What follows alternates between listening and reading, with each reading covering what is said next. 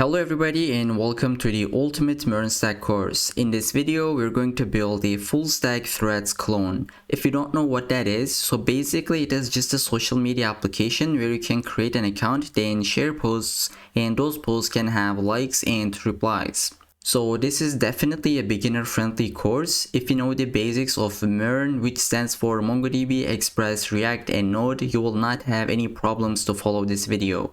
But in case you have some bugs or problems, that's where our Discord server comes into play. You can join and ask your questions there. My goal with this video is to give you guys all the necessary knowledge so that you can create any kind of application with this technology stack. So in this video, we will not only learn the MERN stack, but we'll also add authentication and authorization with JSON Web Tokens.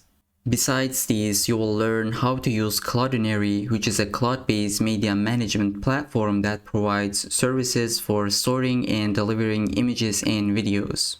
So with that, now let me just give you a quick demo of the application that we're gonna build, and then we will jump into coding. So now I am in the authentication page where I can create an account, or if I have, I can just log in. So in our case, I already have an account, so I'll just go and log in with that account, which is gonna be for the Mark Zuckerberg.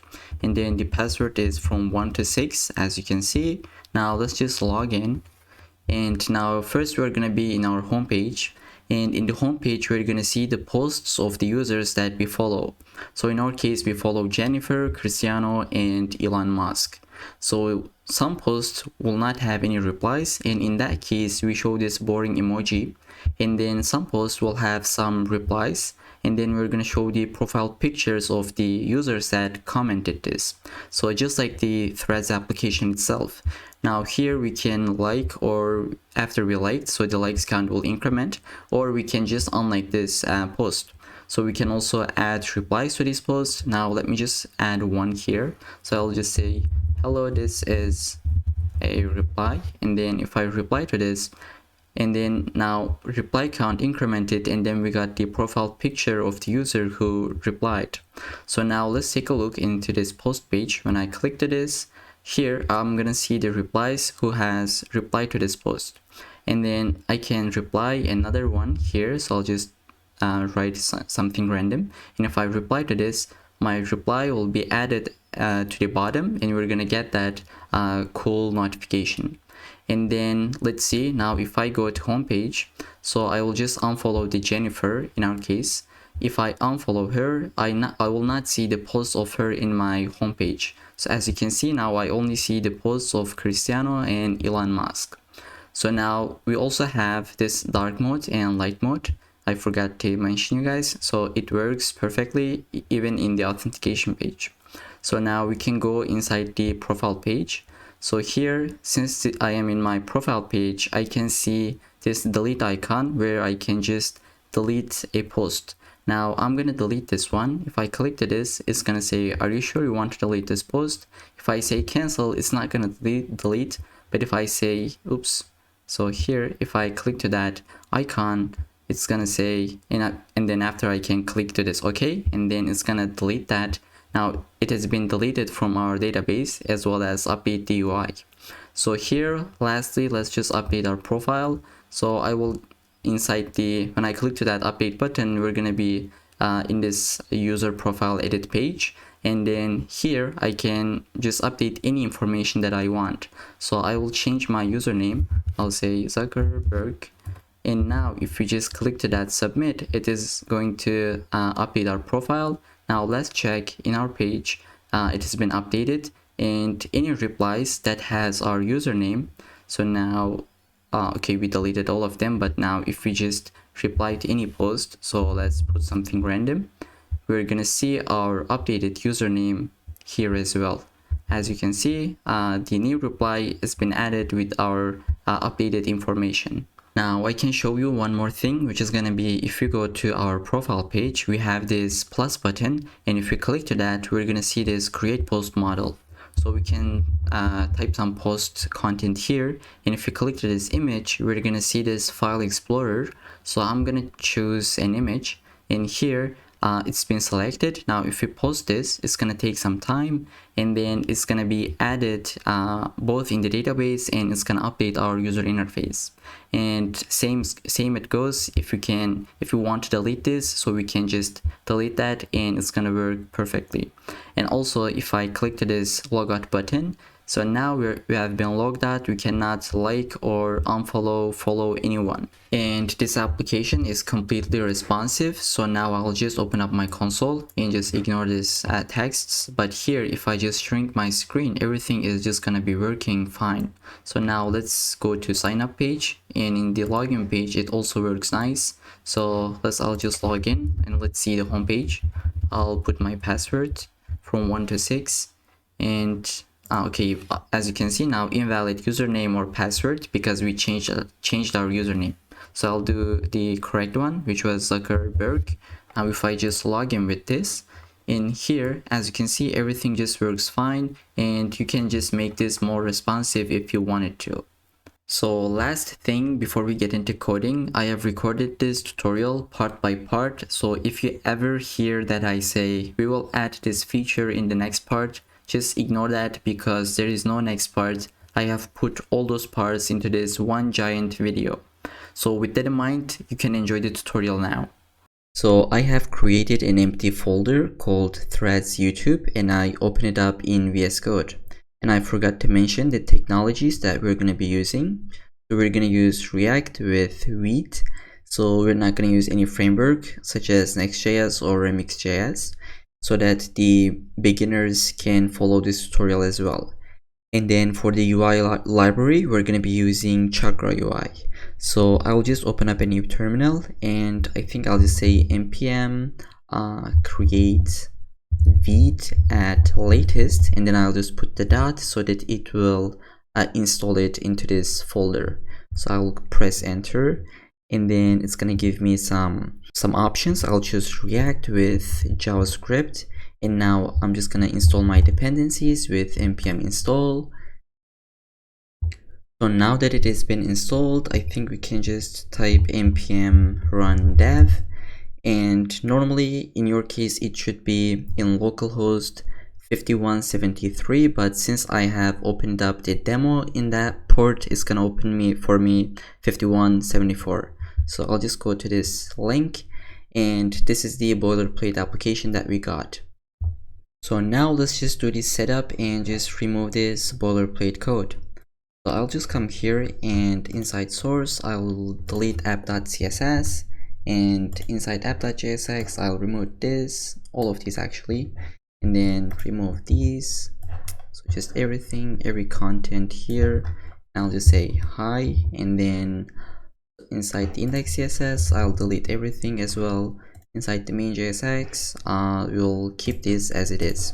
So we said that we're going to be using Chakra UI, so let's just go to Chakra UI and getting started with Vite. So here, let's just take a look at that. So it gives us some installation npm scripts. So I got this, I copied that, and now I'll open up a new terminal, paste it, and press enter so that it'll install that. So while it installs, let's just take a look at the documentation. So we need to do the provider setup. If you have watched the last video, then you'll probably understand what we're doing here, but let me explain anyways. So we're gonna go inside the main JSX. So it's gonna be here, right? And then we'll just take the Chakra provider and wrap it up with our application. So inside our application, we'll be able to use all the components that is coming from Chakra. So let's just save this, and I think we need to pass some more stuff, such as like theme, if we want to change some stuff. And in our case, we would like to change some colors and so light and dark mode. So for this, I'll just I think I'll just write it myself. So here I'll say const styles. So in this case, we're going to be changing the background of our body depending on the dark mode and light mode. So I'll open up a new object. So it's going to be global. Global is going to be a function that is going to be taking the props. I can type properly, and then is going to be arrow function, which is going to return an object. And here we'll have body field and open up. And then here we'll have color and we'll get the mode, which is coming from Chakra UI theme tools. And inside here we'll just so the first value is going to be for the color in light mode, and the second value is going to be in the dark mode. And so it's going to be our colors. In the light mode we're going to be using gray 800, and on the dark mode white alpha 900. So here I'll just change the background, which is going to be so maybe we could use gray 100, and for the background on dark mode we're going to use this value, which is going to be 10 10 10 3 times. And then below this, so we're going to be using the styles, so we'll say const config, and here we'll just initialize our initial color mode. And in our case I just want to use dark, and I want to change, so I want to let the user decide if they want to use light or dark mode. So we'll just say use system color mode true. So if in the browser they have set the theme color as light, so it will override this, and they're going to be using the light mode as so to say in the default mode. And then I want to change some colors, so let me just shrink this terminal, and then I'm going to say const colors is going to be an object, and we're going to be only using one gray color, to be honest, or two. So we'll say gray, open up a new object. So we'll have this light color, which is going to be, I think, 61 61 61 3 times. And then we'll have the dark gray, which is going to be, I think, 1E 1E 1E, just like this. And then so it gives us some errors, what that is. So I think that should be string. Oops. So we'll just wrap it up like this with the hash. So, and then, so finally we're gonna use our theme, and we'll just pass all of them inside. So export, or I don't know if we need to export, but so let's just delete this, const theme, and then we'll just say extend theme, and then we'll just pass as an object our config, styles, and colors. So what we did here above, now we just pass that into our theme, and we're gonna pass that theme into our chakra provider, so just like this. So now we will be able to use this colors and this config as well as this global styles. So if you wonder how I learned this, it's just not magic, it's just inside the documentation. As you can see, they just show you how you can do that. And then there is one more thing. I think if we just take a look at the color mode, so if you want to use the color mode, you should add this color mode script and just add this initial color mode. So this is for Next.js, but we want this for Create React App or like Vite. It's almost the same thing.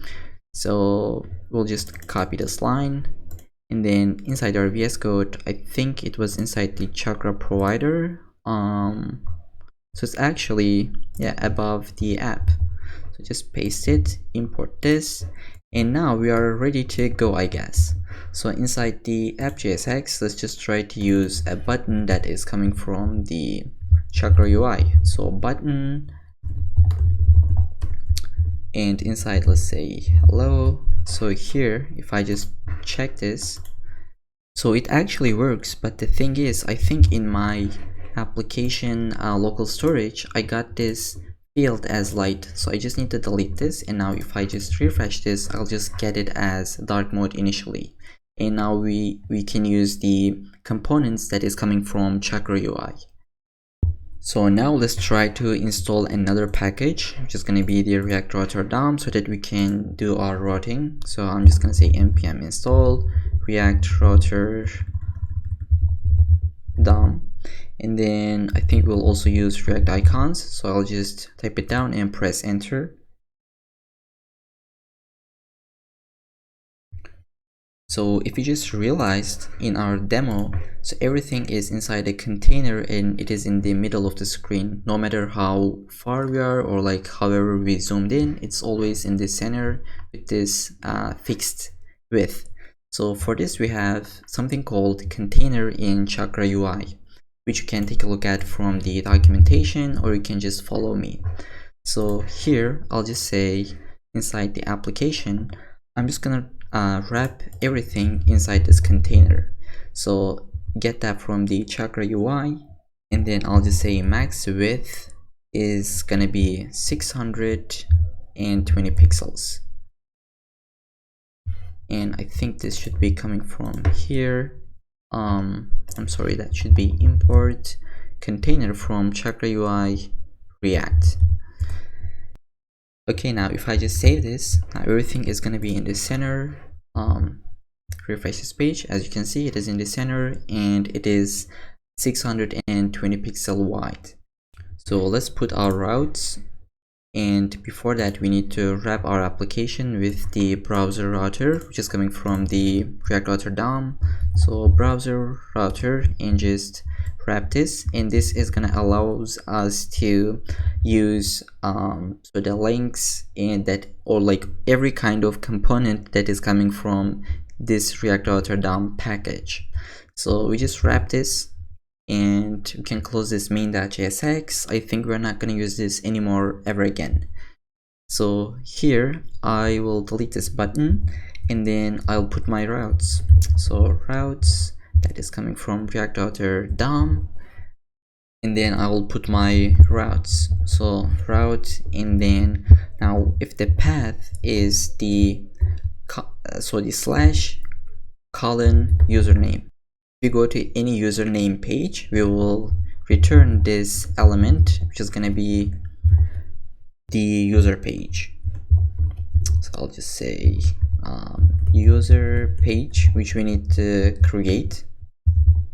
So here we'll have the components folder, and then we're going to have the pages folder. And you can delete the assets. We're not going to be using this, and this should be coming from React Router DOM. And inside the pages, we're gonna have user page.jsx, and then we can have the post page, I guess. So post page, or maybe we could just say, yeah, post page.jsx, and then use RAFCE to get the boilerplate. Just save this, delete this, and here RAFCE as well, delete this, save it. And now I'm just gonna import this. So this should be also coming from React Router DOM, and I'll just duplicate this. So this is, we're kind of doing our setup so that we don't work with this anymore. So I'll just say, if we go to username, post, and then PID, which is going to be for post ID, and then here we'll just say return the post page. So if you just take a look at our demo, so here we just click to any of these, so we got the username, post, and then post ID. So this is what we're doing: username, post, and then the post ID. And so for now we will work with the user page, and then we will work with this post page. So now here what I want to do is to actually, inside this public folder, just delete this vid.svg, and I will provide you some images. Just grab them from the GitHub repo and take the images, put it inside this public folder. So now I have just did this. So I have added all these images. So we got our profile page, verified icon, and like we got 3 post images, and then we got light logo, fav icon, and then dark logo. So, and these logos are gonna be for this. So here when you just click to that, it's gonna go to dark mode, and that icon should change. We're gonna fix that, and we're gonna be adding that into here. So what we're gonna do is to actually, inside here, we'll create a component that is gonna be the header.jsx. So this header is gonna be inside all of our pages. So we're just gonna put it above our routes so that it will be in all of our pages. So here I'll just say header And first I think I should export this, save it, delete this. So I'll just say header, get that from the components. So let's just build the components, I mean the header component. So this is gonna be a flex that is coming from Chakra UI, but I'm not sure why it says layout. That should be React. And here, so it's gonna be in center, right? Centered. So we'll just say justify content center, and then maybe margin top of 6, and then margin bottom is gonna be 12. So inside this we're gonna have our image, which is gonna be our logo. So this is coming from Chakra UI React, and then so here we'll actually change the image. So let me just type it down and then I'll explain. So first, let's say this cursor is gonna be pointer, and then maybe we could give some alt that is going to be a logo, and then we'll give the source, but this source is going to be dynamic. So we'll just say if our color mode is equal to dark, so if it is dark, then we're just going to show the light logo. So if this is the case, we will get inside the public folder, we'll say light-logo.svg, and otherwise we'll get the dark logo.svg. So if you just take a look at the public, we got both of these logos, and so we just need to use this. So this color mode is coming from a hook that Chakra UI has, which is going to be use color mode, and we'll just call this import this, import this, and then on the left hand side of the assignment we'll have our color mode, and we'll have the toggle color mode. So this is the function, and when we click to this image or this icon, we will invoke this function, and we could give this one last property, which is going to be width of 6. So let's just save this and take a look at that here. As you can see, when I click to that, we're in the light mode, and now logo is dark, and when I click to that again, we're in the dark mode and logo is light. So this is how we can use dynamic values with dark and light theme. So now that we got this header in all of our pages, so we can work with our user page, which is going to be inside the pages component. So this one. So inside the user page, I think we can have a fragment, and then we'll just have the user header, which is also going to be another component. So let's just create this inside here. So user header dot JSX. So I'll just say RAFCE to get the boilerplate and delete this, save it, import this from here.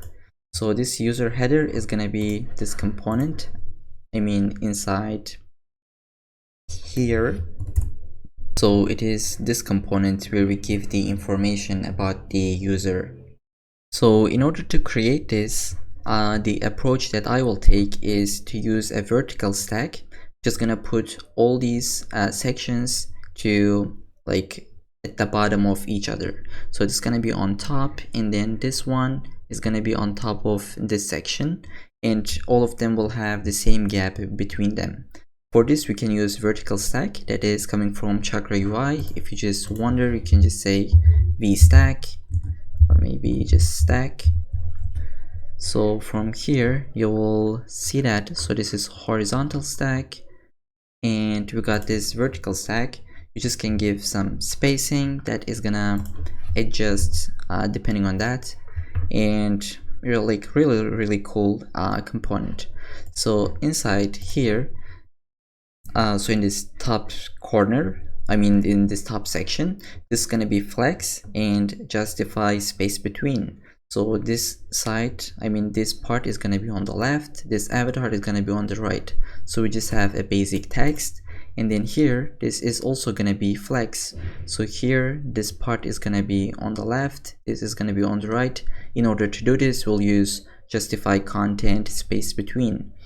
And lastly, we'll have this section where it says either threads or replies. I think this is also going to be flex, where each of them have the same width, and the color is only difference.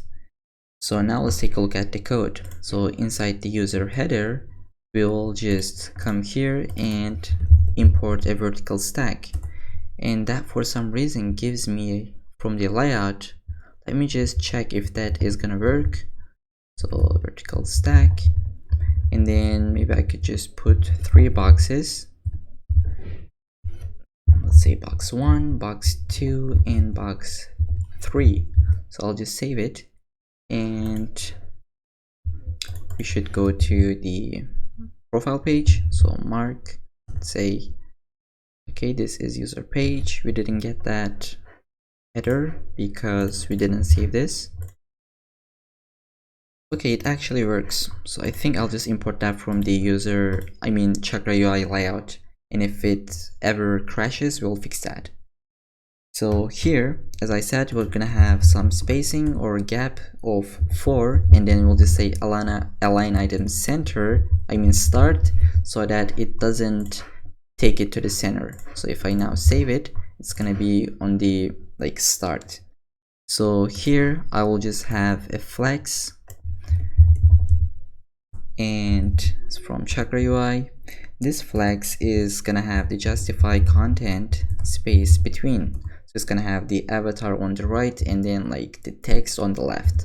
So width is gonna be full, so that inside we can say box, right? We'll have a box and another box. So this box will have our avatar. So let's just say avatar, and then so let's just take a look at that. So name is gonna be maybe Mark Zuckerberg, and then below this we'll have our source, which is gonna be, I think, inside the public, it should be Zuck-avatar.png.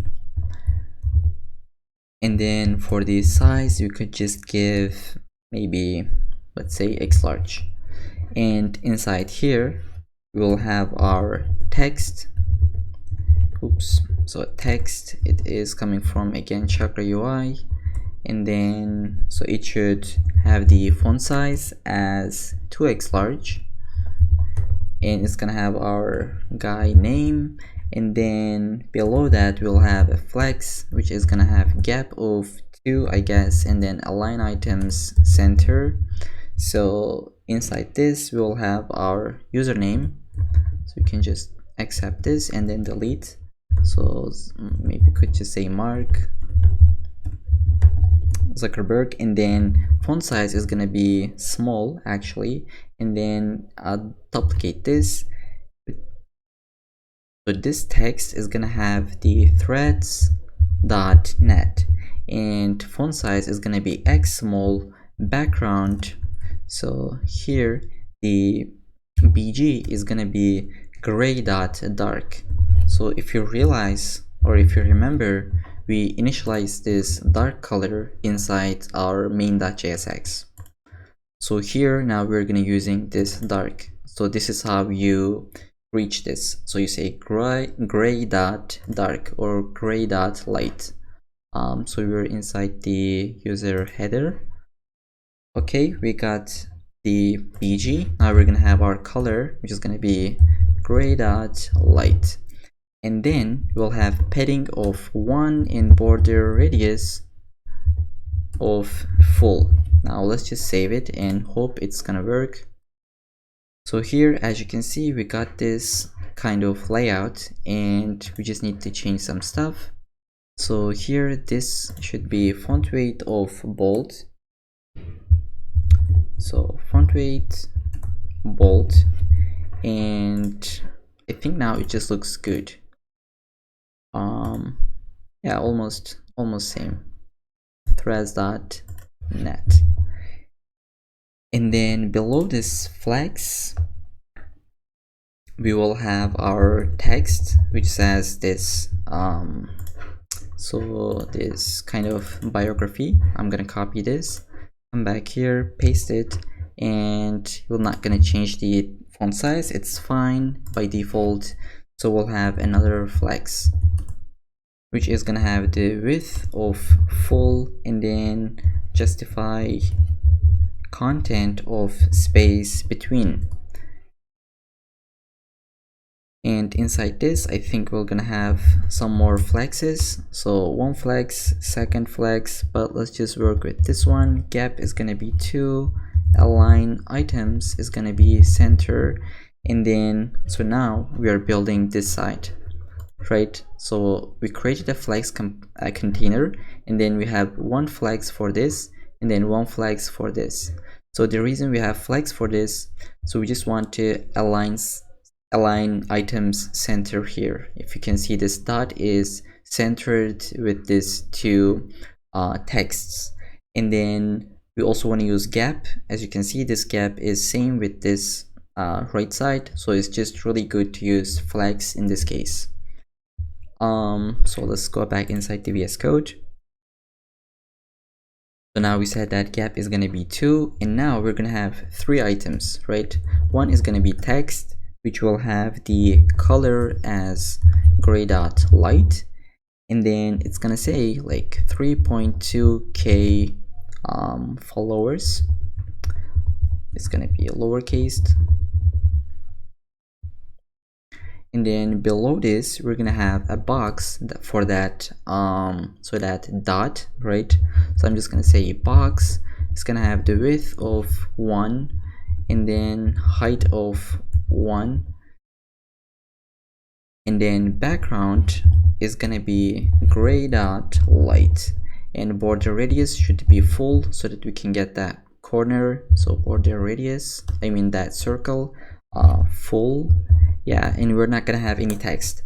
So below this we'll have a link like this that is coming from maybe Chakra UI, so that we can give some color. So color gray dot light, I guess, and then it's gonna say instagram.com. so let's save this. Oops, sorry for keeping it like this. Now I should keep it like this. And then if we take a look at that, it's almost same with this one. Now let's just try to build this right hand side. Okay, so for this flex, right, we are here.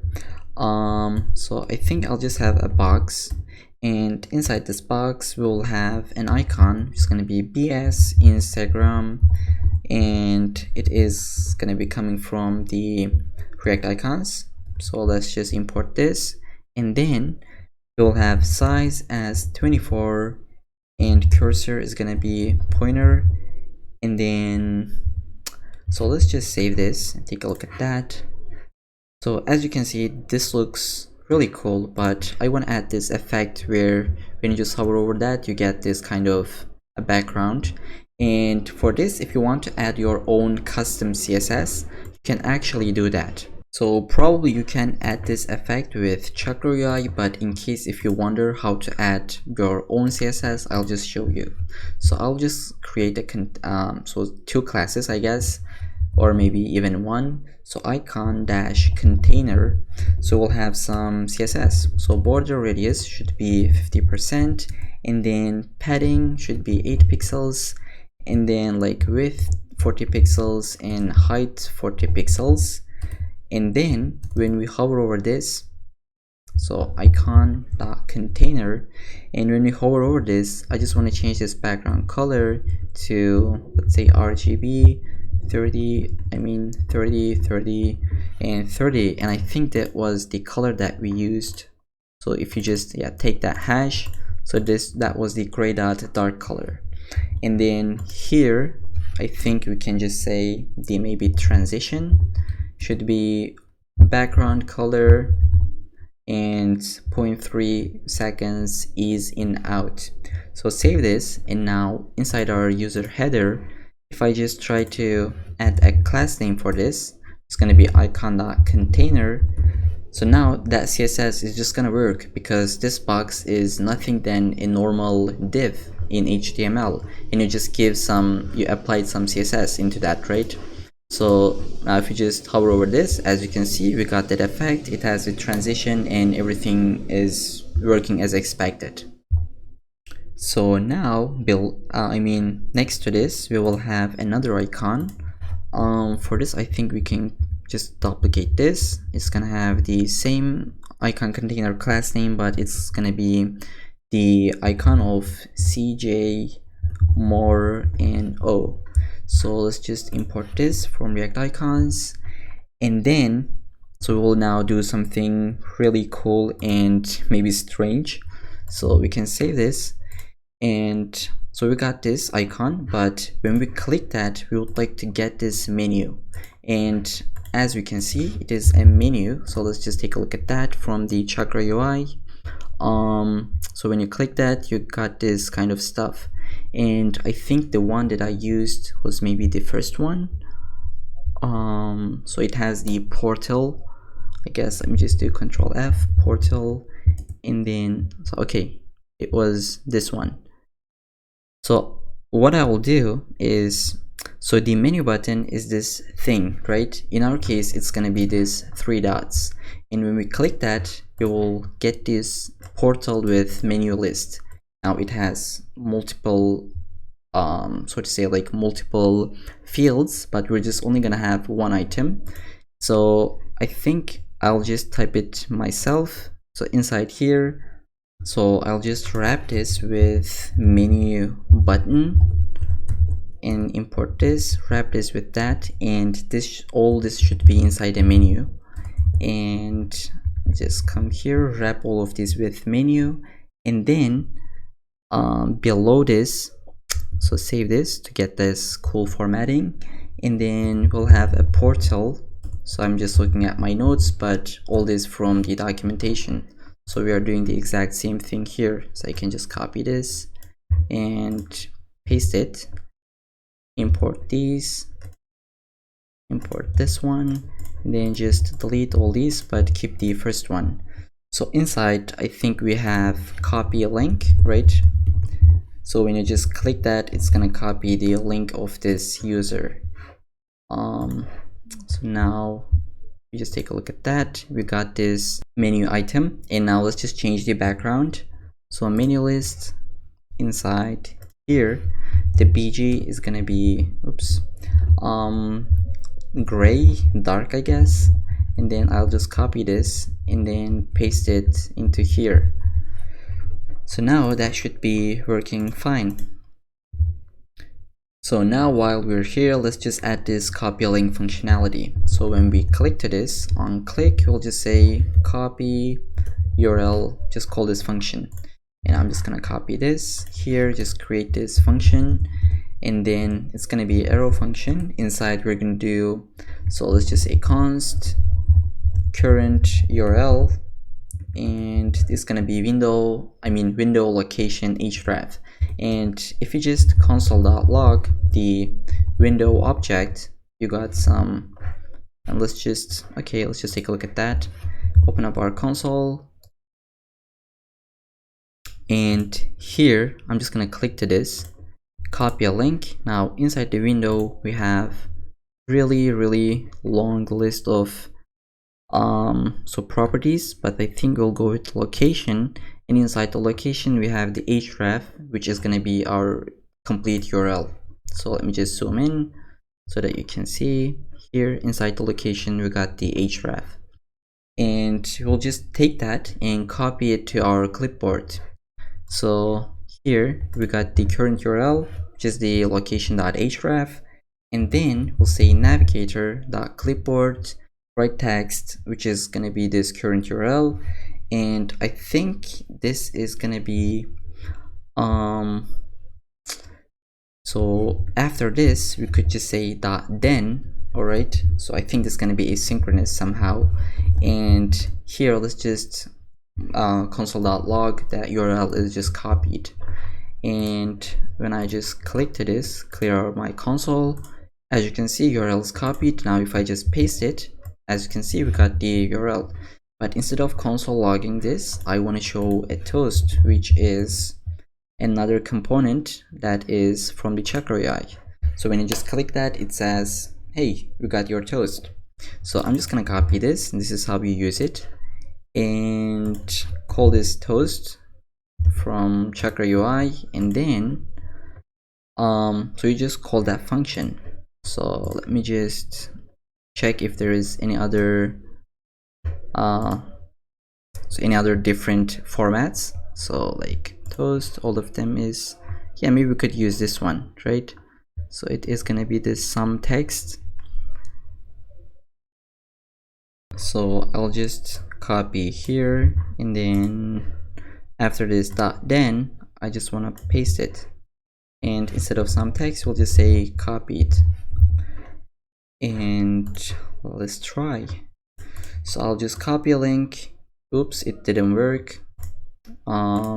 Maybe we should just take this one for now to see if that is gonna work.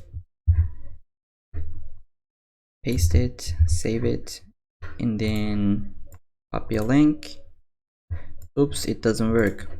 So let me just take a look at that off camera and then get back to you. Okay, so now I have fixed this, and let me show you my debugging process. And nothing complex. I just went to Google and typed it like Chakra toast not working. So there was a GitHub issue that was opened here, and I just scrolled to the bottom where this guy says instead of using this, if you used like getting this provider from the provider, which we did. Okay, so here instead of provider, we'll just import that from the React, and now if I just copy a link, that alert will work, as you can see. And instead of using this, I think we said that we are gonna be using, so which one was it? Not this one, but okay, this one. I will copy this, and maybe we could just, actually I want to just use this one, right? It's just better. So inside the user header, duration could be like 3 seconds, and description should be, let me just delete this, and now description, we auto complete it. So profile link copied, so like this, and I think that should be it. This function is good to me right now. And yeah, so let's work with this part, which will have these threads and replies. So we can close this, and then inside the VS Code, I think below this box, yeah, and after these two flexes, we'll have another flex, which is gonna be width of full, right? And then it's gonna have two flexes maybe inside here. Oops, what's going on? I forgot to close this.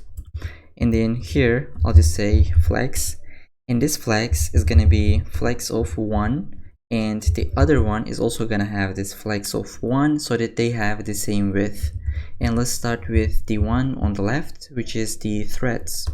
So I'm just gonna say so let's just put the text, and then it's gonna have font weight of bold, it'll say threads, and then here we'll have some styles like border button. Border bottom is gonna be 1 pixel, 1.5 pixel, solid white, and then justify content center to get the text in the center. So padding bottom will be 3, and then I guess cursor should be pointer, right? So I think we can just now copy all this and paste it instead of this. So we'll just change the text and some colors. So I'll just say this is gonna be our replies, and it's gonna have the flex as 1. So it's border bottom 1 pixel, and maybe could be gray, and then cursor pointer color is gonna be gray light, so color is gonna be gray dot light. Justify content will be center. Okay, let's just save this. Here, as you can see, we got this almost exact same. So we are done with our user header component. Now we can just close this, and maybe we should try to create a post, user post. So let me just create a component called user post, .jsx and then RAFCE. And if you don't know how to get this boilerplate, I think it was an extension called React snippets. Okay, this one, ES7 React Redux native like snippets. Install this and it should work fine. So here inside our user page, we got the user header, and now we'll just say user post. Import this from the components. Okay, now we'll just go inside the user post. So let's just inside here. So what is user post? Is actually a complete link. We will just wrap it with the link element. Okay, it's gonna say a link, and it is gonna be coming from, I guess, React Router DOM, and we'll just say to. So it's gonna be /mark/ Mark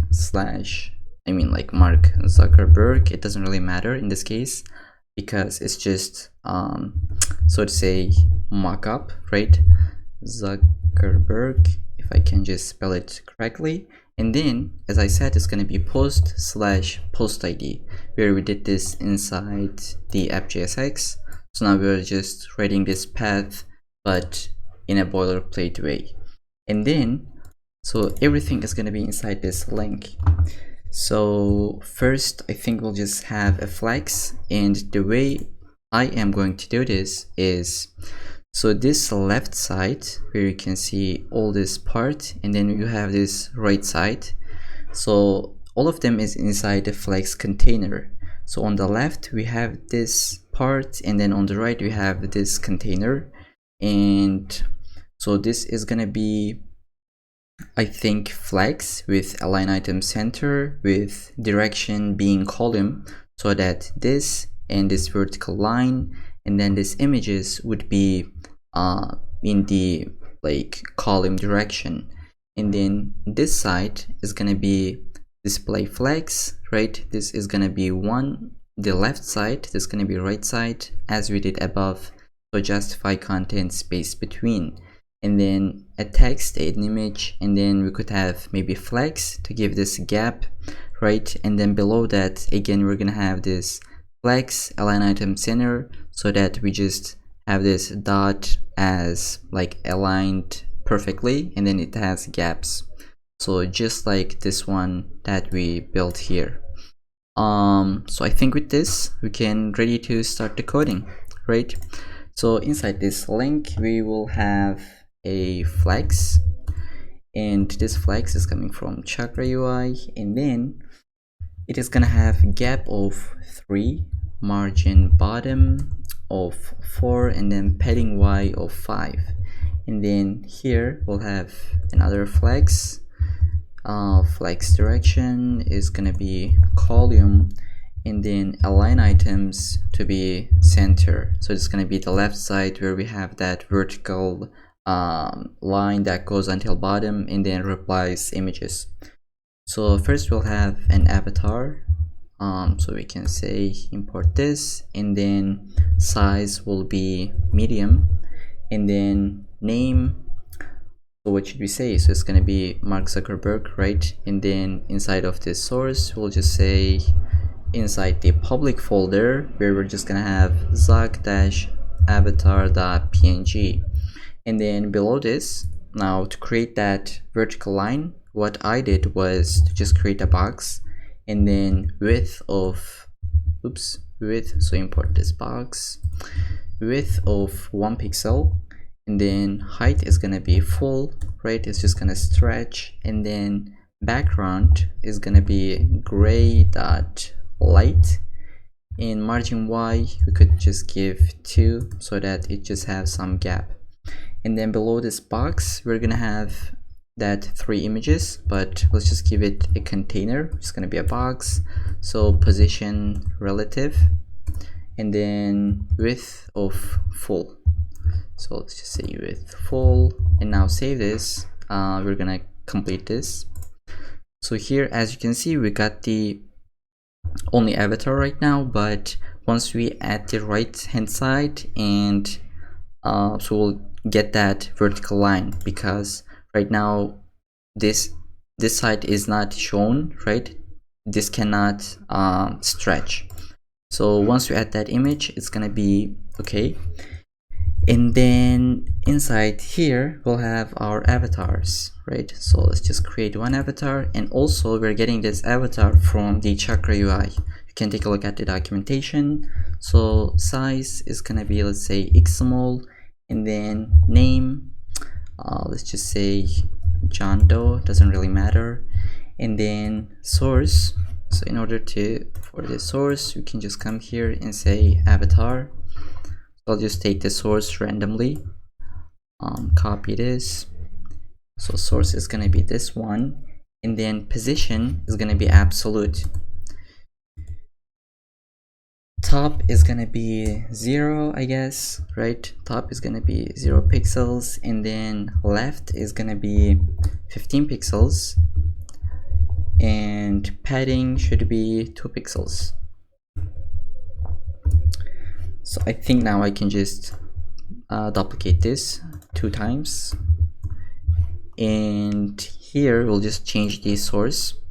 We can take this guy for the,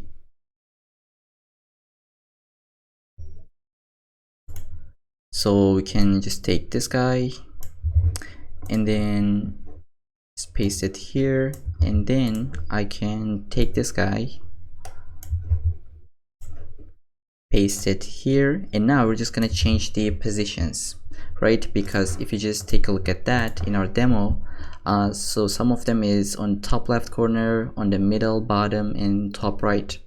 So we'll just position that, and in order to do this, we'll change this at the very bottom, or let's just do the second one, which is gonna be position absolute bottom of 0 pixels, and right, not left, but we'll just say right, is gonna be -5 pixels.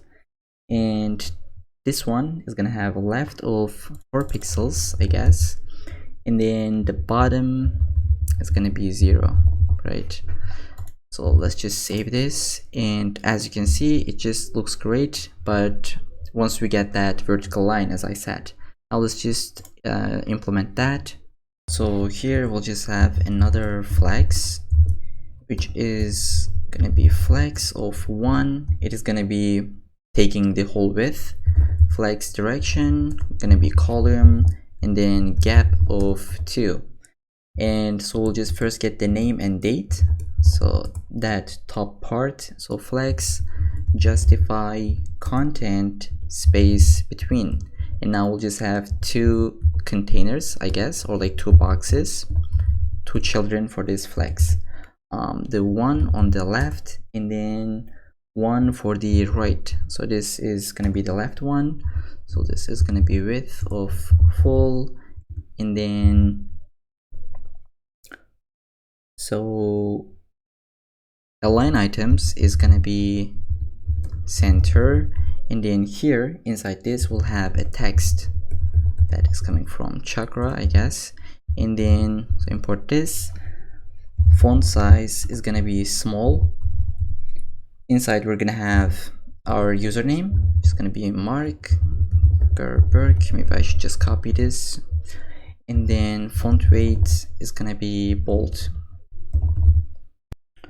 And then below this we're gonna have an image that is coming from Chakra UI image, and the source is gonna be our verified image. So source, inside the public folder, verified.png it was, and then width is gonna be 4, height is gonna be 4, and then margin left should be 1. So let's just save this, and there we go. But we didn't get the image, so verified. As we can see, we got this. Now below this is going to be the flex on the right, so we'll just have gap of 4, and then align items going to be center, and then inside we will have 1 text and 1 icon. So let's just say text, font size is gonna be small, and it's gonna say like 1D, and then color should be gray dot light, and below this text we're gonna have an icon, which is gonna be as three dots is coming from React icons / bs, and let me just show you. So it's coming from here, and then what we'll do is to actually just save this, and that should be it. So this is the top part that we have. So we just completed, and now below this, I think the second flex, we're gonna have our post title. So we'll just say text, and this is my first post, and it's gonna have font size of small, and below that we're gonna have our image, but I just want to wrap it with box so that I can give so that I can just do some overflow of stuff and just remove that, give some borders.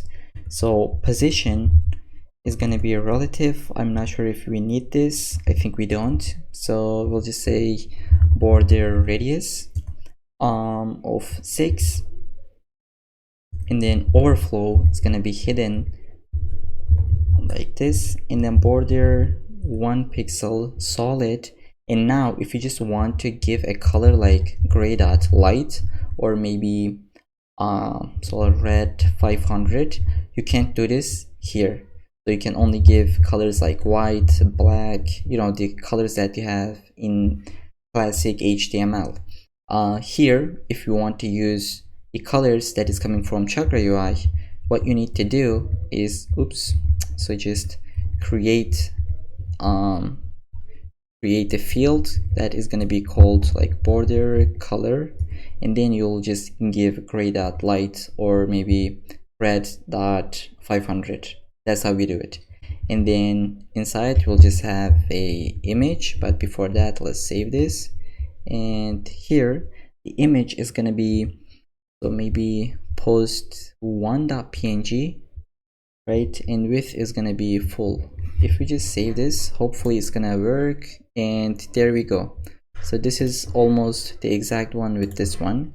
Now we just need to add this footer, right, for this. So now we are using this like all these icons both here and then the inside the profile page. So instead of copying and pasting that code multiple times, I just want to create this inside a component. Okay, so here I will just say, maybe you could just say actions, or maybe you can call that maybe logos, or I'll just call it actions.jsx, and I'll say RAFCE, and I'll just delete this, and I think I'll just copy paste because it is nothing more than just SVGs, and I got all these SVGs from the so to say inside the threads.net. So I just open up the inspect and just copy this, paste it into my project. So now I'll just paste this file and walk you through. So I have just copied and pasted the file, which you can do the same. Just get this file from the GitHub repo and paste it. Now let me just walk you through. So we got 4 SVGs for the like, comment, and repost, as well as the share. So so let me just close this. So we got only 4 SVGs in this file, and these 3 are just simple SVGs, nothing inside. It just has path and a title, which I copied from the threads.net, so I didn't create these SVGs. So there is one difference inside the like. So when you like a post, it's gonna be this pink color, right? And you can unlike. So in order to achieve this, we use a state, and if it is liked, it's gonna be this pink color. Otherwise, it's just gonna be transparent.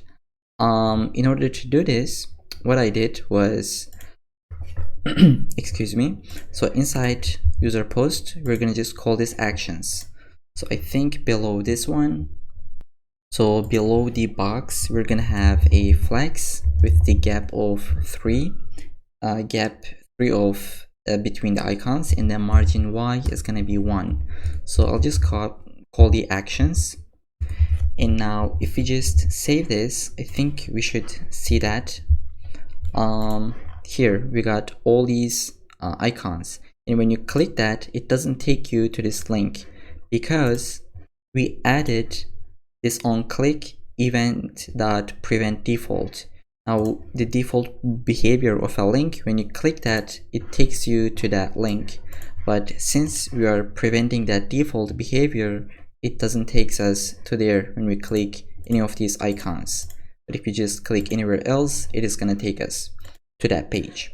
So in order to change this color, we'll use a state, as I said, which is going to be inside this file. I'll just say const liked and set liked.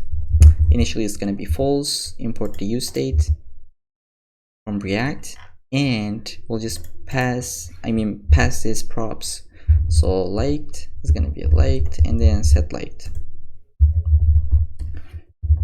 And now if you just click to this SVG, which is the heart icon, it's gonna change that state, it's gonna negate it, and since state changed, it's gonna re-render this component. And now here I click that, as you can see, it just changes the color. I think that should be okay. But we didn't get our, okay, so it's here. I didn't see that. But the thing is, if you just take a look at that, in light mode, it is this black color. That's why I just want to say fill transparent in this case. So it is gonna work fine, even in light or dark mode, just like this. And now let's just build this rest. It's gonna be this replies and likes.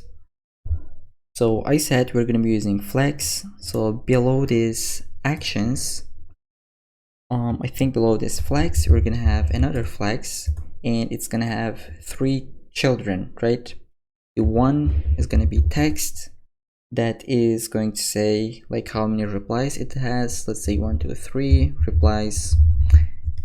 And then this flex is gonna have the gap of 2 align items center. And then this text is gonna have color of gray dot light, and then maybe font size of small, and this should be outside of this curly braces like here. And then what do we have? Let me just check. So we got the replies, and then we'll have one box for that dot that we have. So box width is gonna be 0.5 and height is gonna be 0.5, and border radius is gonna be full, so that is gonna be circle. And then I think background is gonna be gray dot light. And okay, it's not gonna have any content. Below that we're just gonna have, I think, this copy paste, and let's say it's gonna have how many likes? 456. So likes.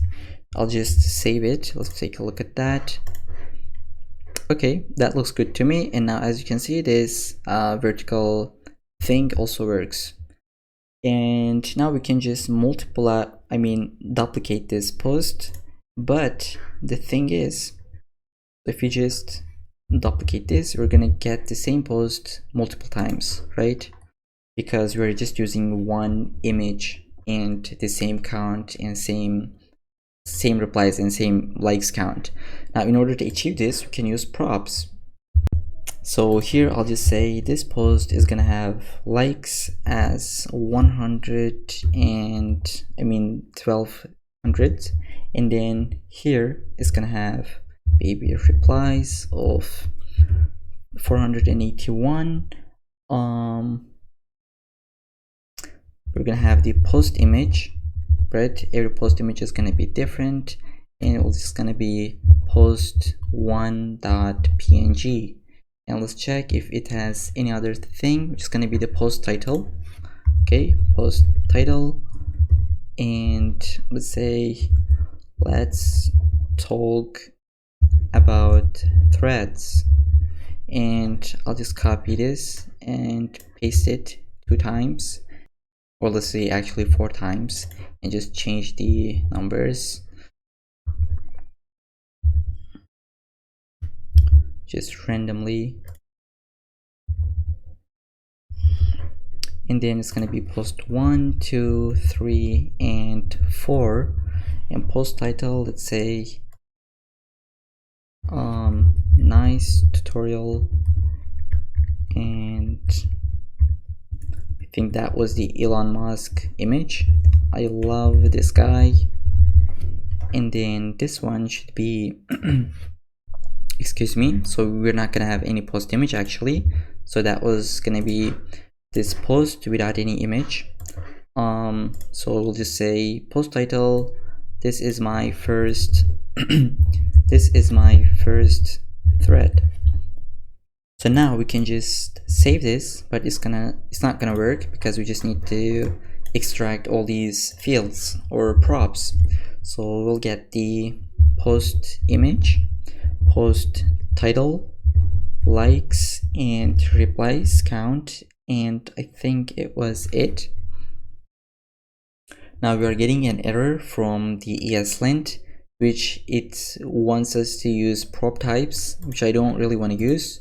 So inside here, inside the rules, I'll just say another field, which is going to be React prop types, and we're going to just turn that off. So if I just save this, we should be get rid of that errors. Okay, it just says you have never used this variables. So let's just use this, and we're gonna use post image, post title.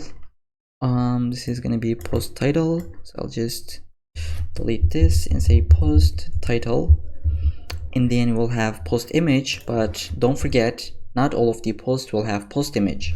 So we'll just say if we have the post image, then we want to just render this. So I'll just wrap it up with this one, and then source is gonna be post image. And then let's see, what do we have? So we're gonna have the replies count, and then we'll just have the likes count. So likes, I think that should be it. Let's just try to take a look at that. As you can see, we got all of our 4 posts. This doesn't have image, so it didn't give us any error because we conditional checked it. So let's just take a look at that, if it is responsive. I'll just take my console, but what it says, set liked is not a function, and it is coming from this actions. So why this is the case? So we used actions in we only use this once, and we said set liked, and we use this. Maybe it's an old error. Let's just refresh. Okay, now that was just an old error. So here, let's just shrink our screen, and it just looks good. Now if you want to make this more responsive, let me just show you how you can do. So let's just say I just want to make this profile picture a little bit smaller. So here it was inside the user header, so we got the avatar. So here now size is X large. What I want to do is I just want to shrink that responsively. So I'll just open up a new object, and I'll just say base and above, this should be medium, and then medium screens and above, this should be a large. So if I just take a look at that, now here it is going to be, oops, so maybe that was X large. Save this. So here it's X large, medium, and above, but once we hit the mid breakpoint, which is 768, I guess, once you just hit that, it just shrinks, you know. And you can just add this logic for these texts, for these icons, if you want to do that, which I'll not, but this is how you basically do it. Inside the size, you open up new object, and then you just paste this base, medium, I think it was large, and then you got X large, you know, all kinds of breakpoints you can take a look at from the documentation. For this is going to work for me, and now I think we are ready to build the post page. Also, I didn't implement this, like when you click to this, you got this kind of stuff. If you want, I showed you how you can do that, so it's a good challenge for you to just come back to here, take a look at the menu and read documentation, you know, take this, and it's actually just copying and pasting. So with that, I think we're ready to go with post page. So there is one more thing that I want to show you before we get into this post page, which is going to be about responsiveness. So I just realized that I said you can use this responsiveness stuff in size, but actually this is not the case. You can almost use this in all kinds of props that can be adjusted with size, you know, so I mean responsiveness. So let's say in this font size, I just want to change that depending on my screen.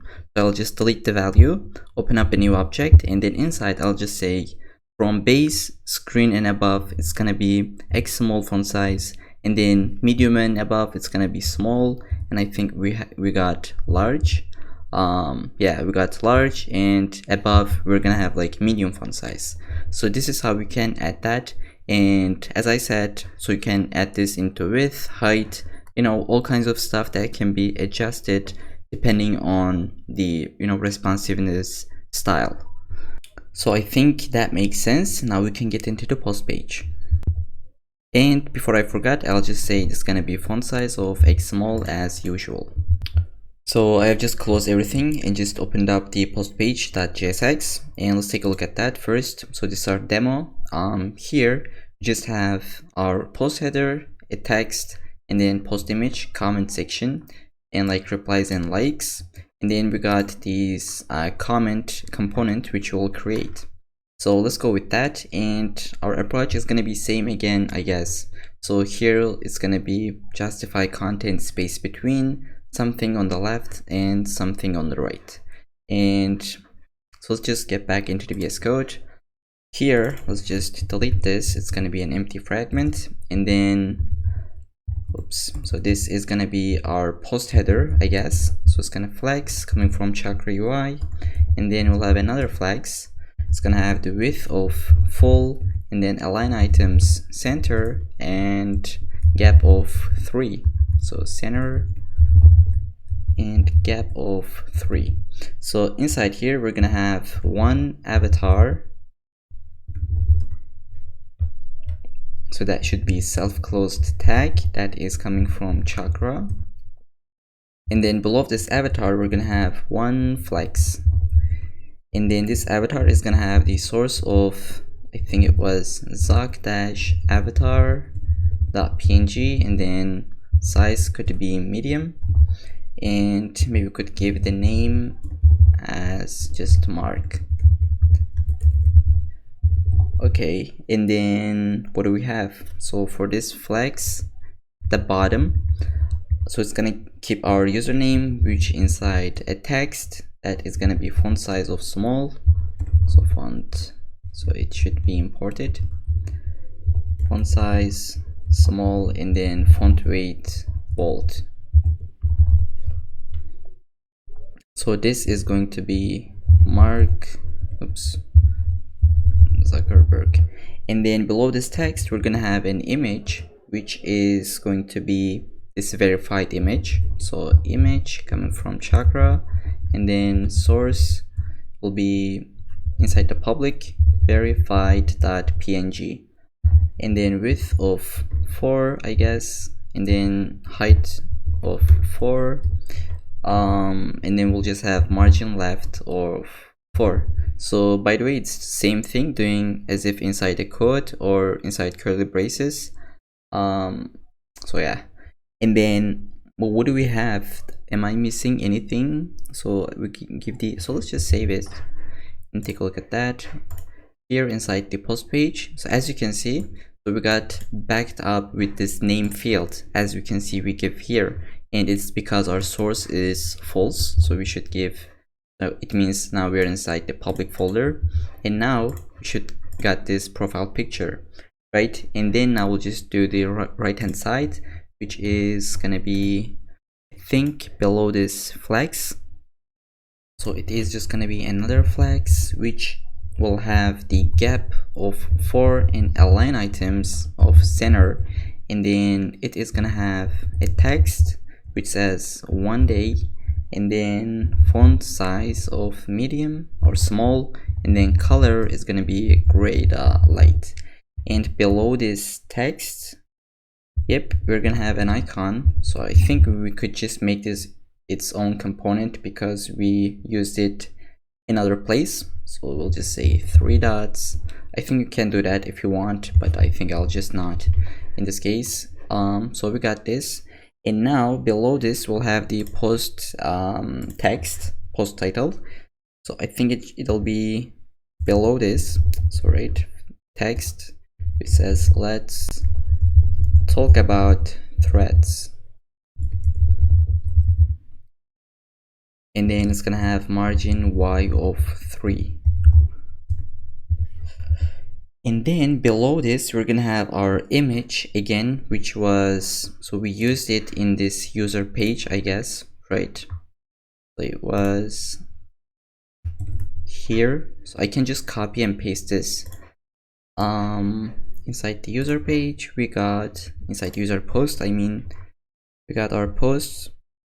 Yep, like this. I'll just copy this, and inside the post page, below this text, if I just paste that, and post image should be, so source, maybe we'll say post1.png, and import the box. And now that should perfectly fine. So below this, we're gonna have our actions, so which we'll just say here, flex gap of 3, and then margin y of 3. Just put our actions, so actions, and then we should give it the liked and set liked, if you remember. So we'll just create this right now, and it's gonna be set liked, so it should be like this. And then let's create this state and import the use state. So now I'll create the replies and likes count. So it's going to be flex gap of 2 and align items to be center. So I think we can make this in its own component as well, but I'll just go away right now. So text is going to be 238 replies. Color, let's say gray dot light, and I guess font size should be small. And then below this we're gonna have a box to get that, so a dot, so box, width of 0.5 and height of 0.5, border radius of full to make it circle, and then it's gonna have the bg of gray dot light. It's not gonna have any content. And then just copy these replies, paste it, and let's say it's gonna have this many likes, and color is gonna be, yeah, gray dot light. Font size is gonna be small, and it's gonna say likes. And here what we can add is, so we'll just increment this like count when we'll like that. So let's say I'll just delete this, create a little bit space for us, and then what I'll do, here I'll just say, so here curly braces, and then I'll just say like maybe 200 likes plus 1 or 0 if it is liked or not. So we'll just say liked, then just add 1 else 0. Now this liked is going to be a state, which we have already, okay, and when we change that, click that actions, we were changing that. So now if we just save this, and it gives us some errors, okay, which is this, like it says you can skip it with this. I think this ESLint just sucks here, but let's just put it like this. And then when I click to this, just check the like count. It's just going to increment because now it is liked, so it gives us +1, and if it is unliked, it's going to give us +0, which will decrement that. And then so we add this. Now we'll just put a divider. So if you don't know what divider is, let's just take a look at that. So here you see it gives us this kind of literally a divider, and then we'll just say margin y of 4 so that it doesn't, so it just has some gap. And then let's just put this so kind of get the application component. So it's gonna be here below this divider. We'll just say flex and justify content space between, and we will have another flex and one button below this, and this button will say just a get and import this button, and then this flex will have gap of 2 and align items center, and then it's gonna have the emoji, which will just put it inside the text, and I think I'll just say font size of 2x large, and I will click, I will press Windows and dot, so it's just giving me this emojis marketplace, and then I'll just say which one was it, so I'll just write it down. So it was handshake, so this one. Okay, I just got that. And now since this got a little bit bigger font size, I just want to say another text, which is going to be get the app to like and reply and post actually. And then this is gonna have the color, so color gray dot light. Okay, I'll just save it and let's take a look at that. As you can see, it looks really good, and we'll just add one more divider below this. I'll just copy this and then just paste it right here, and then we'll just create now a comment. Okay, so if we just take a look at that, this is one comment, another one, and for this I'll just immediately create the component itself. So comment.jsx, so RAFC to get the boilerplate as always, and here we're gonna be using also so the props, right? Because like all the comments has a different username, different text, and maybe we could change even the like count. So, and also they have a different avatar. So we will achieve this by using the props, but I think we should first create it without any props, and then we'll just integrate that. So I'll just have my two states, so it's just gonna be liked and set liked.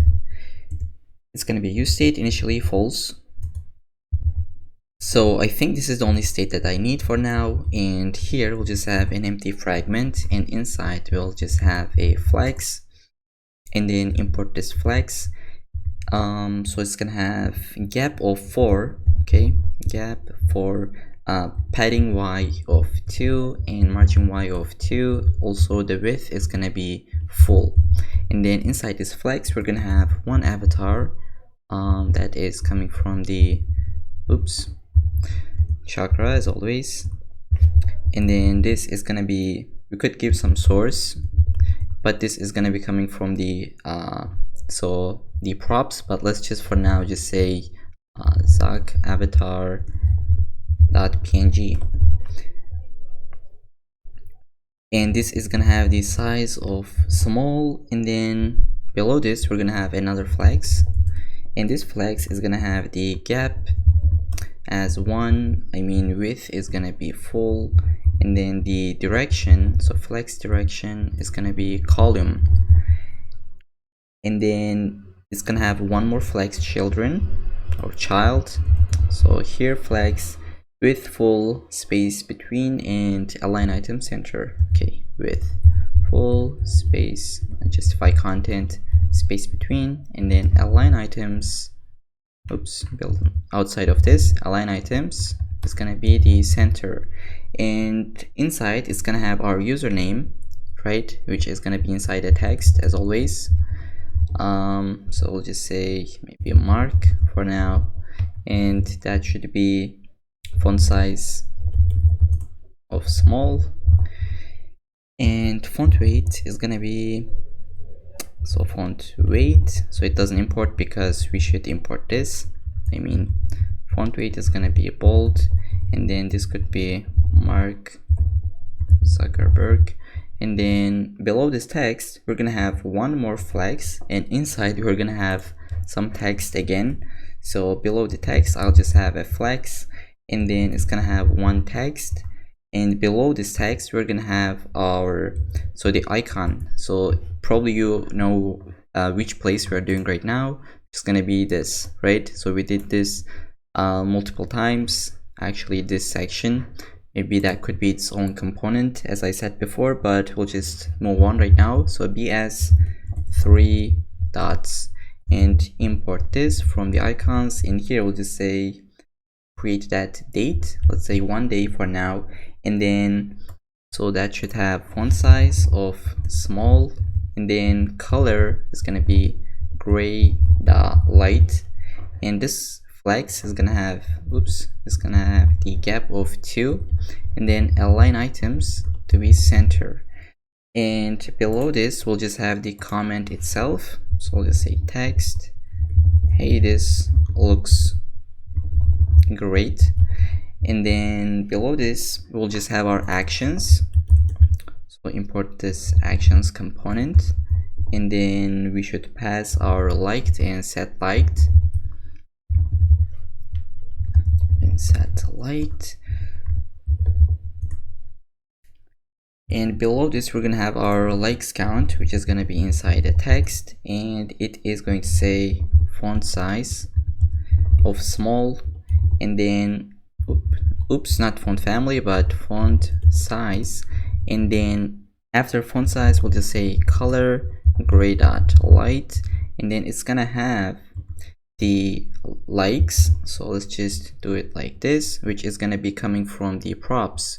So likes plus either it is liked, give us +1, or 0 if it is not liked. And since it gives us error right now, I'll just say 100. And then below this text and outside of this flexes, we'll just have a divider. Okay, and this is gonna be it for our component, for the comment component. Now save this, and here we'll just call our comment, and let's take a look at that. And it didn't import for some reason. It should be this one. So here we got one component. So let's just duplicate this 2 times, and it just looks really good. Now we just need to change these props.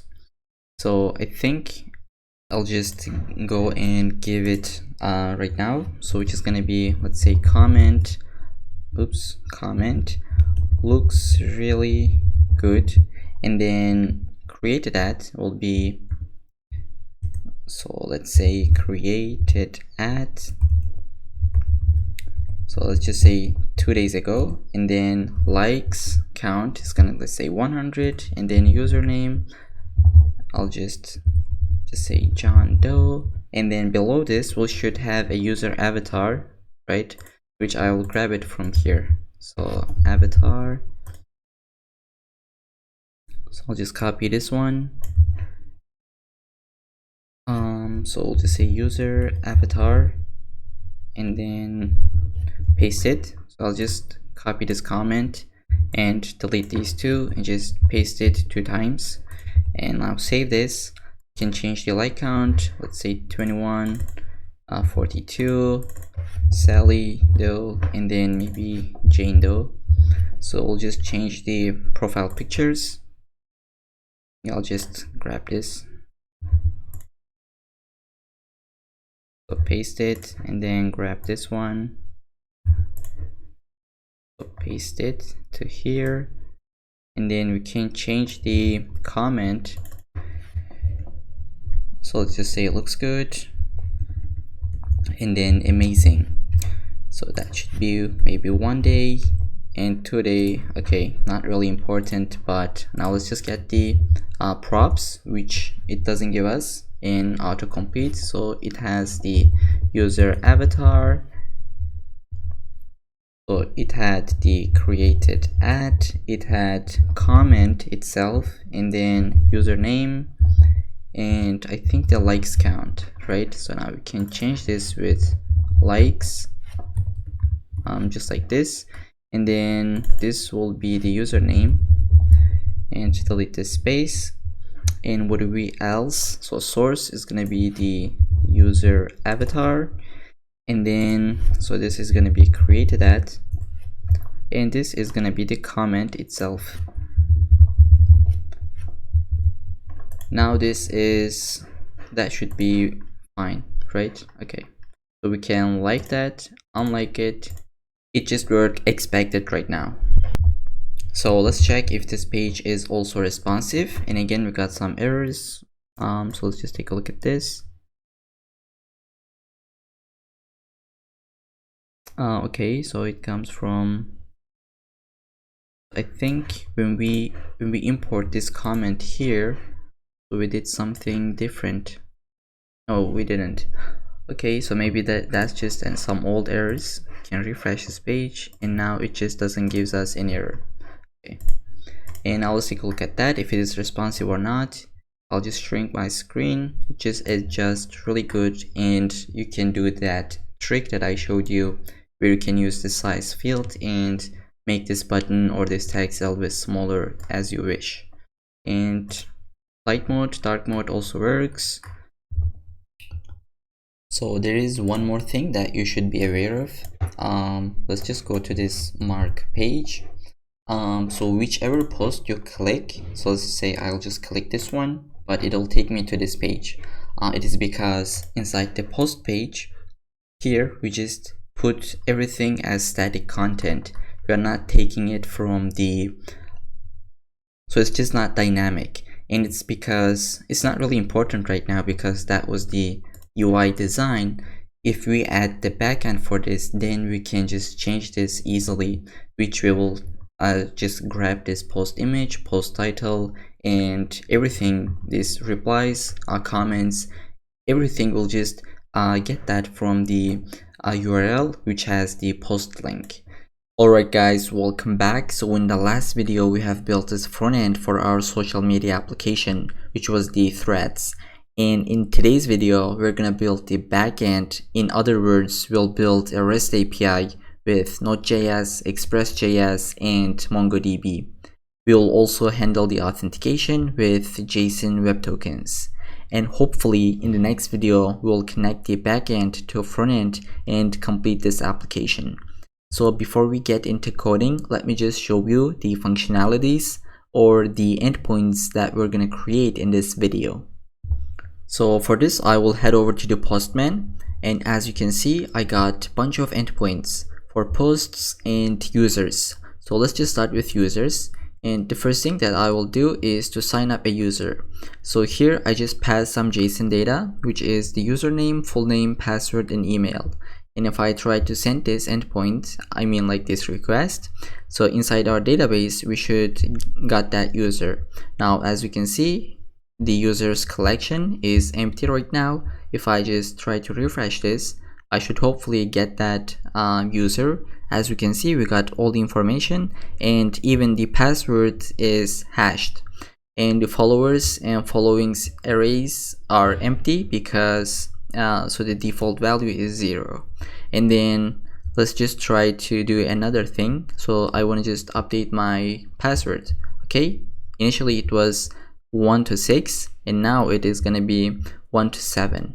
And in order to update, we should pass the ID of this user, which I will copy it from here, and then inside the update profile I'll just pass it into this endpoint. Now if I send this, it's gonna say profile updated successfully.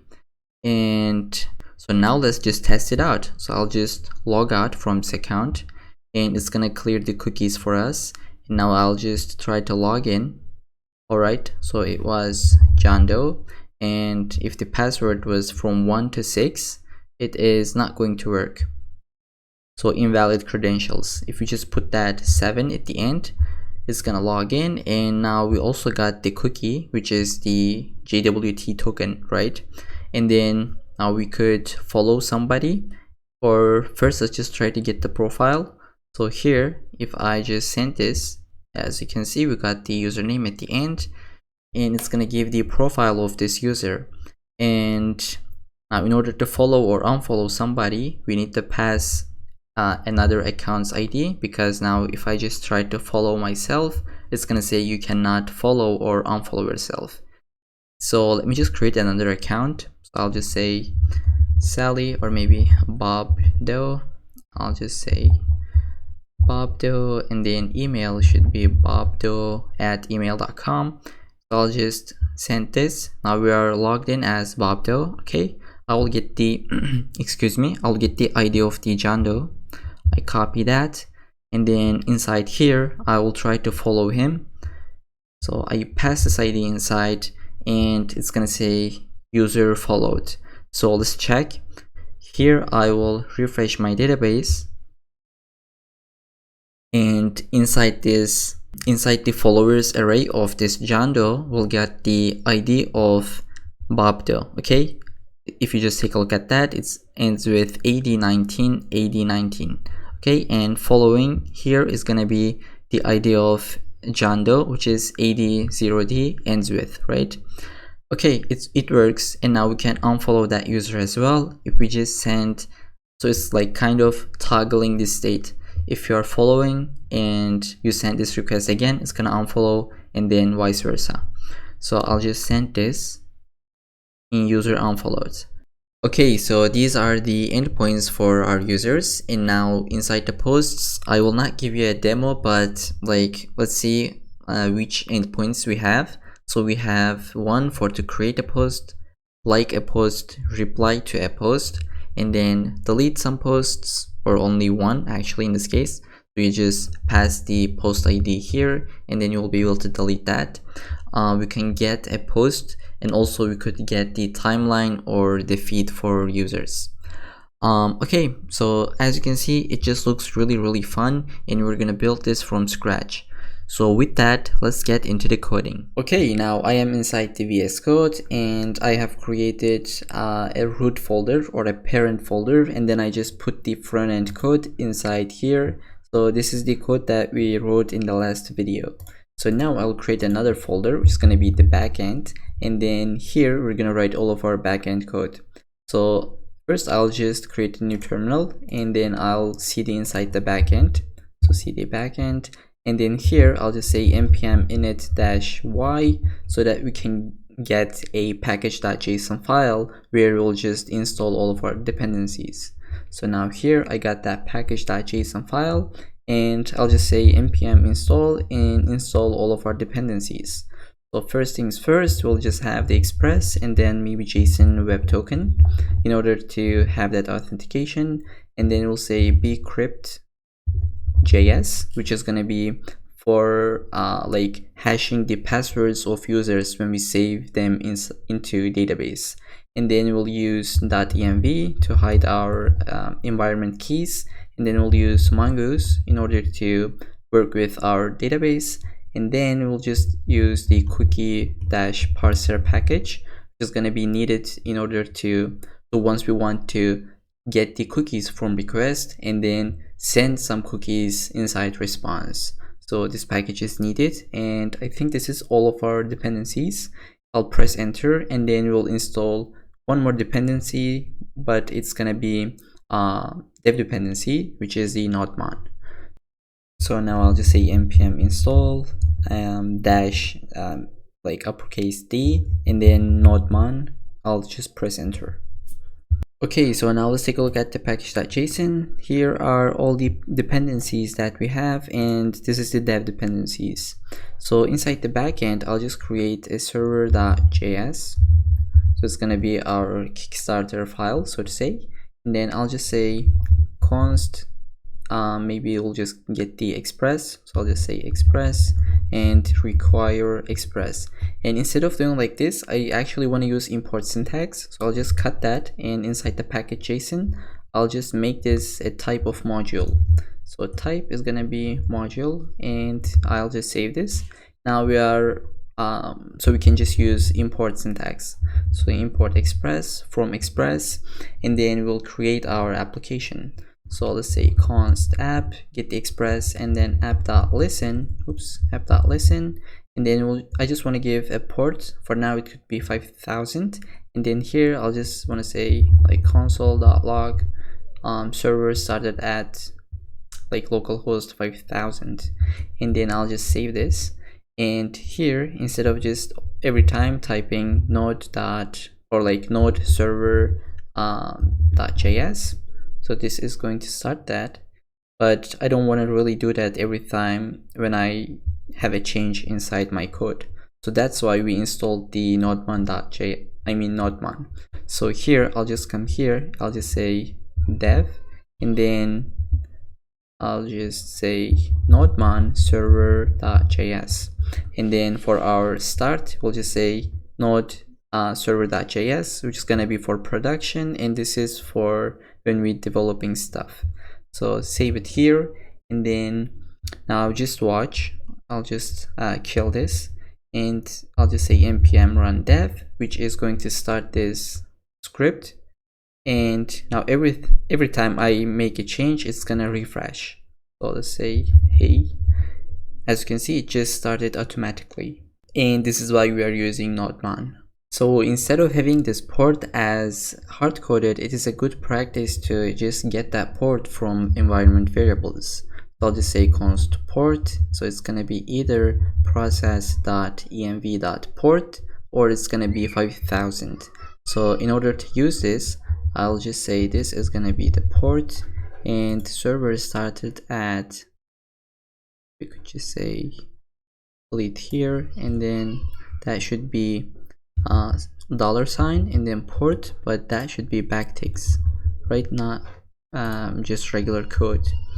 And then so this is ready, but we don't have this process.env.port variable.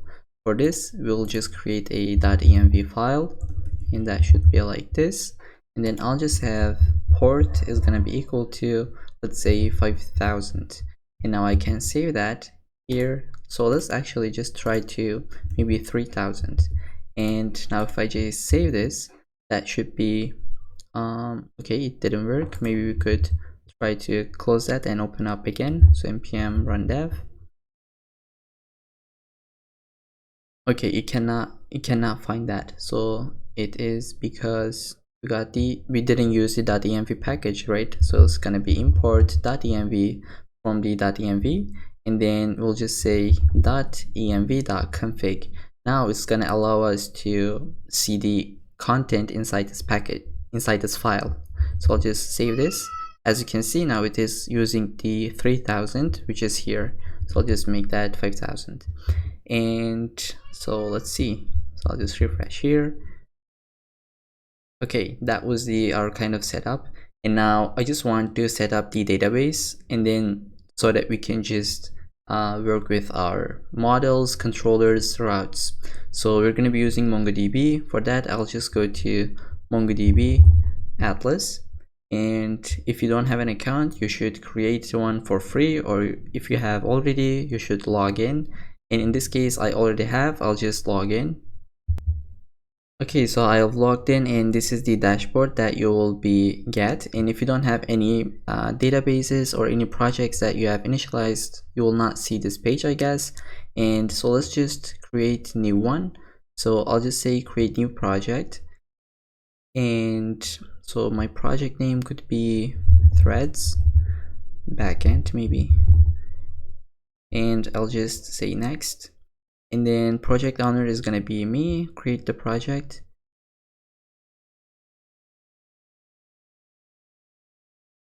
Okay, here we want to build a database. So I'll just go with the free tier and then create this. And so as you can see, I just left everything default. So here the username is going to be this, maybe we could say only my name, 123, and then password is also gonna be like 123, and then I'll just create the user. But so maybe you should use auto-generated secure password in production. I'll create the user, and it's gonna say add the IP access list. I'll just add my current IP address. Okay, it's been already added, and I just finish and close. I'll just go to database. And so as you can see, we got some kind of spinner here. It just shows that it creates this cluster. Once it's done, we can work with that, but I think I'll just go and say connect, and we're gonna connect from our application. For this, you use this drivers option, and we're gonna copy this. So inside the VS Code, inside the .env, I'll just say mongo underscore URI, and then paste what we have copied. And for the password, you should delete this placeholder and then type it down your password, which mine was this. And then here you should put your database name. So like if you don't put in default, it's gonna be test. So here I'll just say threads, and well, let's see. So I'll just close this, and now we don't have any data inside. If we just say browse collections, we're not going to see anything, and I just want to add my own data. So my database name is going to be, as I said, threads, and so the collection name could be users. We'll start with users. So I'll create that, and it's going to be empty collection. There we go. So now we type down the database name here. Once we connect to DB, we will be inside this database. Okay, I'll save it here, and then we are going to type our function to connect to database. So inside the backend, and actually let's first just create a gitignore file, gitignore, and I'll just, maybe we could just take that gitignore file content and just copy inside. So they just have everything that you need, but it doesn't have the .env, I guess. So maybe we could put that at the bottom. And they have the not modules. Yes. Okay, so this is our .env file that we just put it inside our backend. And then here I'll create another folder called db, and we're gonna do everything database related things inside here. So first, as usual, so you say just connect db.js. So here we're gonna write our function to connect to database. So one more thing before we get into this connect db function, I will just have my GitHub Copilot open. I will not shut it off, and it is because it really allows me to write code faster inside this video.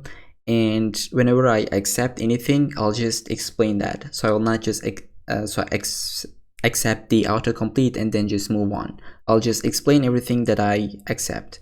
Okay, so let's start. I'll just get the import mongoose in order to work with the database, as I said. So we're gonna have const connect db function, which is gonna be asynchronous, and every time you have an asynchronous function, you should have a try catch block. So as you can see, it gives us some try and catch, and inside the catch you got the error, and you console log the error and then process that exit. And then here, so like process exit means like you're exiting this process. And then we have a connection variable which uses the mongoose connect method, and it uses this mongo URI which we have created inside the .env. And then this is some avoid like warnings in the console. If you just delete this object, you'll get some really weird warnings in the console in here, but that's just needed in order to avoid that. And then once you connect to DB, you're gonna get this MongoDB connected and with this host text. So let's just save this, and we should export this connect DB. By the way, we'll just say export default connect DB. And now inside our server.js, we can just say connect db, and it's gonna import that, and we can call that at the top of our file or maybe below this .env, because we're using the .env like how to say, we use this process.env, so that should be below this line 5, right? And then I'll just save that, and we got some errors. Let's see. Oh, okay, so whenever you use this import syntax, right, so you should have the .js at the end if you're using a file. In this case, we're using connectdb.js, so it should be at the end. Okay, now if I just save this, it's gonna find that and hopefully connect to database. So let's see. So it crashed, so let's see why. Maybe I'll just so kill that and then npm run dev again. Okay, app crashed. Okay, I just realized. So it says like user create index is not supported, which is an option that GitHub Copilot gave us. So I'll just delete that and save again. See if that works. And yes, server started, MongoDB connected. So if you did something wrong in the database, that is not gonna connect. But if you just did everything as we did in the video, it should work. So now let's create our models. Inside the backend here, I'll just create the models folder, and then I'll just say user model.js. So here, if you don't know what model is, it is kind of like a blueprint. So like which fields you're gonna have inside a model. So it's maybe like a table in SQL. So once we type it down, you're gonna see, and once we use it, you'll understand if you are using for the first time. So I'll get the import mongoose, and from mongoose, so const user schema is gonna be mongoose.schema, and then it's gonna take an object, and then here we're gonna have all of our fields. So we're gonna have the name field, and so if you just have one property for it, so let's say it's gonna be type of string, you just type it down like this. But in this case, we want to add more stuff into here. That's why it should be another object. And then we'll just say now type will be string, and then it's gonna be required. So we'll also have the username field. So I'll just go to bottom, and username, it's gonna be an object again, because we're gonna give some more fields. So username, type string, required true, and it's gonna be unique. Every user will have only, so it's gonna be unique. Okay, and then at the bottom we'll have the maybe email, which is gonna be also type string, required, and unique. We'll have the password, so password, an object, type of string, and then so we forgot a comma here, and so maybe I could just shrink this a little bit more, and then type of string, but the minimum length should be 6, and then required is going to be true. After the password, we'll have the profile picture, so profile pic, an object, type of string. In default it's going to be an empty string, because once we create an account, we're not gonna have any profile picture. If user wants to add, then it's gonna add. Okay, so we're gonna have the followers, which is gonna be an array, right? Array of IDs. So we'll just say type of array, and maybe we could say like array of strings, and then default is gonna be empty. The followers count will be 0 once you have created an account. So following will be the same, type of string of arrays, and then default is going to be an empty array. And then lastly, we could have the biography. So bio is going to be type of string, and then default an empty string. So default, and then at the bottom after this object you put a comma and then another object, and you say like timestamps true, and this adds the created at and updated at fields. So if you want to, it's just a really good practice to have this, because inside your application maybe you want to add this profile is created at, and then like the date. So I always use this, and I recommend you to use that as well. So I'll just, now we created the schema and we need to create the model now. So this is the convention. You just have that in uppercase, and here as well uppercase and singular. So you don't say users, because Mongoose will figure out that this is a model and it's gonna create the users inside your database. So you're gonna see that inside the MongoDB. So we'll say export default the user, and okay, this is our user schema. Whenever we work with users model, we're gonna call this, and then so like use this object or like this constant. Now let's create our other model. So it's gonna be the post, so post model.js, and this is the only models that we'll need, one for the users and one for the posts. So here I'll just say import mongoose from mongoose, and then const post schema mongoose post schema, and open up another object. And then here we're gonna have so this post is posted by someone, right? So posted by, and then this is gonna be the type of mongoose schema types.object id. So this is gonna be, if you don't know what that means, so this is gonna be an ID, and that ID is gonna be auto-generated by the mongoose. That's why you use this. And the reference, so this object ID is gonna be an ID from the users model. So that's why we put the reference to users, and this should be required. And so let's say required to true, and then we'll have the text for this post, right? So type of string, and then let's say maximum of 500, maybe that should be max length. And then here a post could have the image, so the type is gonna be string, but we should add that comma, I mean the semicolon, or just colon. Okay, type string, and then the likes for a post is gonna be the type of number, so I'll just say type is gonna be number, and then the default is gonna be 0. And then it's gonna have the replies as well, so I'll just say replies, and now the replies is gonna be array of something, right? So I'll just say array, and then each reply is gonna be an object, so I'll just create another object, and then so we'll just give the fields. Now each reply should have the user ID, so that we can know who commented this, right? Who replied. So user ID is gonna have some fields, so type is gonna be object ID type, and then reference to user model, and then it should be required.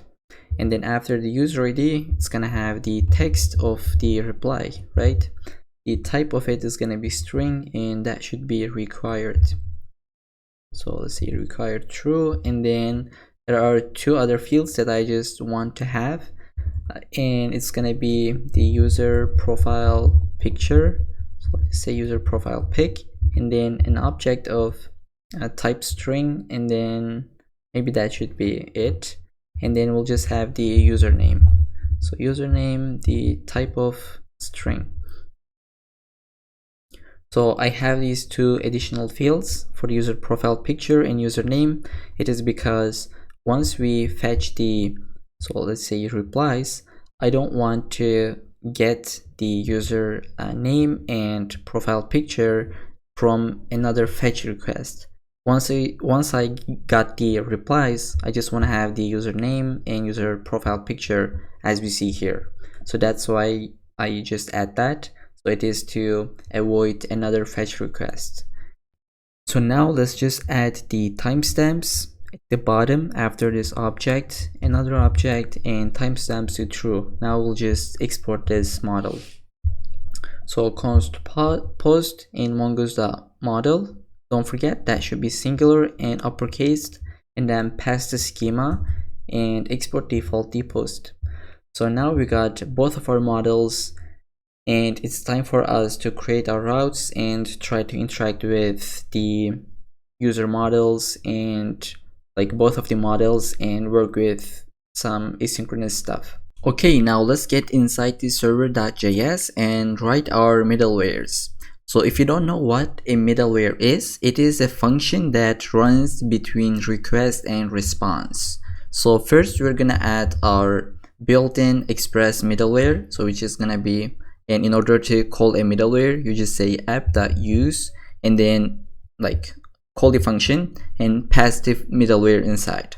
So here express.json, what it does is it allows you to parse the incoming data from the request object. Okay, request.body. So let's just say, and we got an autocomplete. It says to parse JSON data in the, let's say, request.body. And then we're gonna add one more, which is gonna be express URL encoded. So app.use and express URL encoded, and this extended should be true actually. And the difference between false and true is that, so first, this URL encoded is used to parse form data in the request.body, but extended true means that even if the request body has some nested objects, it is gonna be able to parse that without any problem. Okay, so that should be true, not false. And below this, we're gonna use the cookie parser. So first, let's just import that. Import cookie parser from cookie parser package, and then so just call that like this, and it's gonna allow us to get the cookie from the request and then set the cookie inside response. And then below this, we're gonna have our routes. Okay, so app.use, once we hit the /API/users, we're gonna call our user routes. So let's say user routes, and then this is gonna be what we'll be creating right now. And for routes, I'll just create another folder, and this is kind of best practice.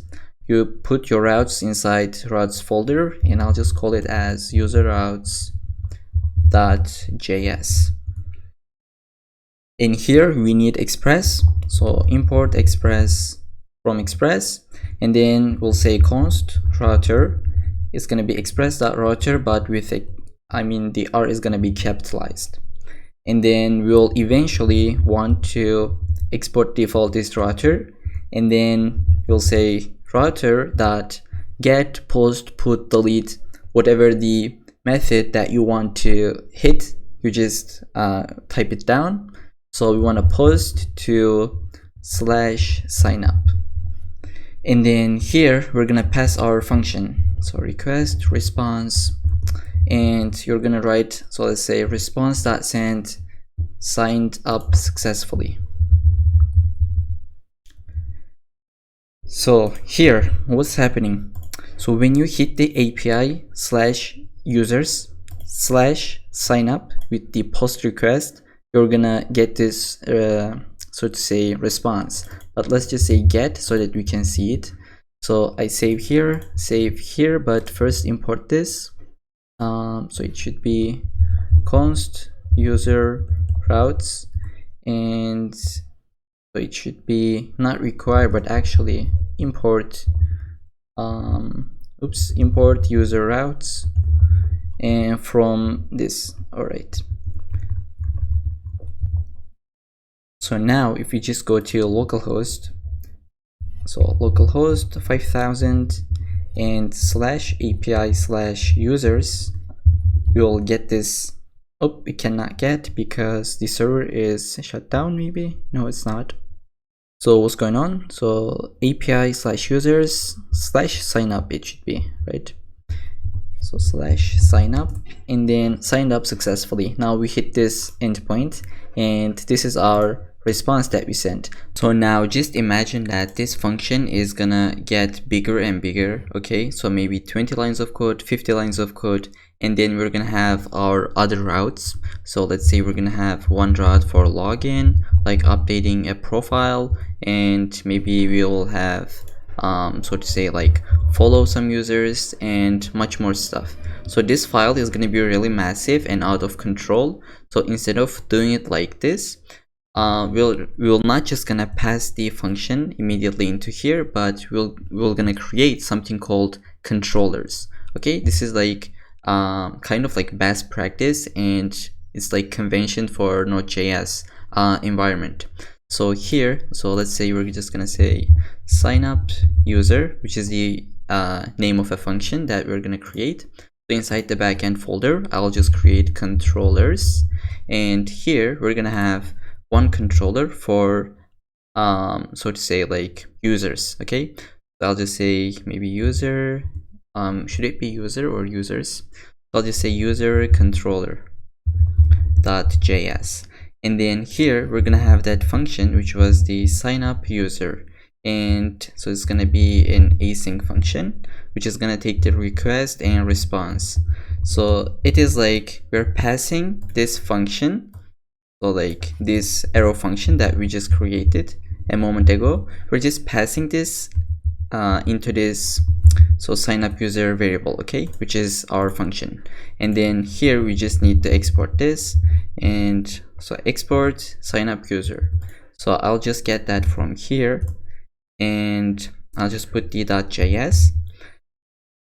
So now we are ready to just work on the sign up user function. But before we forgot, so this should be post. So we just made that get in order to send the request from browser, okay? So let's get into the sign up user function. So I'll just save this file, and then inside here we're gonna do some stuff. So first, this is gonna be try catch because it's an async function, so it's just better to have it. So I'll just say res.status of 500 inside the catch block, and then message could be error.message. Maybe this should be like error, okay? And then so to be able to just debug this better, I'll just say console.log and like error in sign up user, and then just pass the error.message. And inside the try block, we'll just try to sign up the user. So first I'll get the fields that user passed. So name, email, username, and then the password from request.body. And we're able to parse this data because of this middleware that we just had, okay? Express.json allows us to do that. And then like after this, I'll first check if user exists. So I'll just say const user await our user model. So I'll just import this. So it doesn't give me, so let me just take that. Import user from the models, user model.js. And then we're gonna say find one, and it's gonna take an object, $, or, and like colon array with two objects, which is email and username. So it's just try to find a user if a user has this email or this username. So if this is the case, it's gonna say like we will return an error that says user already exists. So I'll just say if user, then just return out of this function, and status of 400, and then message user already exists. But if this is not the case, we can just create the user. But first, let's just try to hash the password. So for this, we should create a salt. Okay, it's gonna take some time. So await bcrypt.gensalt, and this number, the higher it is more secure, but it will also make it slower. So 10 is actually just a good number in this case. So we'll just say const hashed password, yes, and then await bcrypt hash the password user passed with this salt. And then now I think we can just create the user right now. So we'll just say const new user and say like new user and call it with an object. It's gonna take the name. We can do it like this, or just so we could use the abbreviation. So it is gonna be only the name, email. So it's equivalent to do it like this. All right, and then we'll just say username as well as the password, but it's gonna be the hashed password. So we created the user. Now we just need to save it into our database. So await new user.save. So now we created the user, and let's just send it as response. So I'll just say if new user, I just want to check, so like in any case, okay, so I'll just say res.status of 201, which means like user created, and then we're gonna pass the ID. So like you could put the ID like this and then say new user._ID. This is what MongoDB gives you auto-generated, okay, but I just want to be consistent with it, and I'll just say _ID and then new user._ID, and then I'll just pass the name. So it's gonna be something like this. We're just passing the data that we just created, and I think now we can save that. And so if there is not new user, if it is not being created, so probably some data is invalid or something just went wrong. So I will just handle that in this else block. So I'll just say res.status of 400 and like JSON is gonna be invalid user data. So now we can save this and hopefully we'll be able to test it out. So for this, I'll just go inside the Postman, and then now I just want to create a workspace for this. I'll say create workspace, and yes, it's gonna be blank. And let's say name is gonna be threads YouTube. And then I'll just create it. So here I'll add collections. So one for users. Okay, I'll just change the name here. So users, and then another one for the posts. I change the name. I'll just handle the posts later, but let's just create that. And then here I just want to add a request. So it's going to be post request, right? And then our URL is going to be http, not s, because it's localhost, and localhost 5000 /API /users so sign up, right? And this name of this, we could just say maybe, yeah, sign up. All right, I'll just save this. It's gonna update here, and then inside the body, we want to send some JSON data. So I'll just press, or like I'll click the row and then go to JSON option. And here, let's say it's gonna have the username. I'll just say John Doe, and then full name or only name. So John Doe, email johndoe@email.com, and then lastly the password. So it's gonna say 123456. And now if I just try to send this, hopefully it's gonna work. bcrypt is not defined, that's right. So let's get into the VS Code. We'll just try to import that, we forgot. So it just doesn't give me autocomplete. Import bcrypt from bcrypt.js. So save it and let's try that one again. And now, yes, user is created. Let's check our database. I'll go to MongoDB and I'll just refresh it here. And there we go. We got the user and password is hashed. So like the information is here, like followers and following is in the default case, which is like an empty array. And we got the timestamps, which is they created that and updated that. Okay, everything seems like working perfectly right now. And there is one more thing that we need to add, which is going to be generating the token and setting the cookie. For this, I'll just have a function. So once we create the user, we'll just generate token and set the cookie. So for this, I think I'll just have a helpers folder, and then inside we're just going to have that function. It's going to be generate token and set cookie.js. And I think that should be inside maybe a utils folder, right? It's just a better convention, I guess. I'll just put it here. So inside the utils, maybe we'll have some constants or other stuff that you can put it here. But in this case, we are only having the helper functions. So here, I'll just have the function const generate token and set cookie. So here we'll take the user ID and the response. And we're gonna see once we call this, and we're just gonna export default this function. So this function is gonna we're gonna create the JWT token. So for this, let me just import that. So import JWT from JSON Web Token, and then so first we need to create a token. So const token and JWT sign. So this is how we call that. And first is an object that should be so the payload that we're gonna have inside the token.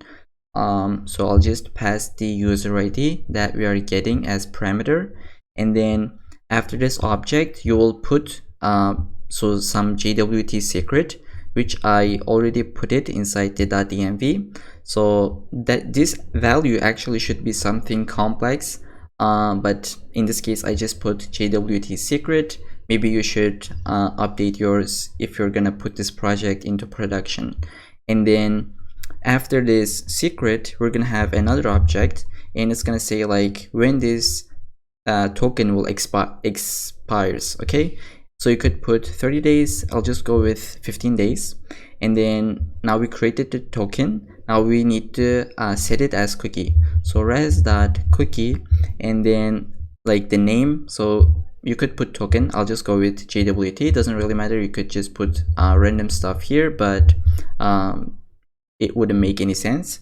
So I'll just pass the token. We created that, and it's gonna take one more object, which is gonna be like our options. Okay, so first this is gonna be HTTP only true, which means that this cookie will not be accessible via JavaScript, and it's just gonna make it more secure. So for the as you can see, it just says this cookie cannot be accessed by the browser, and it makes it more secure. Okay, maybe just can take it like this.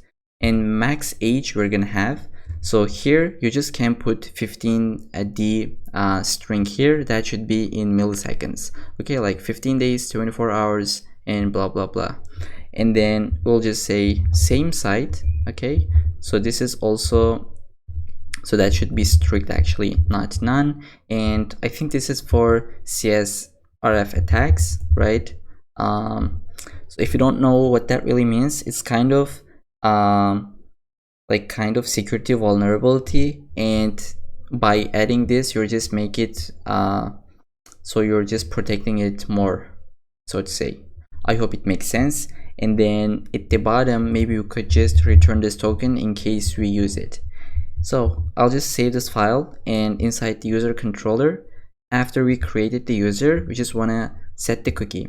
So I'll just say generate token and set cookie. We'll just pass the user ID and then the response, and we're passing this response because we are using, like, we are setting the cookie inside this response. Okay, I'll just make sure if it has been imported. Yes, it is. So now I'll just save this file and try to create another user in the Postman. Okay, so I just put some new information, which is Jane Doe, and I'll just send it. And now we got the cookie as the user. Inside the cookie, we're gonna see that name is JWT. So if you put that, so here, if the name was token inside here, then this field would be token. And let's check the database if this is the case. So I'll just refresh it here, and there you go, we got the Jane and everything is correct. So now let's create the login user functionality. So inside the user routes, I'll just duplicate this. So this should be /login, and then login user, which will be coming from this user controller.js. I'll not save this so that it doesn't crash, and maybe I could put some comments like sign up user, and then actually we don't need this. So the function name is pretty self-explanatory, so I'll just say const login user, gonna be async function, and then put it inside the export. So I'll just save this file and then import this, save it here as well. So we'll have try catch as always, and inside the error, maybe we could just say res.status of 500 error message, and then console log error is coming from login user. And then inside the try, we will get the data. So maybe you could just copy it, like taking some notes, maybe like copying it. So in this case, we're only gonna get the username and the password, and then we'll say const user and await user dot find one from our database with the username, and we need to check if password is correct. So const is password correct, and I'll just say await. Now bcrypt should compare that hash with the password itself, and so like this password is coming from the like user put it in the maybe form, like this is coming from the user, and this user.password is that hash in the database. And then we'll say if there is not user, or there is like password is not correct, we'll just maybe we'll just return out of this function, and we'll say invalid username or password. And then we should generate the token and set cookie as we did before, because we're authenticated, right? And eventually we'll just send the status with 200 and we'll just pass the user object. So here we'll have the underscore ID as user ID, name, username, email, as well as the username itself. I think now we can save it, and then inside the postman create another request. I'll add request that should be login and post request. Oops, I should close this. And then here I'll just get this. This is going to be a login and body row JSON. Let's say we created this user before. I'll just copy this, and then the password, let's say, so let's just put the wrong password. I'll just put like 7. So I save it, send the request. It's gonna say invalid username or password. Now password, if it is correct and the username was not correct, then cannot read properties of password. So let's just send this again. I don't know why it does that. So let me just check what's going on here. So reading password. Okay, so since the user is empty, right? So if user is not found, then this password, so like you cannot reach the undefined value of something. Okay, so you'll just need to add this question mark to check, like to guard it, and I'll just save it. Now if we try to do that, it's gonna hopefully give us the correct error, which is gonna say that's just. So it's me from the future just trying to explain this error in a better way. So the problem here is that we just passed a username that did not exist, right? We said like Jane Doe X, which we don't have a user like this in our database. So this user now is null or undefined value, and we are trying to compare a string, right? This password is a string, and we're trying to compare it with a null value, which is a bcrypt doesn't support that. And to solve this error, we should just say or and back it up with an empty string. Now it's gonna try to compare a password, a string, with an empty string, so it's not gonna give us any error. And then it's just gonna see, it's gonna hit this if check, and now it's gonna give us invalid username or password. So that error was kind of strange, where it said illegal arguments, string and undefined. Now I hope it makes sense, so let's continue the video. So I'll just save it, and so maybe you guys see the process. Okay, now it works. So what we did was it said that it was an illegal argument, in which means that like bcrypt cannot compare a string with a null value. So we just put that empty string as the backup, and it just worked. So now if we just change it, both of the credentials, to the correct version, and we try to send this, it's hopefully gonna give us the user, and we are logged in, we have the cookie. So that's just great, that works. Now I think we can continue with the other route, so which is gonna be, I'm just checking, so we'll have the logout user. So I'll just go here, it's gonna be again maybe post request, right? So it's not gonna be get. Okay, so logout, and we'll just say logout the user, and again a function coming from here, so const logout, and so maybe that should be async, or it shouldn't be really. So we'll just clear the cookies, and so let's say logout user, let's say, copy paste, and then import this. Okay, save it here, and then let's write our function. So we didn't save it here, so that's why it crashed. So now we'll just have the try and catch. Inside the catch, we'll just actually just copy and paste it here, and then you could say error, and then this try will have res.cookie, the cookie that we're trying to clear was JWT and an empty string, and then the object is going to be like max age. After like 1 millisecond, it's just going to clear that, and then res.status of 200 user logged out successfully. So let's create another request, or maybe we could just duplicate this. Okay, duplicate and then change the name. So log out, change it here.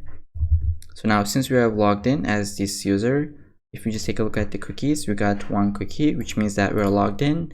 I'll just send it, and user logged out successfully.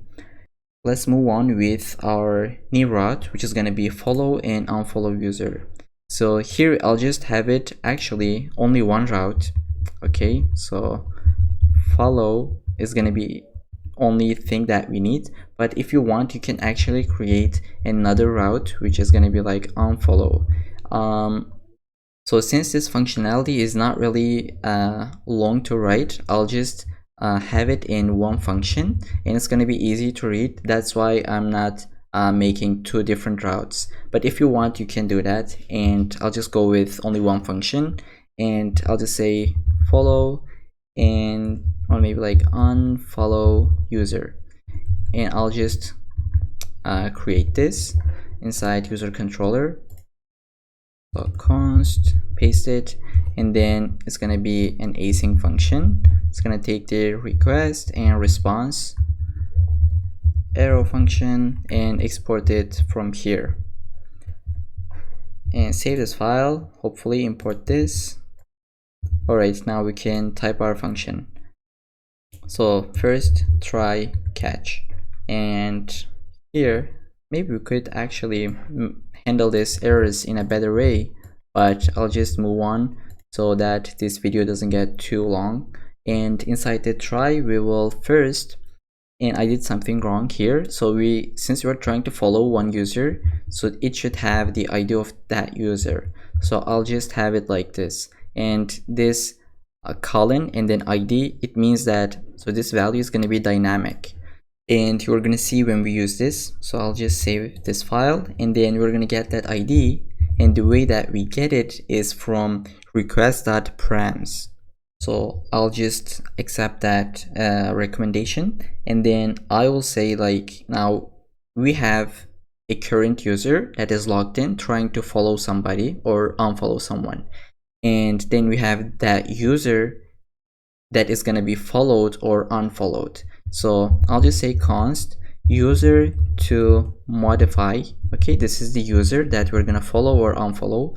So I'll just say await user dot find by ID and pass that ID from the URL, and then const current user, which is, let's say it's us that we have been logged in, and await user find by ID, and we're gonna get this from request dot user dot underscore ID. But in order to do this, so now we don't have this information, and now it is a great opportunity for us to actually protect this route. And what that means is that we're gonna add a middleware here. So protect route, which is gonna be a function that we're gonna write, or like, yeah, it's gonna be a function.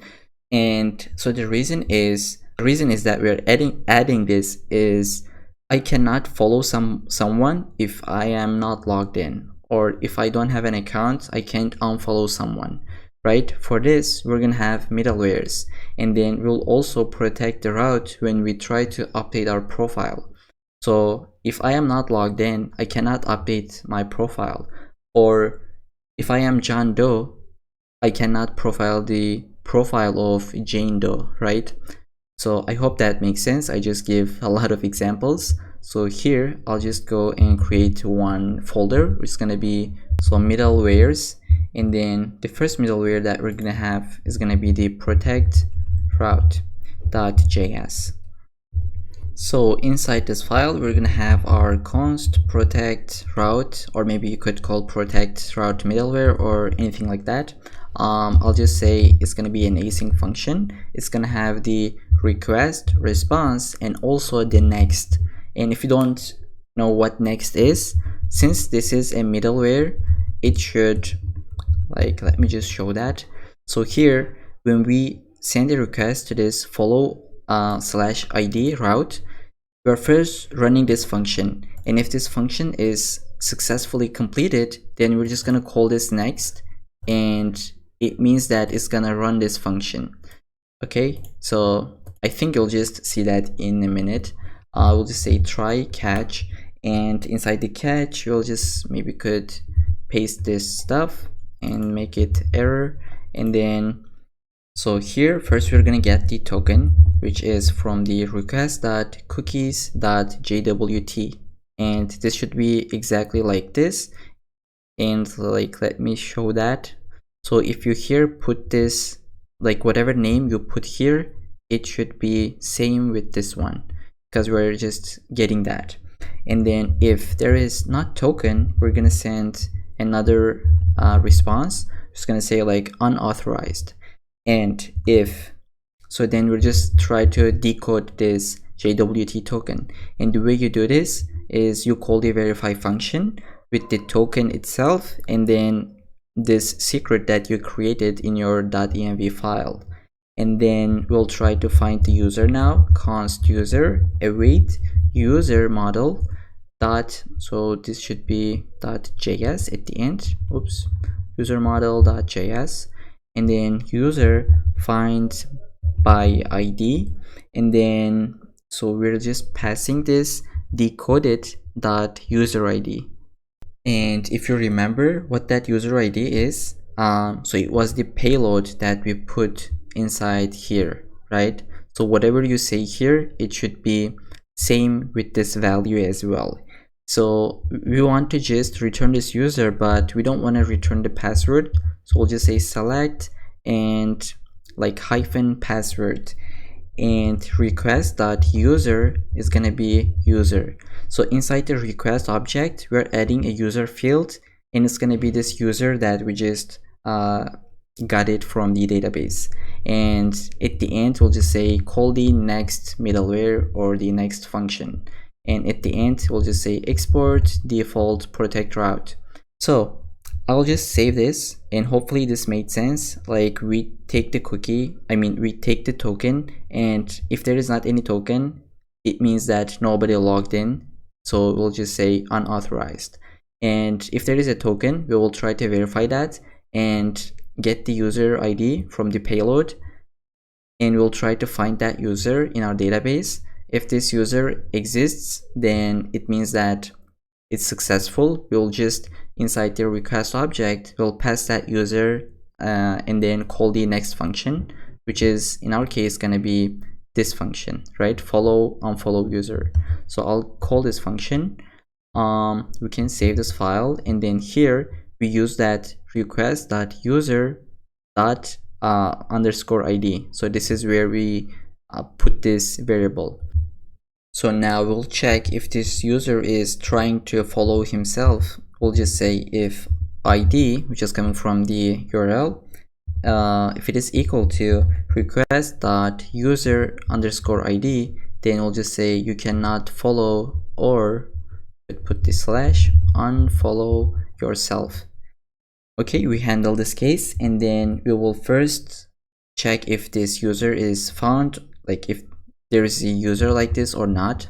So I'll say if there is not user to modify, or if we don't have this current user, if we couldn't find that from the inside the database, then we'll just say return user not found with the error code. And then we'll check if we are following or not. So const is following is going to be equal to current user dot following includes this id. And if so, like if it is following, we'll just unfollow that, and in the else case we'll follow that, right? As I said, this is toggling the state.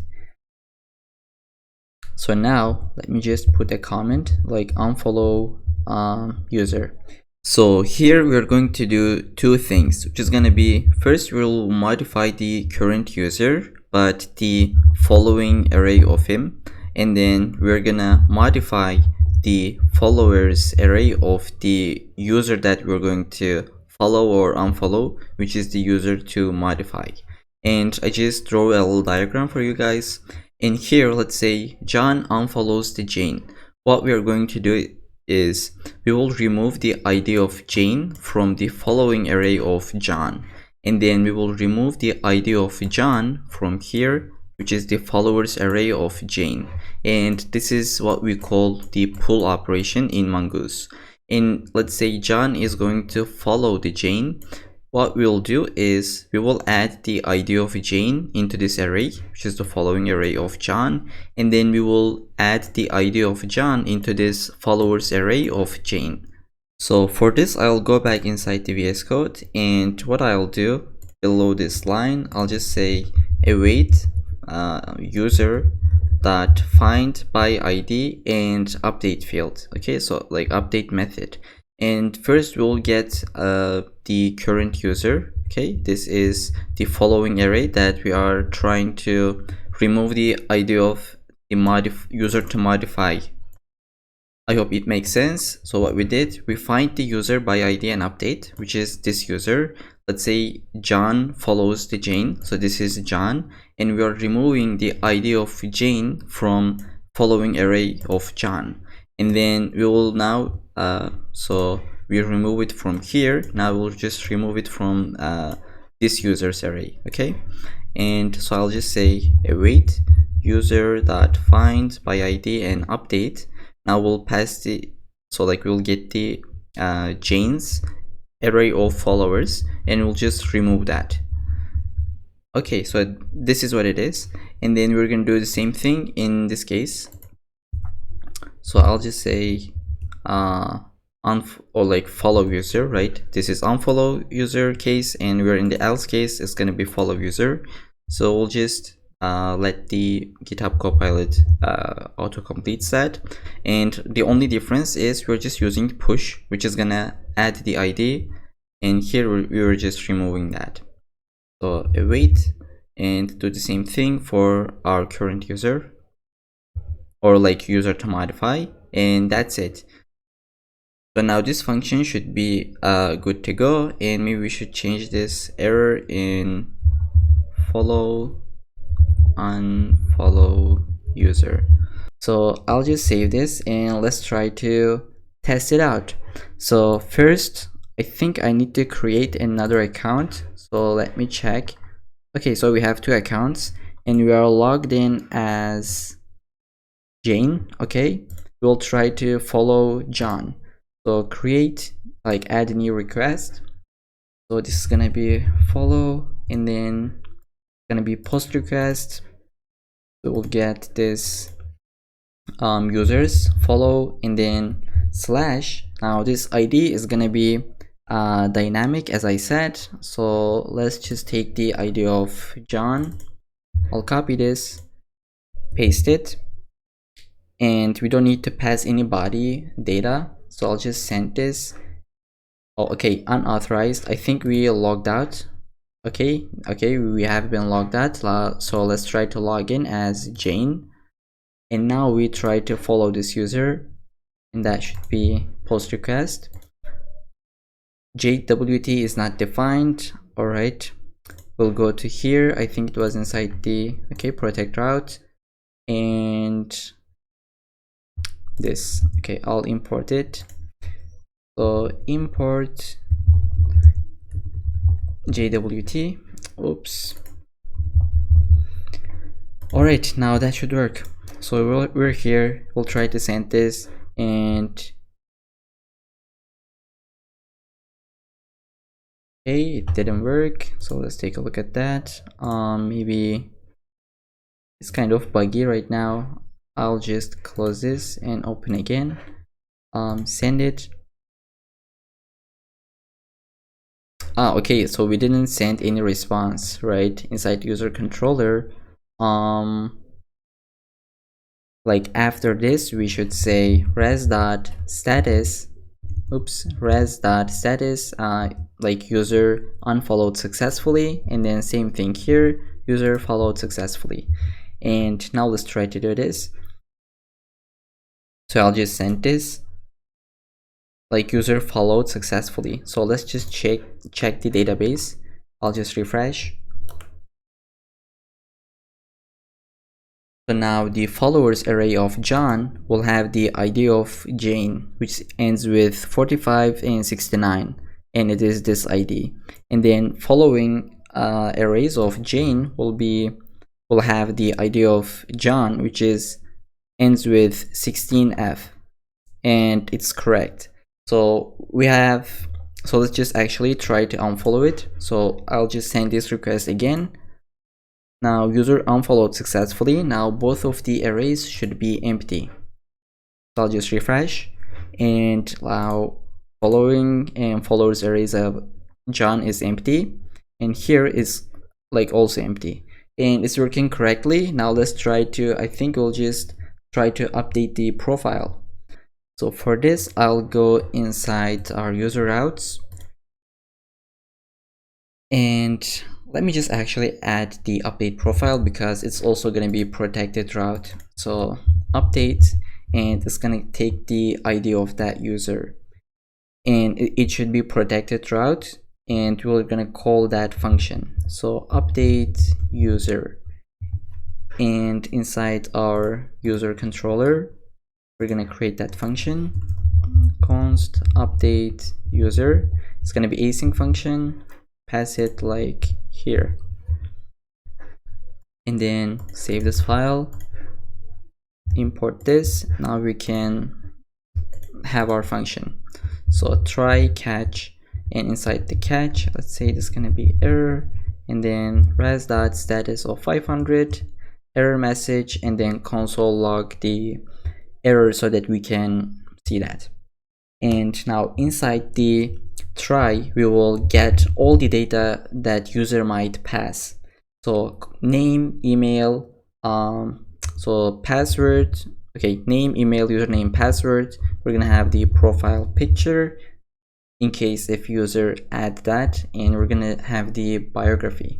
And then what we're going to do, so we'll just get the user ID from the request.user underscore ID. So probably we could just take them out of try, and then inside try we'll now say let user. We are using let because we're gonna change this variable. So await user dot find by ID, and we're just gonna pass this user ID. So if there is not user, we'll just say return res and user not found. So if user tries to update their password, we should first hash this. So for this, I'll just have an if check. So if password, okay, I just want to hash that. So for this, you could create a salt as we did before, and then const hashed password, pass the password and salt itself, and user.password is going to be hashed password. And what we can do is now we could just, so like we're updating the name. If user tries to update its name, or if this value is null, then we're just gonna keep the user like the name of this user as it was before. And we're gonna do that for email, username, profile picture, and biography. And then here we'll just, after doing all this updating, we'll save the user into our database. And maybe we could say actually this should be user, right? User variable is going to be this updated user, and then res.status of 200 JSON, and this JSON could have a message like profile updated successfully, and then we'll just pass this user.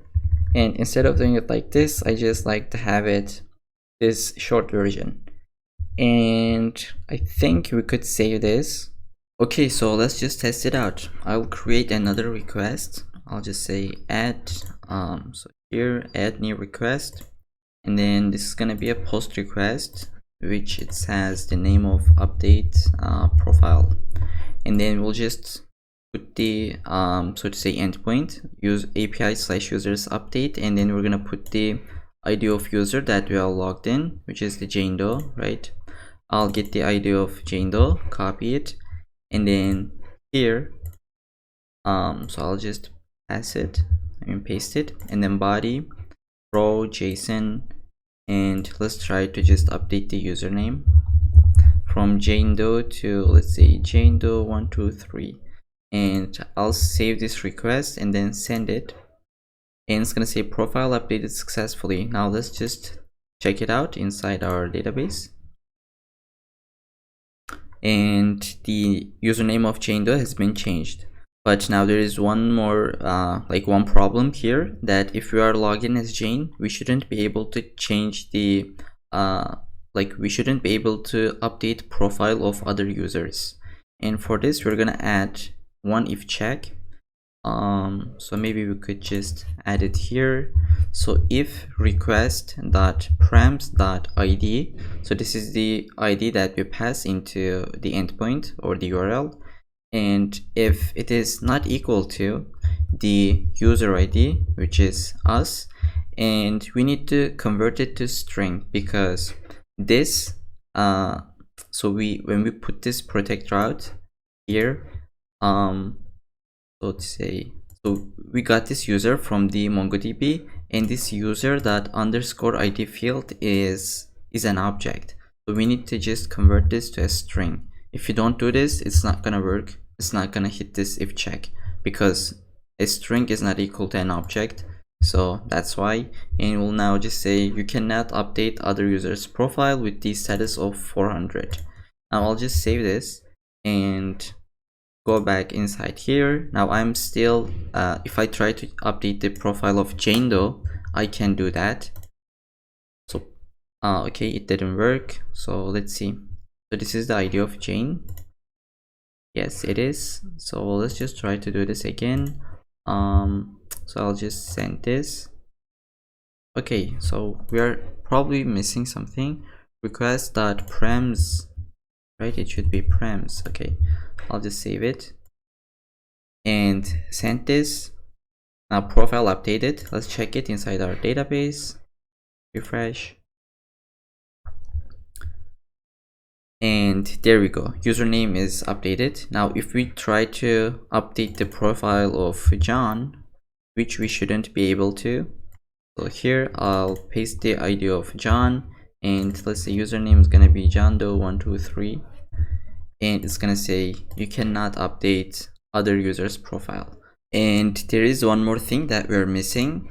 So we talked about this to string, converting this to a string because it's an object. So I forgot to add this here. So ID is a string that is coming from request.prems, and this is an object. So we just need to convert this to a string so that we shouldn't be able to follow or unfollow ourselves. So I'll just save this and let's just test it out. I am logged in as Jane Doe. I'll take the ID and I'll just try to follow myself, and we're gonna get that error. It says you cannot follow or unfollow yourself. And if we just remove that, I think, so it's gonna be weird, but it's not gonna hit this if check. So I'll just try to follow herself. As you can see, it just says user unfollowed successfully. And if we send this again, it's gonna say followed successfully. And inside the database, so like following and followers arrays state is gonna be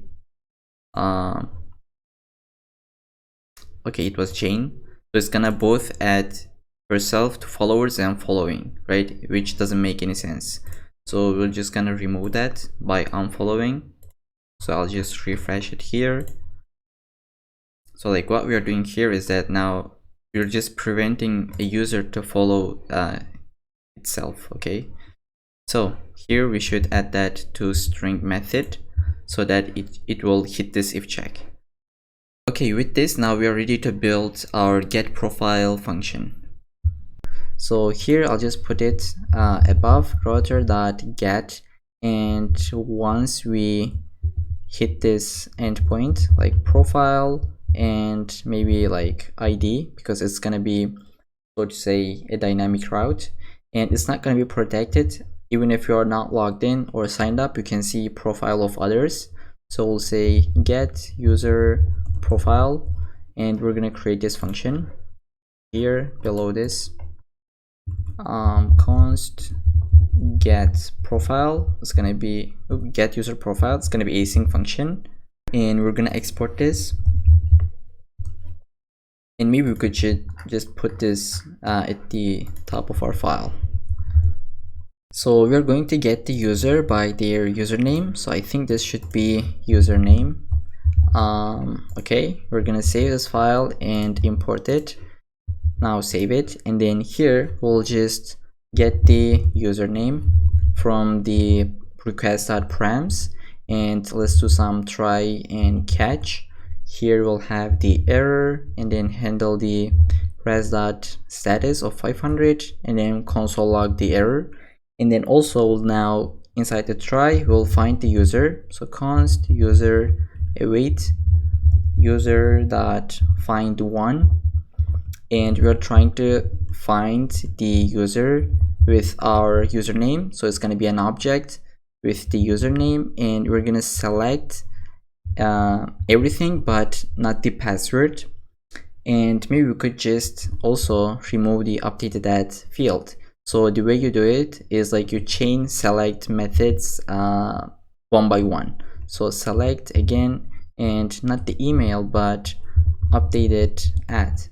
And then if this user is not exist, right, you will just say user not found, but other case 200 JSON this user, right? We're just gonna return this object. And now we can try to get this user. So create another request. I think this is the last one. Add request. So it's gonna be get, paste it, profile, and let's just try to get this profile. I think it was John Doe. If I just try to send this, okay, user not found. Okay, so we're not gonna pass the ID actually. So it's gonna be let's say John Doe. And as you can see, if we just pass the wrong username, it's gonna give us error. So it works. So now John Doe, send it, and we got the profile, but we don't see the updated at so updated at field and the password. So I will just change the name of this to update or get profile it was. And then so these are all of our endpoints, and let's just do a quick summary of what we did so far. So I'll just close everything, and then inside the backend we have created our starter file, which was the server.js. In here we are calling the .env.config to be able to read the content of this .env file. And then we are connecting to our database, which is a function that we created inside the DB folder, and it used mongoose.connect method with our Mongo URI, which we copied from the MongoDB dashboard. And then after that, what we have is we are creating an express server with our port, and it's coming from .env file. If there is not, we're just backing up with 5000. And then we have our middlewares, right? So on middlewares, which is express JSON to parse JSON data in the request body, and then to parse form data in the request body. So this is like form data, and this is for like general data. And app.use, this is cookie parser middleware to be able to reach and access the cookies from both request and response. And then we have our routes, and currently we only have the users routes, and we're gonna add the post routes in a minute. But so here it's again a middleware, so it means that if we hit /API/users/ any of these followings, we're gonna be calling the related function.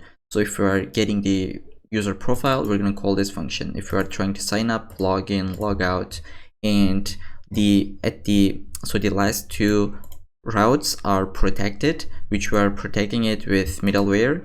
And so inside here we are verifying the token. If it is successful, we're just calling the next so to say next function, next middleware, which is gonna be this incoming functions. It's either this one or this one. And then inside here we have follow and unfollow user in only one route. It just toggles the state. And then we have created our models, which is post model and user model. And the convention is that once you create the schema, you say mongoose.model, and this is gonna be like a capitalized. The first letter is gonna be capitalized, and this is gonna be singular. So somehow mongoose will figure out that this is going to be plural in the database, and it's just gonna make it to look like this. So we just passed user, but it made it to like convert it to users. And yeah, this is how you import a model. And I think, so do we have anything else? And then yeah, we have the generate token and set cookie, which is to sign a or like create a token, JWT token, with our secret, and it expires in 15 days. We're passing that into our cookie, response cookie, and we just return this token in case we use it in our code. So this is all we did so far, and now we're going to add our other route, which is gonna be API posts, and we're just gonna call the post routes, which we'll create. So for this, I'll just go inside the routes folder and create post routes.js, and then here we'll just import the express, and then we'll say const router is going to be express.router, and then we'll just export default this, and then we'll have our routes. So router dot, let's just first create post. So I'll just say router.post slash create, and then we're gonna pass our function, so to say, like create post, and then this is gonna be coming from our controller. Is gonna be the post controller.js, and then here I'll just say const create post. It's gonna be async function, and then we'll just export this. It's gonna be inside an object. I'll save it and then import this .js, and then import this router as well. So it's gonna be import post routes from routes and post routes.js, and then I think we can now just write the function. So a post first gonna have the posted by, text, and image fields. If we take a look at in our model, we're gonna see that gonna have the posted by, text, and image field, and the other ones are like default, so we don't need to add that once we create a post. And so let's just do it. So try catch. Inside the catch, we will just handle the error.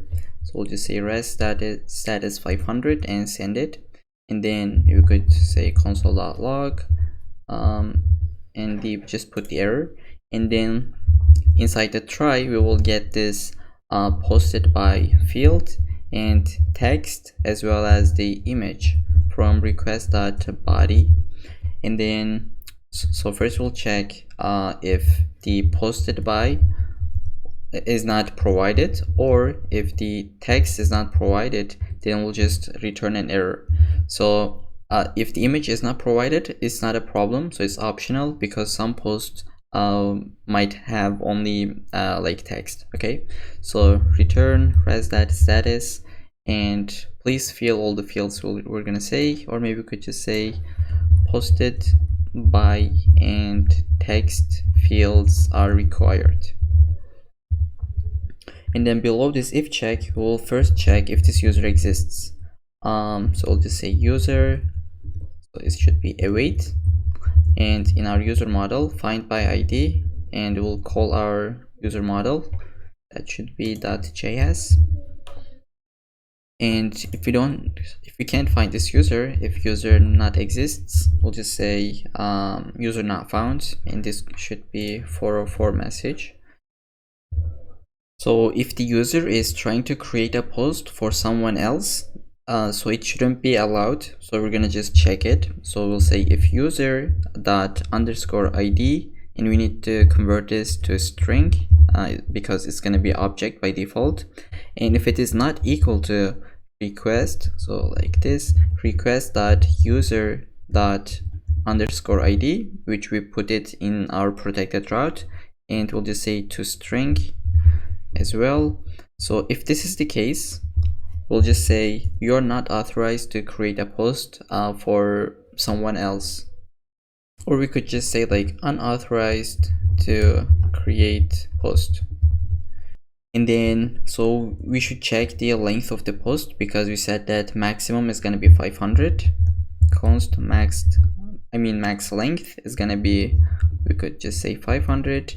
And then if text.length, if it is greater than 500, we'll just say text length should be less than this max length. So we're just putting it inside a variable in case you want to update it, so that it's just a good practice to do it in this way. And after this, all if checks, which means there is no problem. So we'll just say const new post, and I'll just use this constructor. So new post, open up our object and just pass the this fields posted by, text, and image. And then we can safely just say await new post, save it.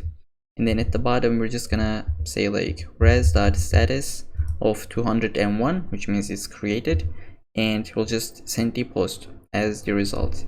So I think I can just make it like this. So here, okay, so now let's just test it out. I'll save this file as well, go to postman. Inside the post, I'll add a request, which is gonna be post request, and then we'll say create post. In here, we'll just say API users posts, and then create. It's gonna body throw JSON. Now let's say we are trying to create a post for, let's log in as Jane Doe, and then we'll get the ID of her. It is needed because we just need to have this posted by field. So posted by, paste the ID, it's gonna have text. So we could just say this is my first post. And then maybe you could have an image, or it will not in this case. So let's just send this request, and we have an error. We cannot send it to here. Posts create, let's check. API / posts and / create. Yes, actually we can. So let's try that out again. Localhost 5000 API / posts, this should be, and we shouldn't have this. Okay. Cannot read properties of undefined reading underscore ID. So let's just check this. Underscore ID, where did we use that? Okay, user, which is here, request.user._id. So maybe we could, let's just console log the user,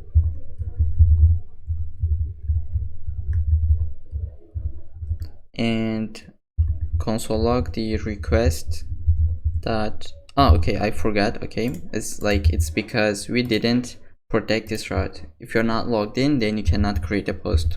So protect route middleware, we're just gonna add it into here, and then I'll just save this file and save this one again. Now hopefully it should work right now. So post is not defined, we didn't call our so to say our model. So post, import this. Okay, and let's try once more. And yes, post created successfully. Let's refresh our database, and we should hopefully get that posts collection. And there we go. So now we have a post. It is from posted by with Jane Doe, and text, this is my first post. It doesn't have any likes, no replies, and it doesn't have any image. Okay, great. Now everything works as expected. So let's just build our other function, or our other route, which is gonna be to, let's say, to get a post. Okay, router.get. So maybe it should be only this route, and then we'll just say maybe get post, and we're just gonna create this function inside here. Shrink this, const get post, and export this.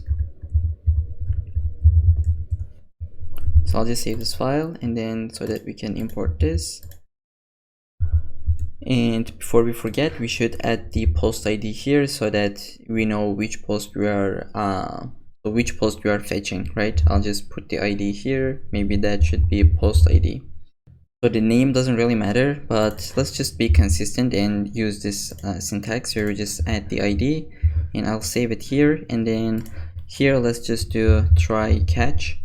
It will have the error and res.status of 500 with the error, and then we'll just say const post, and we'll say await post find by ID, which is coming from request.params. And then below this, if this post does not exist, we'll just say post not found with the status of 404. And if this is successful, then we'll just say res status of 200 post found, and just send the post. Maybe we could just even delete the message, just send the post. Okay, so that was the last post that we created. I'll just copy the ID, and then here inside the postman, I'll have another request. It's gonna be get post, and then API posts, and then we'll just have the ID. So let's see, and this is the post that we got. So now let's add our route to delete a post. Inside the VS Code, we're gonna have, I'll just duplicate this and then put it bottom, and this should be delete method. And then we'll have the post ID, and we'll just say delete post. It's gonna be our function that we'll create here. So const delete post async function, and then export this. Okay, so as always, try catch error, handle the error, and then here we'll just first try to find the post, post await find by ID, and pass the ID that is coming from request.params. And if this post does not exist, we'll just say post not found. Otherwise, we'll just first check if this post is created, so like the user that is trying to delete this post, if it is the owner of this post, we'll just check that, and we'll say post posted by, we'll just convert it to a string because it's an object. If it is not equal to request.user underscore ID, which is the field that we added in our protect route, we'll just say 401, which is unauthorized message. So we'll just pass our message unauthorized to delete the post. And then if we pass this if check, we'll say await post, so post model, that should be uppercased, and then we'll say find by ID and delete, and ID is coming from our request.params, and then we'll just send our status with the response. So we'll say post deleted successfully. Hopefully this is going to work right now. I'll just save this and import this delete post, and now let's just test it out. So I'll get the ID of this post that we have created, and then another request. So it's gonna be delete method API posts, and we're just gonna pass the post ID. So if I just try to send this, cannot read. Okay, we have another problem because this should also be a protected route. So protected route, I always forgot to do this. And now we're just adding that request.user into the request. Let's try once more, and if we don't have a correct ID, so let's just delete that too. It's gonna say post not found. Okay, so this ID is not even correct. Okay, now this is going to say like post deleted successfully. And then let's create another post. So this is my first post. It is coming from Jane Doe. And now we'll just log out and log in as John Doe. So we will log in as John Doe and try to delete the post of Jane Doe.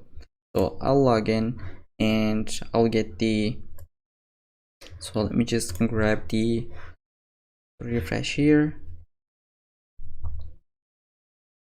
Let's just get the ID of the post, which is created by Jane Doe, and we'll try to delete as John Doe.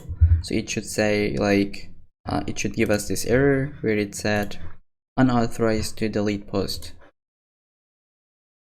So post not found. Did we got the ID? So ID is wrong. Okay, I'm sorry, I'm just doing wrong. So we should get the ID, not the posted by. So here I'll just pass the ID of the post, and it's gonna say unauthorized to delete post. Okay, this function is also completed. Now we will try to build like and unlike the post. Now before we add our like or unlike function, we should change our model. I just realized while recording. So this likes is type of number, and in our database it's just 0 or like it's gonna be incremented. But in this case, we have no idea to know that if a user liked this post or not. So in order to achieve this, we should have this likes as array of user IDs. And then in order to count how many likes this has, we'll just get the array.length. Okay, so in order to do this, first we just need to update this field. I'll just say array of user IDs, and then so type is gonna be this object ID type that is coming from Mongoose, and reference is gonna be to our user model, and default case is gonna be an empty array. So now we are able to write our like and unlike function. So I save this post model and close it. Inside post routes, I'll duplicate the last one. This is gonna be a post method, and /like/id. So this is gonna be a like unlike post. I'll copy this. Inside here we'll just say const like unlike post async function, and then we'll just say export it.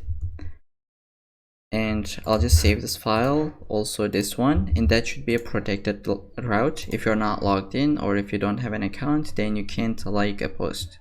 Alright, just save this file, and then here we'll have our try catch, handle the error, status of 500 with the error.message, and then I'll get the post ID. So it's going to be from request params, and I just want to rename this as post ID so that it's just easier to read. And then we'll get the user ID, which is from the request.user_ID, and const try to find the post. Oops, that should be equal, and I'll just scroll a little bit, and then await post.find by ID. That should be find by ID, and just pass the post ID. If there is no post, we'll send 404 with like post not found, and now we can check if user liked the post, right? And the way we're gonna do that is we're gonna take a look at that likes array of the post, and if it includes this user ID, then it means that user liked the post. And if user already liked the post, we're just gonna remove that from there. And in the else case, so like here we are unliking the post, so it should be like this. So unlike post, and then here I'll just have my comment as like post. And while doing unlike, we'll just use the pull method as we used while we were doing this unfollow function. So await post, we'll just say update 1, because we're only updating one post, which is going to take an object where the ID is equal to our post ID, and then another object will so I'll just auto complete this, and it says that inside the likes array, just remove that user ID, right? So just pull that user ID, which means just remove, and then res.status of 200 post unlike successfully. And then in this else case, we could just say post.likes.push, and we're just gonna push this user ID, and we should save this post to our database. I'll just accept it like this, and then I'll send our response, which says that post liked successfully. Now first let's just create a new post, because we have changed this field right? This likes is gonna be an array. So first I just want to delete this post. I copy the ID inside the here. I'll just paste it, and we need to log in as Jane Doe because that post was posted via Jane Doe, right? I'll just log in and delete this. So post deleted successfully. Now let's create another post. This is my first post, is coming from Jane Doe. Alright, now as we can see, likes is now an array. If we check it in our database as well, it's gonna be an empty array by default. So now let's try to like this post. I'll create another request. So it's gonna be API posts like, and then pass the post ID. It's gonna be a post method. If I send this, so it says post not found. Yes, because we deleted that, we should take this post. I copied the ID and I'll just paste it. Okay, now post liked successfully. Let's check in our database. Now likes is empty. If I refresh that, we should get the ID of Jane Doe. There we go. That's how we do it. And now if we just send this request again, which is gonna unlike the post, and if we check it, it's gonna remove that ID from the likes array, and now it's empty. Okay, this functionality is also done. Let's continue with replying to a post. Okay, now I am inside the post routes.js, and I'll just duplicate the last route that I had, and I will just say, instead of like, it's gonna be reply, and then we're gonna have the post ID so that we know which post that we are replying to. And then after this protect route middleware, we're gonna have reply to post function, which is gonna be coming from our post controller. So I'll just pass it here, and then I'll save this. It's gonna crash for a second, and let's just export this function. So const reply to post is gonna be async, and then oops, I'll just pass it into our export object. And now if we just save this, it's gonna work, and we're gonna have the try catch, and in the catch we'll just handle the error res.status of 500 with the error message. And then first things first, I just want to get the reply, which is gonna be the text, and it's gonna be coming from request.body. And now I want to get the post ID, and it's gonna be coming from request.params. I'll just say ID and request.params, and again I think I just want to rename this to post ID so that our code looks a little bit better. And instead of doing it like this, so this is kind of confusing maybe, so I'll just say post ID is coming from request params.id, and after that I'll just get the user ID from request.user object, and then we'll get the profile picture, so user profile pic. It's gonna be a request.user profile picture as well as the username. And if the reply doesn't exist, okay, if it is not provided, we'll just say text field is required with the 400 status code. And so if this is okay, if it's been provided, then we'll just check if this post exists. So we'll say await post.find by ID, pass the post ID, and if post does not exist, we'll just say 404 post not found. And in the else case, if we just passed all these if statements, we'll just create our reply object, which is gonna has the user ID, it's gonna have the text, user profile picture, and our username. So we'll just say post.replies. So inside the replies array, we're just gonna push the reply that we have just created, and then eventually we'll just save this post into our database, and we should send a response as well. So res status 200, and then reply added successfully. So instead of post, maybe, yeah, we'll just send to post so that we can see the reply array. So I'll just save this, and inside the postman, I think we should rename this. We forgot to do that, so let's just say like, and this should be delete post, right? And then let's say like post. So I'll just create another one, maybe we could just duplicate this one. All right, so this is going to be reply post, and then posts reply, and then we're gonna have the post ID. So let's see if this post exists, because off camera I just sometimes test some stuff. So here we have this post. I'll just grab this ID, and if you take a look at the replies, now it just doesn't has anything, so an empty array. So this is because like I'm doing some testing stuff like off camera, so I just deleted that, and now replies is empty. Okay, and that should be the default case. So now we will try to add that reply into this replies array. So inside the postman, I'll paste that post ID, and then go to body, row, and text is gonna be like JSON, and let's say it's gonna have the text field, that should be a string, and then hey, this is my reply, and I'll just send this. So unauthorized, we just need to log in. I'll just log in as John Doe, and let's try to reply to a post. I'll just send this, and reply added successfully. And if we just scroll, then we're gonna see that replies has this post, like we got the username of the user, and like user ID, user profile picture, as well as the text. So let's just take a look at the database as well. I'll just refresh it here, and then replies array will have that object. So let's just reply again so that you guys feel ready. I mean, like you guys feel absolutely this is working. So I'll just send this again.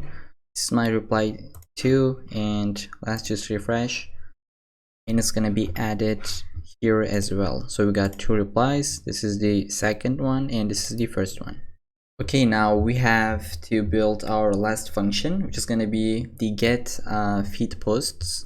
For this, I'll go to VS Code, and then post routes, I'll just put it above. Okay, so it's going to be, let's say, so slash feed, and then this should be protected route, because we don't want anyone that doesn't have an account to see some posts or like have the home page. Okay, and I'll just say get feed posts, and it's gonna be coming from this post controller. So I'll just paste it here, and then I'll just export that function.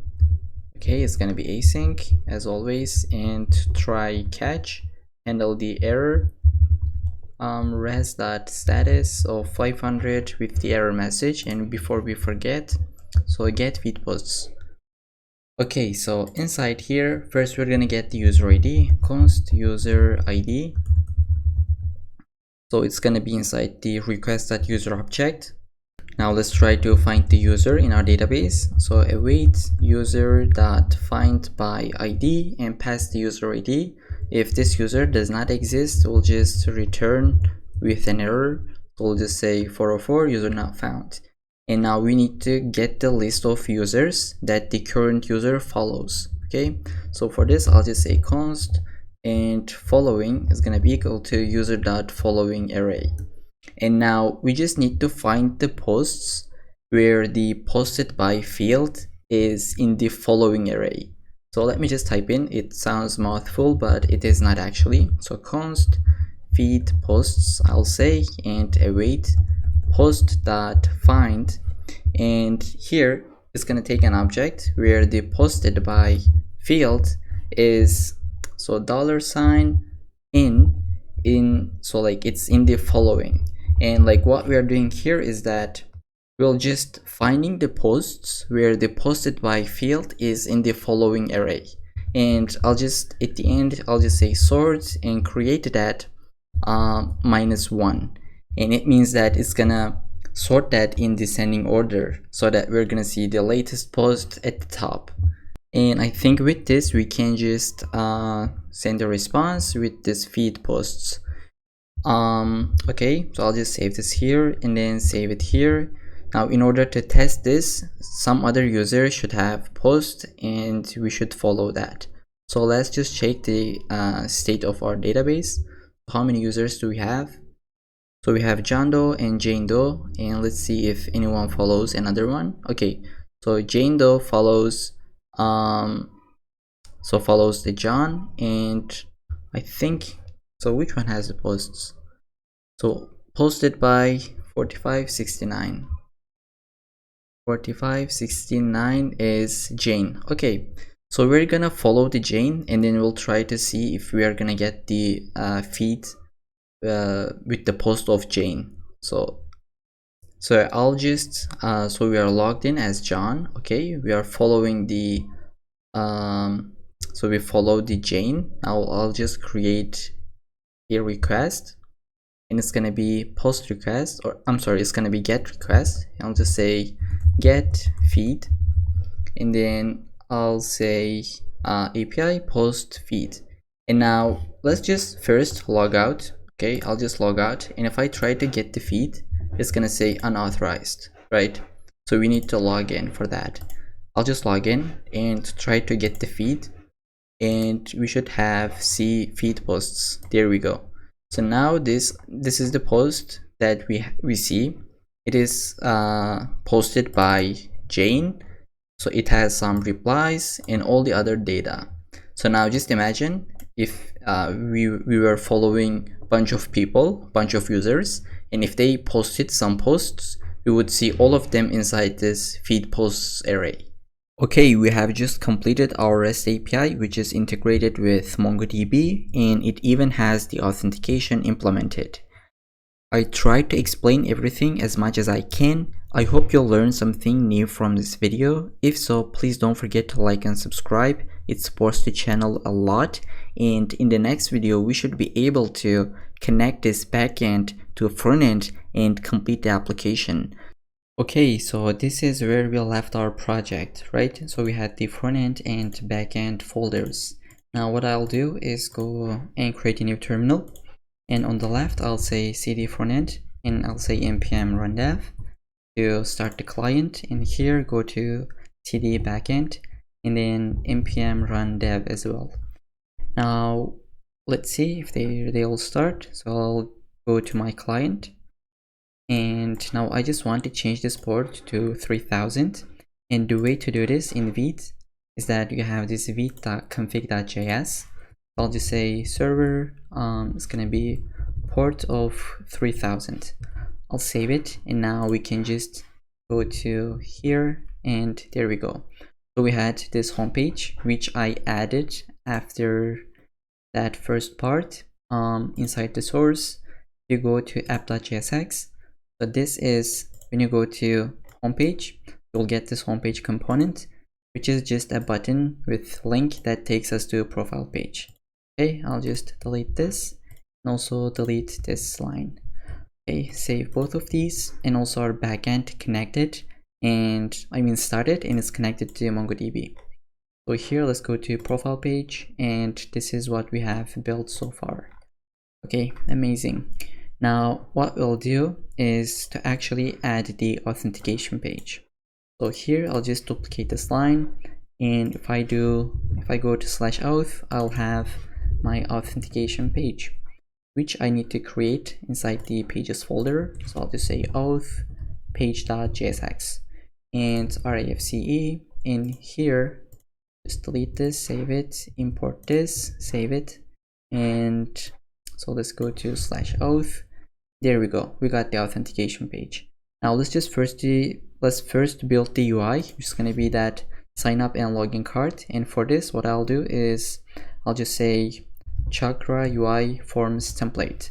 And so we could just really build this form ourselves, but it's going to take a lot of time, and there is nothing complex here. I'll just copy this code. As you can see, we got this. But now if I can just go, and I can't just copy this, okay? If I'm clicking and trying to drag and drop, it doesn't allow me. So I'll open up my console. In here I'll just say document. Okay, I'll just select document dot design mode, and I'll say on. Initially it's off, but so it's like this, and we're just changing it to on. And So you could just go and copy this from HTML, but this is an easier way to do it. So I'll just copy, and inside the VS Code authentication page. So here, what I'll do is create a sign up component. So I'll say sign up card .jsx, and I'll just paste it. So this is what we got, and here inside the authentication page, I'll just show that sign up card. I'll import it from components, and this could be a fragment. Alright, I'll save it, but this is not gonna work if I save it because we don't have these Chakra UI icons. So I'll open up a new terminal, cd to frontend, and you need to do this because this is the frontend that we're working. So npm install, and I'll just copy this and paste it. So press enter. Now it's gonna install it, and let's save it.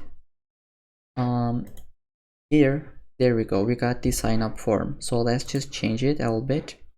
So here I'll just delete this text, min height, as well as the background color. What should we do else? So let's just save this, and what we're gonna see, okay, I'll change this background as well, which is gonna be should like this one, but instead I'll say this is gonna be gray.dark, right? Okay, and I want to change this button color as well, so I'll say sign up. Where is it? It's at the bottom. Okay, background, so we're gonna change it depending on the light mode and dark mode. So I'll say use color mode value, gonna be, let's say, gray 600 on the light mode, and on the dark mode it's gonna be gray 700, like this. And background on hover is gonna be use color mode on light mode is going to be 700 and 800 on the dark mode. So let's save, and this is our new color. Okay, in the light mode is like this. If you want to change some stuff, maybe with color, anything, just go ahead and do it. I'll not, so it looks good to me. And let's change this to full name, and it's going to be username. Okay, so I will go ahead and excuse me, so I'll just delete these IDs, we don't need them. Okay, ID password. Alright, now I'll say full name, and then it's gonna be username, and this is gonna be required as well. So I'll say is required, and once you do this, you'll get this asterisk. Okay, I'll save it, and there we go. Okay, now I will just copy all these, and I'll create login card as well. So login.jsx, I'll just paste it, and could say login card, and we'll change this heading to login. And here we're only gonna have two form controls, right? I can just delete this horizontal stack. We're just only gonna have the username to log in and the password. So it's gonna be text, and it's gonna be password. Okay, this is gonna be login, and instead of already have an account, we'll just say don't have an account, then just go ahead and sign up. And I really hate this ESLint warnings, so I'll just accept this a post. Okay, like this. Okay, inside the authentication page, I'll now show the login card. So let's see. Okay, it looks a little bit small. For that, I'll just make it a little bit large. I think that should be this box. I'll say width should be so we'll just make it kind of responsive. On smaller screens and above, it's going to be 400 pixels, and on the base is so I would say, so base is actually smaller than this small breakpoint. Okay, so we'll just say full and put a comma. Okay, smaller screens and above, this box is gonna be 400 pixels, and below that, small screens is gonna be containing that full width. All right, now this looks better. So yeah, now we want to change. When we click to this, we want to see sign up form, and in the sign up form, when we click to that login link, we want to see this login form.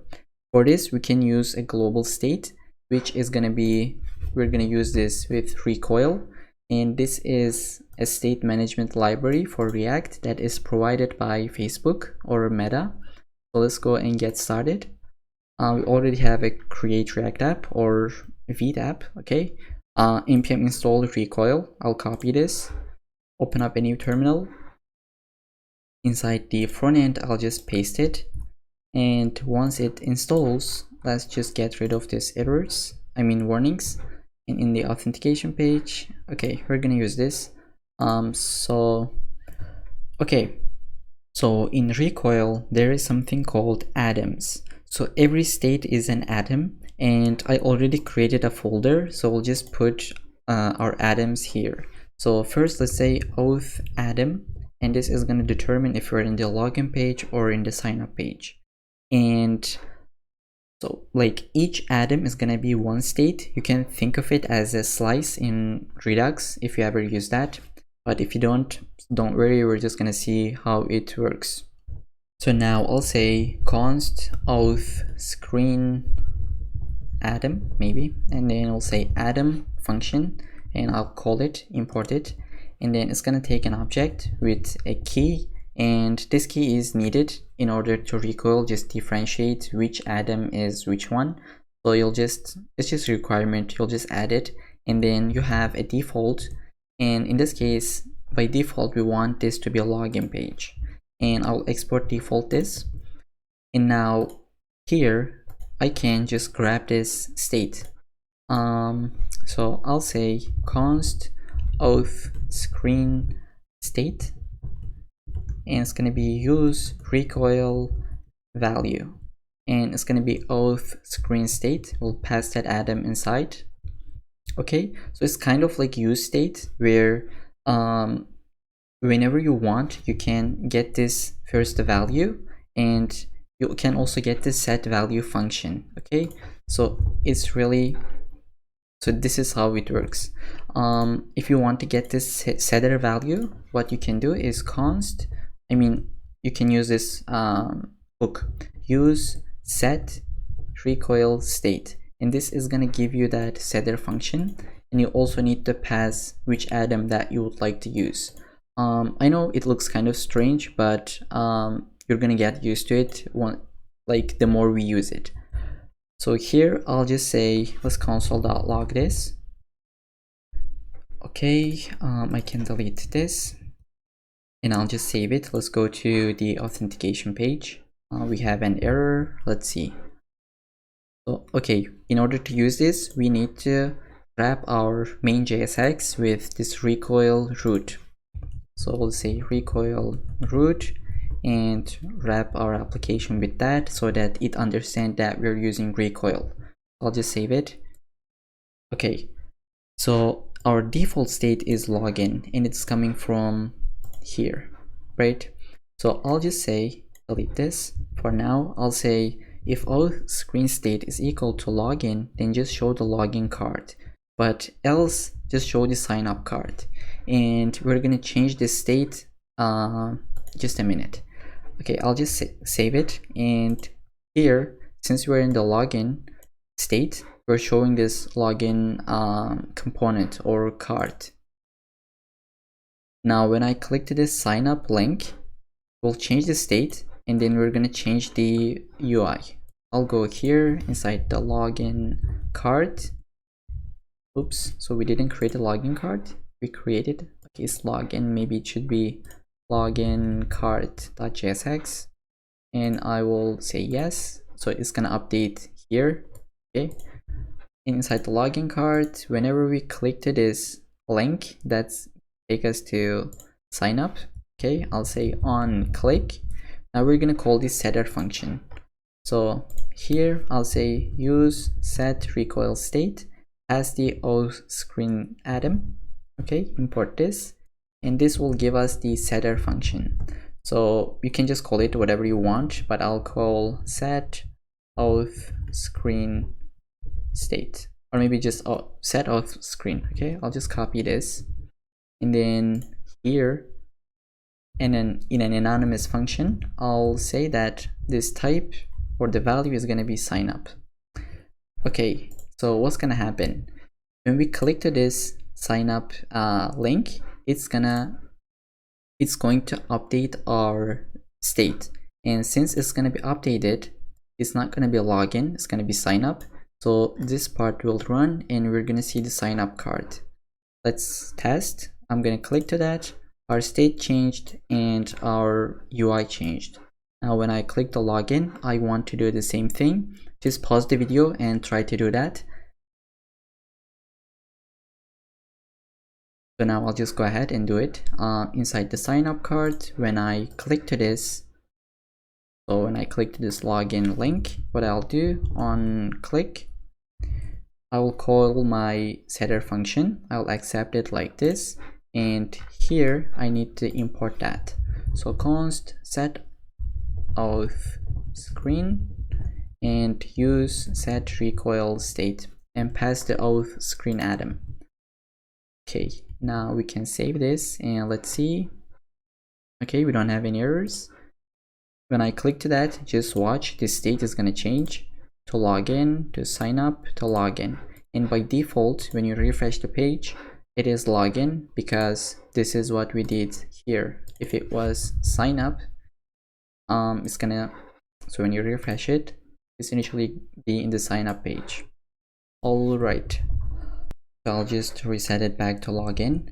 And I think now we can just go ahead and mess around with this sign up functionality.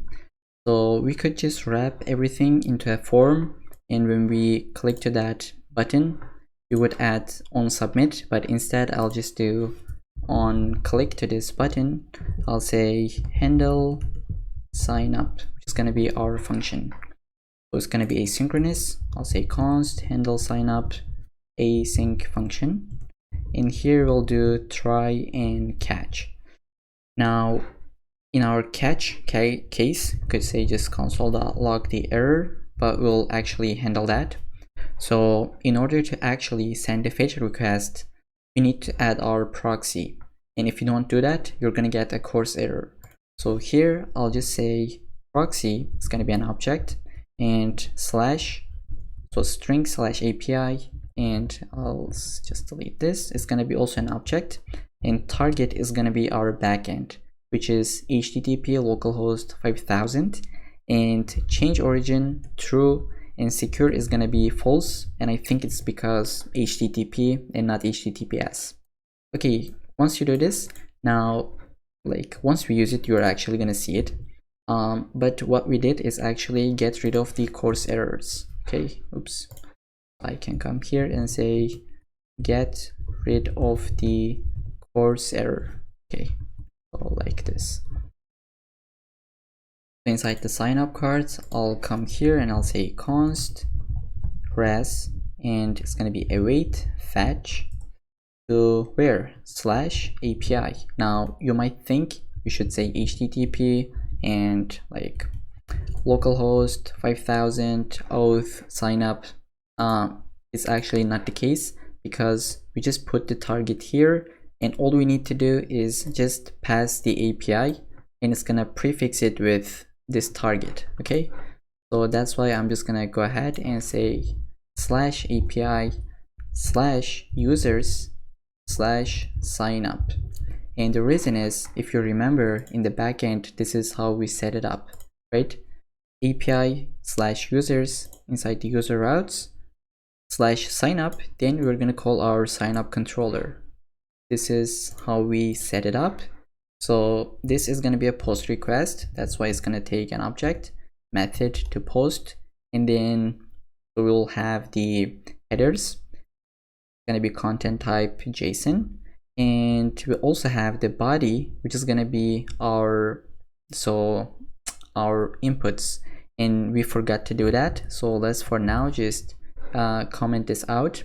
In here we're just gonna have const inputs. Okay, actually is going to be use state. So inputs and set inputs, and I'll say use state.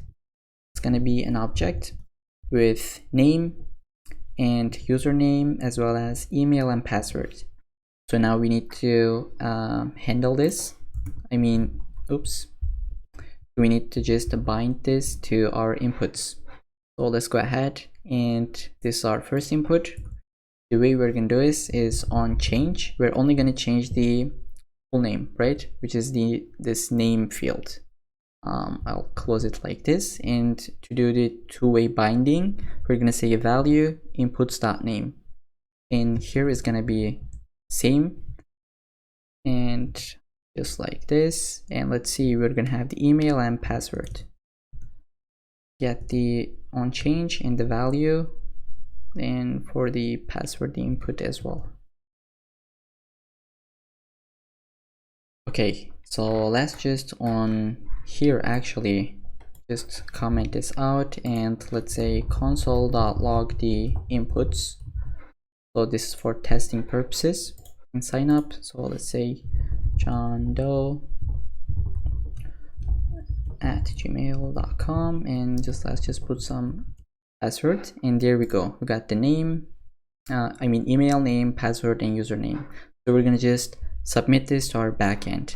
In here, I'll just say JSON.stringify our inputs, which is our object, and then what we're gonna get, const data res.json, and let's just console log our data. Okay, so let's go ahead and we put all the data. So let's say John Doe. Oh, we already have a John Doe user in our database. So I know that because we did this in the first part. This should give us an error. So let's try. I'll just sign up, and so promise pending API users sign up. Promise is pending because we didn't await this, right? Await res.json. So let's sign up again. I'll clear the console. So user already exists. Now if we have an error, I just want to check it by doing this, if data.error. But now what we have inside the data, oops, I'm sorry, so it should be like this. So I just want to do this if check, but in the data, when we have an error, we're getting this message field, which I don't really want this. I wish I, in the backend part, did this as error, but I didn't. So let's just fix that. I'll go to my user controller. So let's see. And for each error, instead of sending a message field, let's just change it to error. So I'll say error and copy this. So in the catch block, and wherever we are returning an error, we'll just change it to error. Okay. So here this is an error, and in the catch, so let's see, so this is also an error, this is an error, and so this one,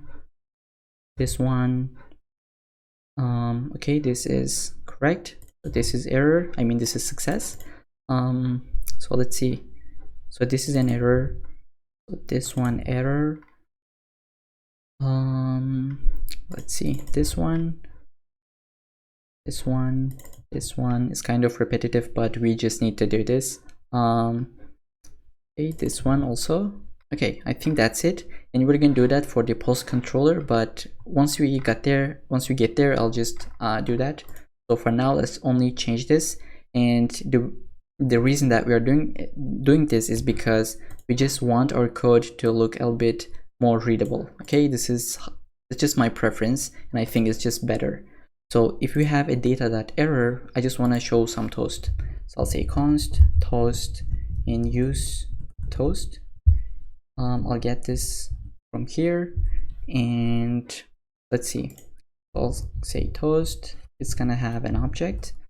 Title is gonna be maybe only error, we can say, and description data.error. So whatever we are returning from the backend, and status. Duration could be 3 seconds, and then closable true. So instead of in console, we're just gonna get that Okay, so it's like it says you need to pass fill all the fields. Okay, so we'll say so I'll just go ahead and do this. So it's like I'm just going in random so that we don't lose any time, we don't waste any time. Okay, so we got that alert. But if you are in the success, and this should be returned at the end because we just don't want to execute the rest. All right, if we have a user, right, that is signed up, what we want to do, okay, what is this? Unnecessary semicolon. Okay, that's right. So here, if we have a user, we'll just set this user to local storage. So local storage set item. So you could say maybe user info. In this case, I'll just go and say user threads and JSON.stringify the data, which is our user, right? And it's because here, so in this sign up function, sign up user, this one, if we are signed up successfully, we're gonna send this object and we're just gonna pass it or store it in the local storage. Okay, and I'll just save it. Now let's put some correct data. Okay, let's say test user. This should be test user test at test.com 1 2 3 4 5 6. Now if I just sign up and open up our application local storage, now here we just don't have anything other than our color mode. And if I just sign up, we're gonna get this user, and it is our object that we are getting from the backend. So once I sign up successfully, this should redirect me to the home page. Let's just handle that. And for this, I need another atom. So I'll say user atom.js. I'll say const user atom, and so it's gonna have the key, and the default value is gonna be so we're gonna get that from our local storage. So I'll say json.parse, and we'll get the user dash threads, and I think, yeah, that's it. So let's export this and import the atom function. Can close it. Okay, so initially, once we refresh our page or we visit our website for the first time, our default value for the user is going to be whatever we have in our local storage. So I'll just save it, and inside app.jsx, now I want to see if we have a user or not. So const user is going to be use recoil value and pass the user atom. Okay, now if I have a user, then I just want to see the home page in this route, and in the else case, I wanna navigate my user to the authentication page. So it's gonna be like this. Okay, if you have a user, go to home page, else go to navigate to authentication page. So same is gonna be for the authentication page. So if we don't have a user, so it is not logged in, just go to authentication page. But if you are logged in, then just navigate to homepage. I copy this, paste, and this should be homepage. All right, now I'll save it, and now we should be in the homepage because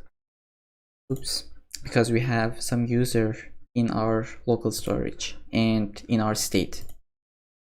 So I can show that to you by opening the console, and here I'll just say console.log the user, and if we just save this, so this is our user state, and we just try to go authentication page, it's gonna navigate us to home page, right?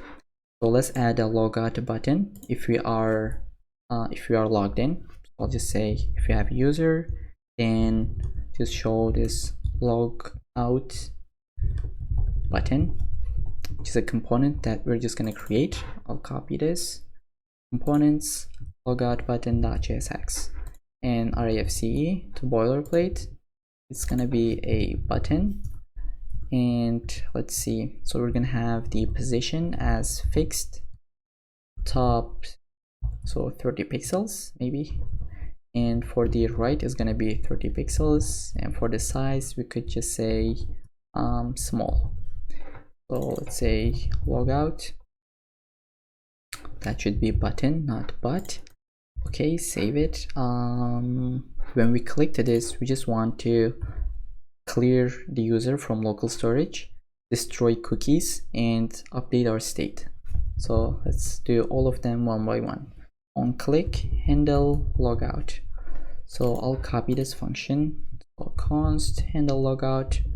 Okay, maybe that should be async, because we're gonna send a fetch request to our backend. So try catch, and for the catch, let's just say console.log the error, but we'll handle that in a minute. So inside the try, what we're gonna do, so local storage dot remove item user threads, and also what we'll do, we'll send the fetch request. Okay, we'll just do that in a minute. And also we want to update our state, so set it should be use set recoil state. All right, and pass the user atom.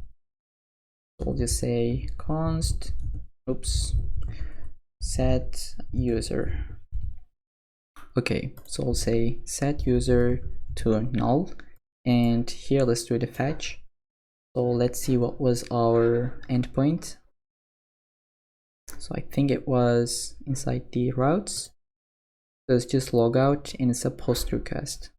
Okay, inside where it was logout button, we'll say const res fetch to API users logout. It's gonna be a post. So let's let the GitHub Copilot to autocomplete. Headers, content application JSON, I mean, and then we're not gonna send any JSON body, right? So we'll just say const data await, and let's just show that console log the data. And if we have any error, right, data dot error, we'll use a toast, and all this should happen. I mean, so we'll just cut this and paste it here. If you don't have any error, then we will remove item from local storage and set user. So if we have any data error, so I could just come here and say toast and then put that 5 lines, but instead of that, I just want to create a custom hook, okay, so that our application looks a little bit cleaner. I mean, our code looks a little bit cleaner. So I'll just create a hooks folder, and I think I'll just say use show toast.js. We'll say RAFCE. This is not going to return any JSX or any HTML, so it's going to return show toast function.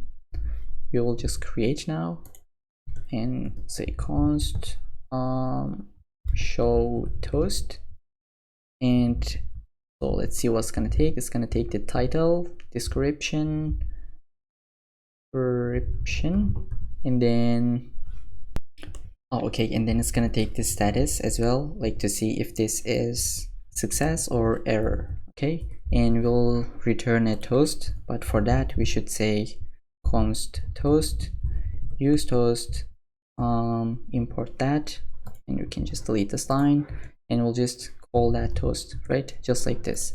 So whatever the title that we're getting, whatever the description we're getting, and whatever the status, duration could be 3 seconds. Yeah, and I think we can just use the shortcut. So delete this. It just means the same thing, but we'll just put comma. Okay, so what we did, why we're using this.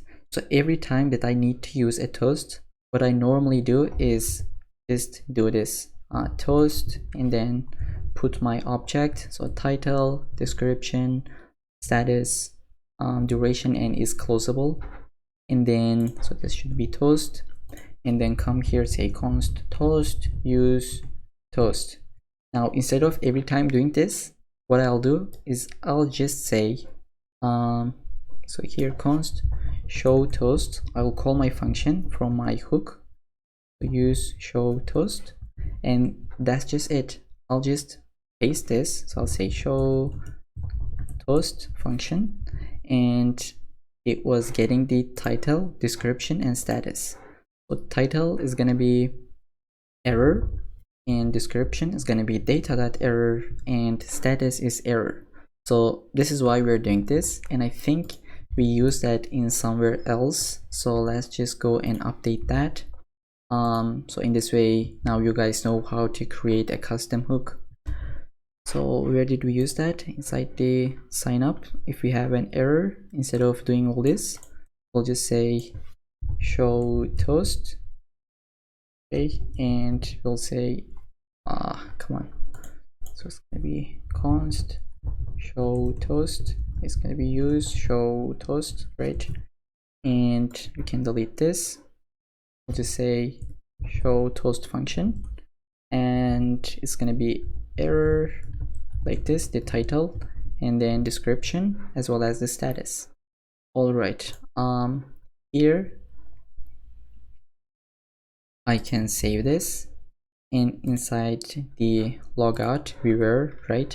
If there is any error, then we're going to show our error with a toast, and then we'll return out of this function. If there is not any errors, we will clear our local storage and clear our state. And inside the sign up card, did we miss anything? Okay, once we sign up, we also want to change our state, right? So we didn't did this. I mean, okay, so we'll get const set user, and we'll say use set recoil state, get user atom. Then here we'll say set user to this data, and data is the object that we're getting. Now I'll save this. Here, so inside main app.jsx, we import this logout button. Okay, so if we have a user, then we're just going to show the logout button, and since we are logged in, we're going to see that. And once we click to this, we're gonna clear cookies with doing that fetch request. We're gonna clear our local storage, and we're gonna clear our state. Now once I click to that, it should take me to the authentication page, because user is gonna be empty or null, and here we're in the home page, user is null, so this navigate will run. I hope, hopefully it makes sense. I'll just click to that, as that JSON is not a function. So let's see, it is coming from logout button. Okay, nice. That should be a wait. Save this, and let's do this again. As you can see, user is null, and now we're in the login page. If I try to go home page, it's gonna take me to the auth. Okay, that's great. Now let's do the login functionality. So I think I will go to the excuse me, to the login card, and then once we click to this login button, I'll say on click handle login, copy our function name, and then const handle login is going to be async function. We're going to have try and catch. And did we handle the catch in sign up card? So we didn't. So let's just copy this, and if we have any errors, then we're just going to show this show toast, right? And inside the logout button as well. And by the way, I am doing Control E to get this window, which is file searcher. So logout button, in the catch, we will just copy this line, paste it, and delete this data. Okay, that's great. So now inside the, let's go to login card. Here, what we'll do, const press await to fetch API users login, and we need to send our inputs.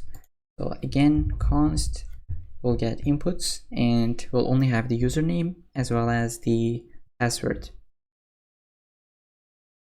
Okay, so let's just bind them to here. So value inputs.username, and on change we will only change the username. For the password it's going to be same, like this. Okay, so let's first test this. Console.log the inputs once we click to that login button.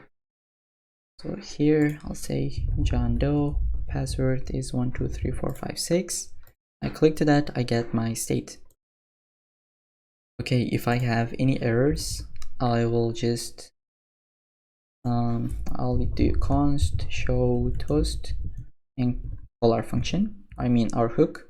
So I'll just say show toast error with the title, description, and status. In here we'll say it's gonna be a post request, right? Method is gonna be post headers, and then we'll have our body. It's gonna be JSON stringify our inputs. So let's say const data, and first let's say console.log the data, and let's just go ahead and test it. So John Doe 123456. I believe this is incorrect. Okay, invalid username or password. So if we have data.error, we're gonna show that alert. So I'll just come here and I'll say if data.error, then show toast and return out of this function. And now it's gonna show us a toast. That's great. Now if you go with the correct password, what I want to do is set the local storage, right, with this user. So we need to JSON stringify, and then we need to set our state, which was not set out screen, but it was const set user, and we can just say pass the user Adam into this set recall state. Okay, after this we'll say set user to the data, and let's console log the data to see what it is. It's actually our user, right? So let's go to user controller to see what it is, our login function, and we're just sending this object if we log in successfully, right? Okay, I'll save it, and since this is gonna update the user state, it's gonna navigate us to the home page, right?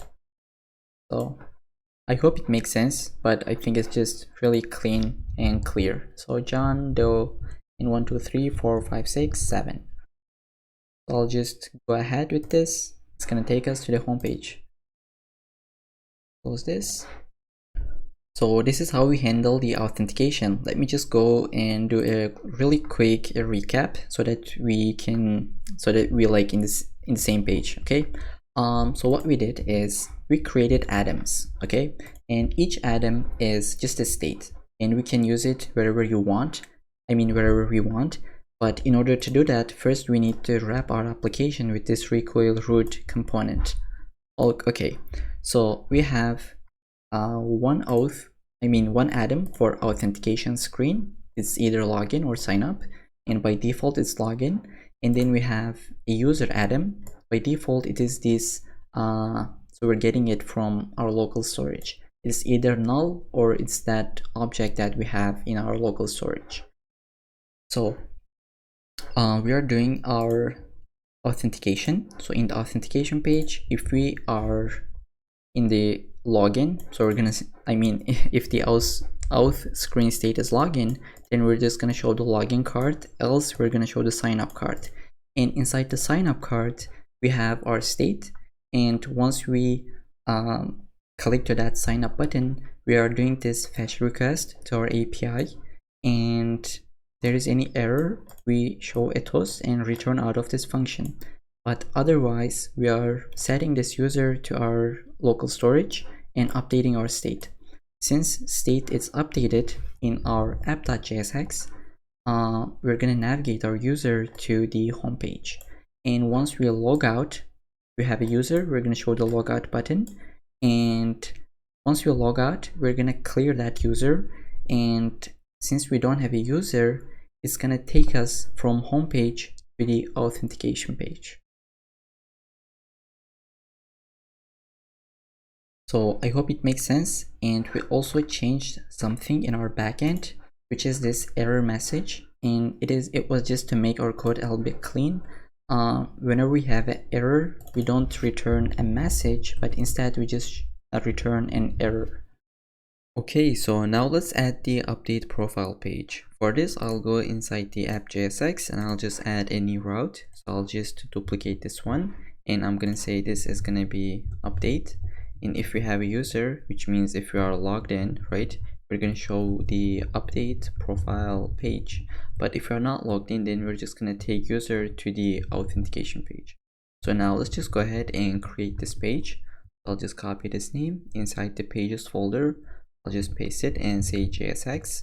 And now here we could just create our own update profile page, but what I'm going to do is to actually just create just get this Chakra UI forms template. Okay, for this, just head over to the Google, and we're just gonna click the first one, right? So it's gonna give us at the end, I think it should be, it's gonna give us this really cool kind of boilerplate, or actually just complete user profile edit card. So in order to copy this, so as I told you before, we cannot just drag and drop. This doesn't work. So I'll just inspect and go to console. What I'm going to do is so actually I had it here, so document.design mode should be equal to on, and I'll press enter. Now I am able to just copy this content. Okay, and I'll just select all these, I'll just copy, and then inside VS Code I'll just paste it. In here I'll change the export name. It's gonna be update profile page, and we can delete this horizontal stack, and I'm gonna save it here and then import it up here. So now let's go to the authentication page, update page. It's gonna, so now we are logged out, and if I try to go to update page, it's gonna take me to the authentication page. As you can see, it just doesn't allow me because we are navigating it. So let's just go ahead and create a new account, because we're gonna work with we're gonna do some testing. So full name, let's say Bobido, and then so I'll just go ahead and put some data, gmail.com, and the password could be from 1 to 6, and let's sign up. Okay, we're in the home page, and one thing that I don't like, actually, let's just change this text with the icon. So I'll go inside the logout button, and instead of this text, I think I'll just get hi logout was it outline. So let's see if we have this in the React icons. Okay, so let's just save, and it didn't work. So let's see, probably the name is incorrect, so let me just check, and so let's just go ahead actually check together. So React icons, and here it's gonna be logout. Okay, so which one is it? So I actually can just grab this one. I copy this and I'll just paste it like this, and then import it. Okay, now that should work. So let's see, so we don't have React icon. Okay, we have, all right, so that's really good. So now I'll just say size should be 20, like this. Okay, perfect. Now when we click that, it's gonna just take out to log out. So let's go to update page. Okay, this is what we have. Now let's try to just update this a little bit. I'll just delete this min height. I'll remove the background color from here, and then this should be dark, right? If I just save this, okay, perfect. Now I just want to remove this badge and then this user icon text. So user icon, I'll just delete this, and that badge is this one, and this avatar could be, now just delete this part, and it's gonna be like self-closed. Okay, so maybe we could say like change avatar. All right, so that looks better. Now we're gonna have two more fields, which is gonna be full name and biography. So I'll just go ahead, and first I just want to delete this IDs.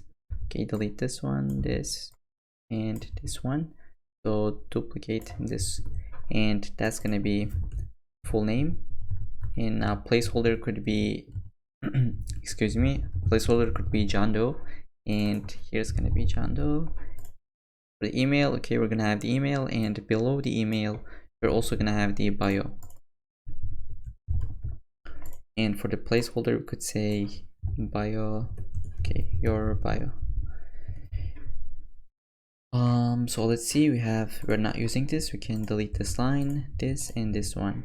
And now we want to actually, so let's just save. Okay, this is what we get, and we can delete this margin Y a little bit. I'm gonna remove it. Okay, perfect. And I want to actually give some margin Y to here so that we have some space to scroll. Okay, we have this bottom place. Let's change the color of this submit button. I'll go here, it's gonna be not blue but green, both on default case and on the hover. So okay, that looks better. So now what we should do, so let's just store the inputs in our state. Okay, I'll go ahead and say const, it's gonna be use state, so inputs, set inputs, and then oops, that should be input, use state, and it's gonna be an object as usual.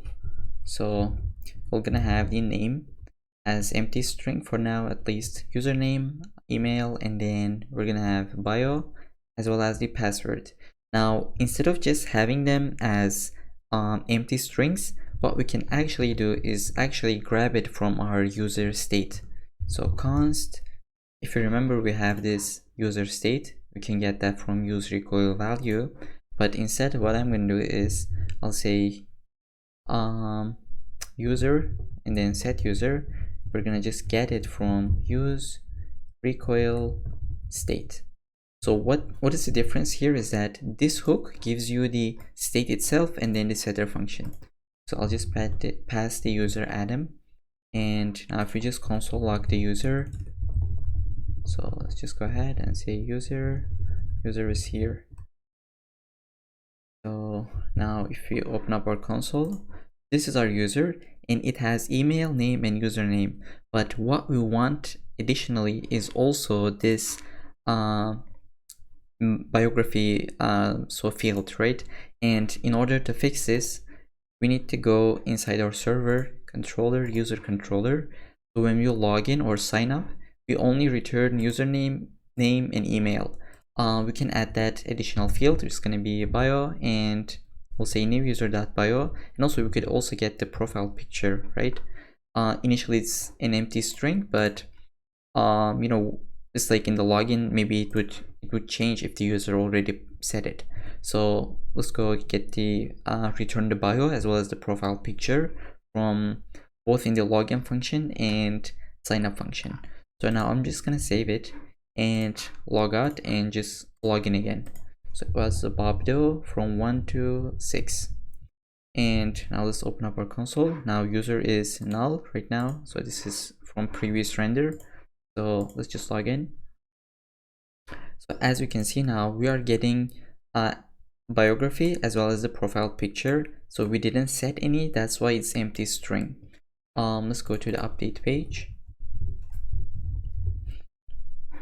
And now instead of having them like empty values, we're just gonna go here and we'll say user.name, and we'll just do all for this user.username, username, oops, it doesn't autocomplete, so user.email, and then user.bio.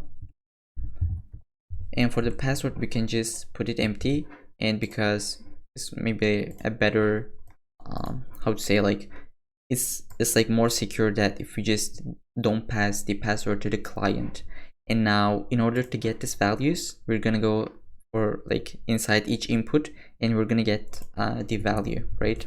So we're gonna say value, this is the username, so we're gonna say inputs and dot username.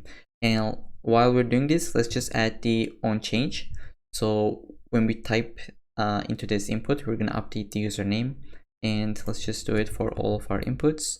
We're gonna get the value as email, and then we'll change the email when we type it. Okay, I'll just put all these, the bio and your password. Did we miss any? So for the full name as well. Okay, now if we just save this, and we're just gonna see that it's already filled with the data that we need. The bio is empty, that's why we're not seeing it. And for the profile picture, instead of this placeholder, let's just go ahead and let's say user.profile pic. It's gonna be like empty for now, and maybe we could give some box shadow, right? So box shadow, oops, MD. Okay, it doesn't look bad. We're gonna change the style in a little bit. Now when we click to this change avatar, what we would like to happen is to open up our file explorer, right? We would like to see that input. So for this, what we can do, so below this button we could just put so what we can put, we could just put an input, right? I cannot type today, obviously, so input, and it's gonna be the type of file. So if we just save this, what we're going to see is this really ugly file input, and when you click to that, it's gonna take you to your file explorer. And instead of showing it like this, I'm just gonna say should be hidden, and now we're not gonna see that in our user interface. But when we click to this change avatar button, we will actually open that input. So the way to do this is you need use ref. So I'll just say file ref, and then I'll create that file ref. So we can delete this console.log. So const file ref is going to be use ref, and initial value could be null. So let's import the use ref, and then here when we click to this button, so on click, we will call this input. So we're just going to click that input.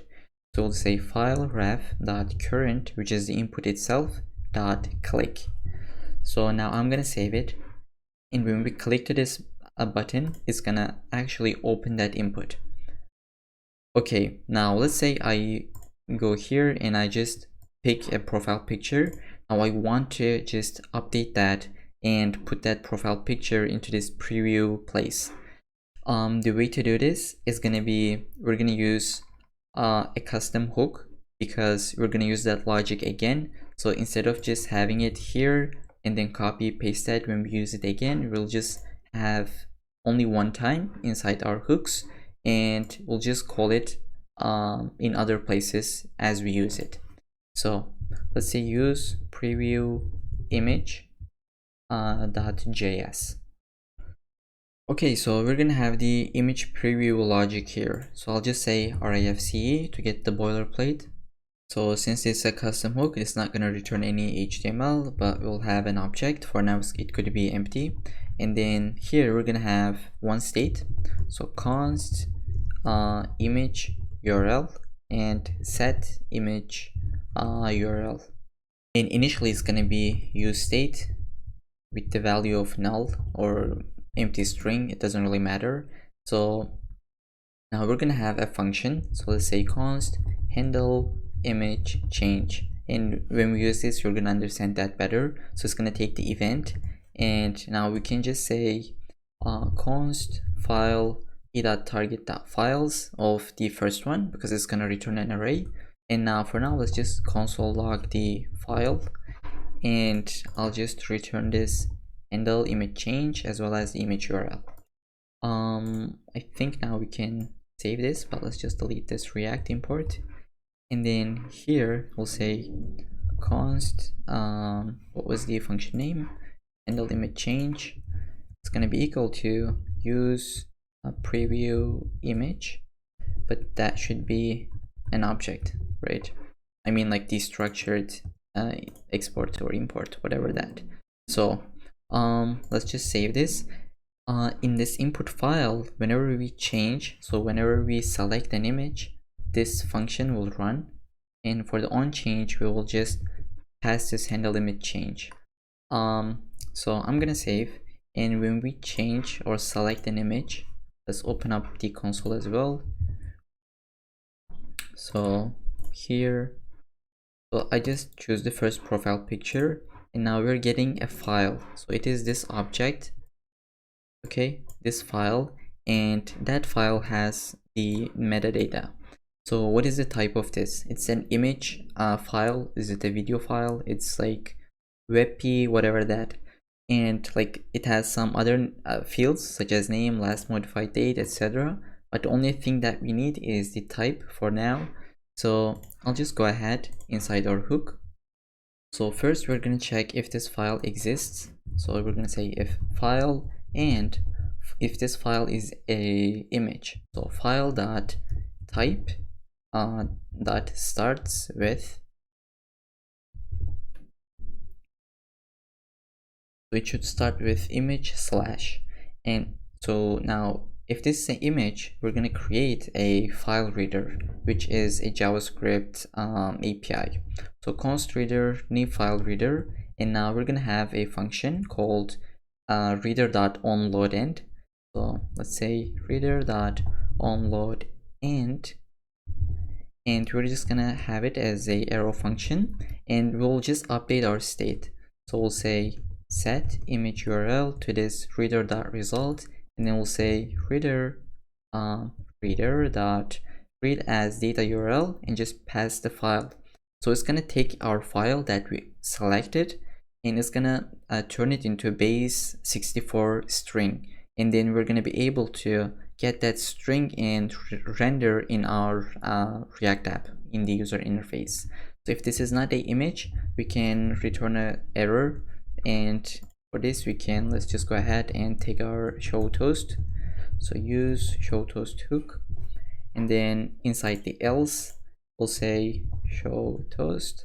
We'll put the title, and so it was the description, I guess.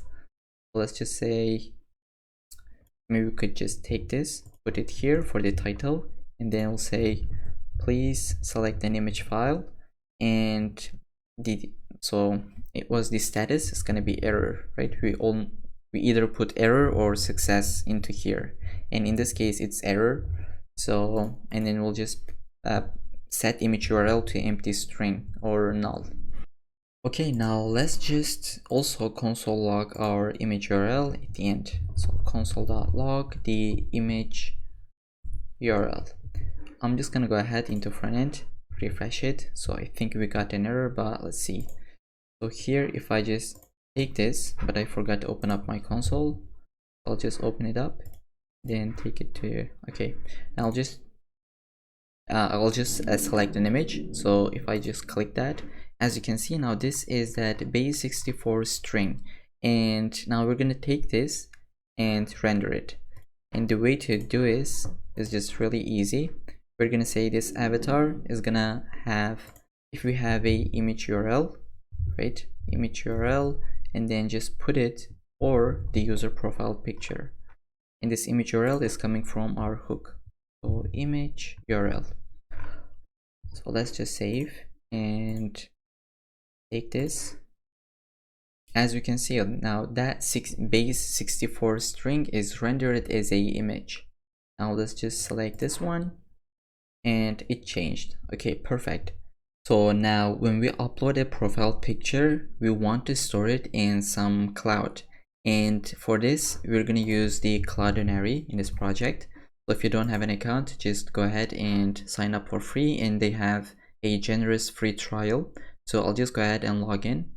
So now I logged in and I am in the dashboard. So we have the cloud name, API key, and API secret. These two are not really a secret, but you should be keeping this API secret as a secret actually. So let's just go ahead. We're going to be uploading the file in the backend. So inside the .env, we're going to have Cloudinary, cloud name, and we're going to have the API key as well as the API secret. So let's just copy all these, copy cloud name, paste it, and then API key. Oops, I'll just copy this and paste it. Also copy your API secret and then paste it. So I'm just not going to show you, so I'll just skip this part, but I'm going to paste it now here and delete this also. Okay, so now I have added my environment variables, and now I think we are ready to actually implement the backend for image upload. So I'll go inside the server, I think, yeah, and we'll open up a new terminal inside the backend. So we'll go see the backend, and we'll install npm install Cloudinary. And now while it installs, let's just redo our configuration. So we'll say import v2 as Cloudinary, and this is from documentation. If you want to learn more about it, just check their documentation. And before our middlewares, we're just going to say cloudinary.config, and it's going to take an object with the cloud name, just coming from our process env, and then API key as well as the API secret. Okay, so this now connects us to our Cloudinary account. We can save this file, and then inside the user routes, actually this update, maybe it would be better if this method should be put, because we are updating our profile, so I think it's just a good practice to have it as put method. And then inside update user, what we're going to do is also import the Cloudinary. So import v2 Cloudinary from Cloudinary, and then inside our update user function. So if the profile picture is provided from the front end, so we can check it like this. If we have the profile picture, we'll just upload it to Cloudinary. So we'll say const uploaded response, and it could be await. The way we're gonna upload it is gonna be cloudinary.uploader.upload, and we'll just put the profile picture. And if you want to add additional options, you can put them inside an object, which you can check from the documentation. But for now, that should be okay for us. And now once this uploads this profile picture to the Cloudinary, it's gonna return us an object, and it's gonna be this uploaded response, and it has one field called secure URL. So we're gonna say our profile picture is gonna be equal to that secure URL field. And now if we just have it like this, we're gonna have an error because this is a const and we're trying to reassign it. So the way to do is just make this a let, but what I prefer is only delete it from here. Profile picture, we're going to delete that from that line, and we'll say let profile picture from the request body. So we just change that from const to let. Okay, so let's just quickly reiterate. If we send a profile picture from the client, we are going to upload it to Cloudinary by using this method, and then it's going to return an object if it is successful, and it's going to have a secure URL field, and we're going to reassign it to this profile picture. And after this if check, we're gonna update the user.profilepicture field in our database. But now there is an issue with this code. So let's just imagine if you come here and you change your avatar, and then one day passed, and then you come here again, add another one, and then another one. So every time you add a new every time you change your avatar, you're going to be uploading that to Cloudinary. But what we actually want to do is change the old profile picture with the new one. So for this, after this if check, we're also going to have one more if. So we'll say if user.profilepicture. This user already have a profile picture, we'll just first destroy that profile picture from the Cloudinary. So we'll say await Cloudinary dot uploader, okay, dot destroy. And the way to destroy this, you should pass the profile picture ID, and since we have it as secure URL, so we'll say user.profilepicture.split by the so like slash, and then we're gonna do pop after this split, and after this pop we'll do split from the dot and take the first one. So it looks really gibberish, but once we use it from the client, I'll just show you what this really means. But now just understand the concept. If we are trying to upload a profile picture, and if this user already has a profile picture, then we need to just delete the old one and upload the new one. So that's it. So we're gonna just save this, and inside the update profile page, and now inside this update profile page, I'll just wrap everything inside the form, and so I'll cut it here and then paste it. So this is not gonna have any actions, but it's gonna has the on submit as usual. So on submit, and we're gonna say handle submit function. And so let's just say const handle submit. It's gonna be async event dot prevent default, and then we'll have try catch. Inside the catch, we'll show a toast, but first let's just import it. So const show toast from our hook, and then we'll just pass the title, description, as well as the status.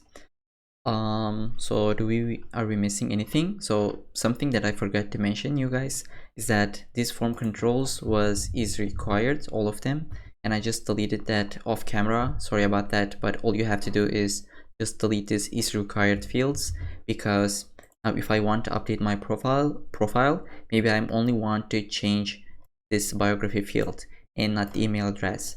So so none of them should be required. That's just it. So let's go here, and then let's just say console.log the inputs, and let's see if this is gonna work. I'll press the submit. It didn't work because the button is not type of submit. So I'll say type is gonna be submit. Let's try again. Okay, that works. And here, let's just go and do our fetch request. I'll say const res await fetch to the URL API users update, and then we should pass the, I think it was ID. So let's check. Okay, update and then ID.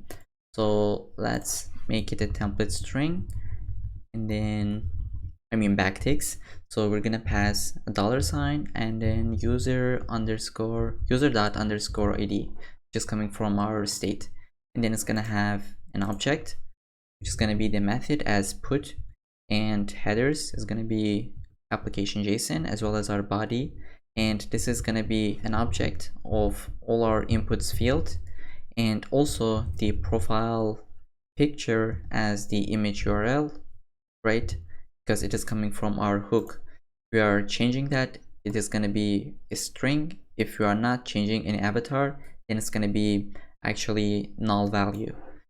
So from that, after this, we'll say const the data, and then let's just for now say console.log the data itself. So let's try.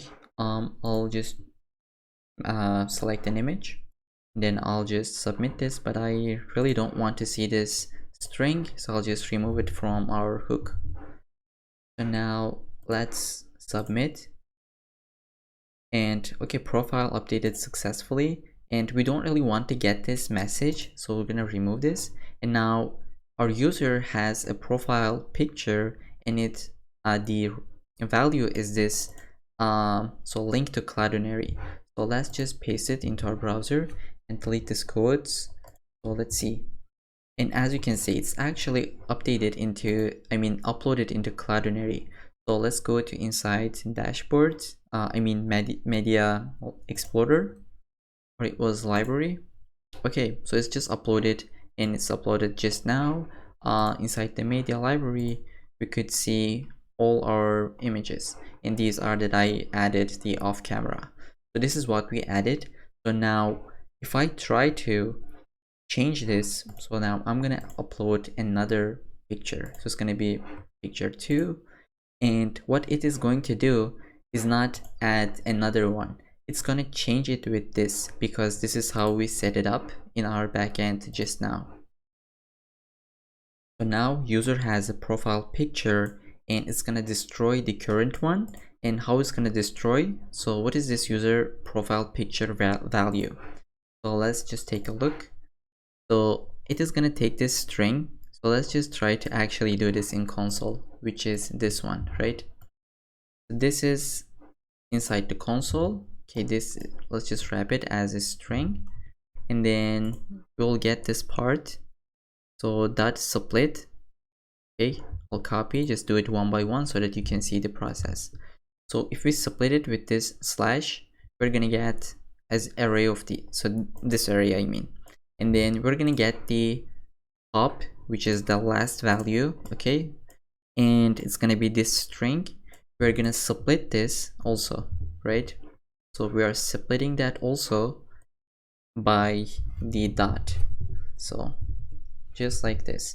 And now it's gonna give us another array, and we are taking the first one, which is the image ID. If we take a look at it here, in the media explorer, where it was, let's go back. So as you can see, this is the image ID, and this is what we are getting, right? So we are destroying it by doing this kind of small computation and then uploading the new image. So let's test it out, hopefully, and I'm gonna submit this new image and message profile updated successfully. Let's go to media library. So as you can see now, the profile picture is actually updated to this one, and the the old one is just deleted. Okay, so now finally change this text that is coming from the backend. This message is really unnecessary to have. We just did this in the first part so that we can see the message from the postman. So here, instead of the message, you can just only have the user object itself, and just like this. In here, now we would like to, so since we get the data, let's check if there is any error. So if data.error, then we're going to show a toast, and then we'll just return out of this function. But if everything is successfully completed, we could just say show toast success, and then data message, as well as the success status. And also we want to set this data, set user to this data, which is the object that we're getting, right? So now lastly, let's just update our local storage, and then I'll just walk you through with an example. And so user thread is going to be this data, which is our new updated user object. And here, instead of data.message, since we don't have it, we could say profile updated successfully. And now let's just save this and go ahead and try another example. I'll just say this is my new bio, and we can change the profile picture to this one. And now let's just submit. And okay, it's updated. We got the new data, which is our new object, and we have all the data here. And I just realized we're also sending the password, so let's just remove it from the backend. But before that, let's take a look at our local storage, and inside the user threads, now we got this new so kind of like the data that is returned. So this is my new bio test2. I'm gonna send this again, and just watch here, it's gonna update.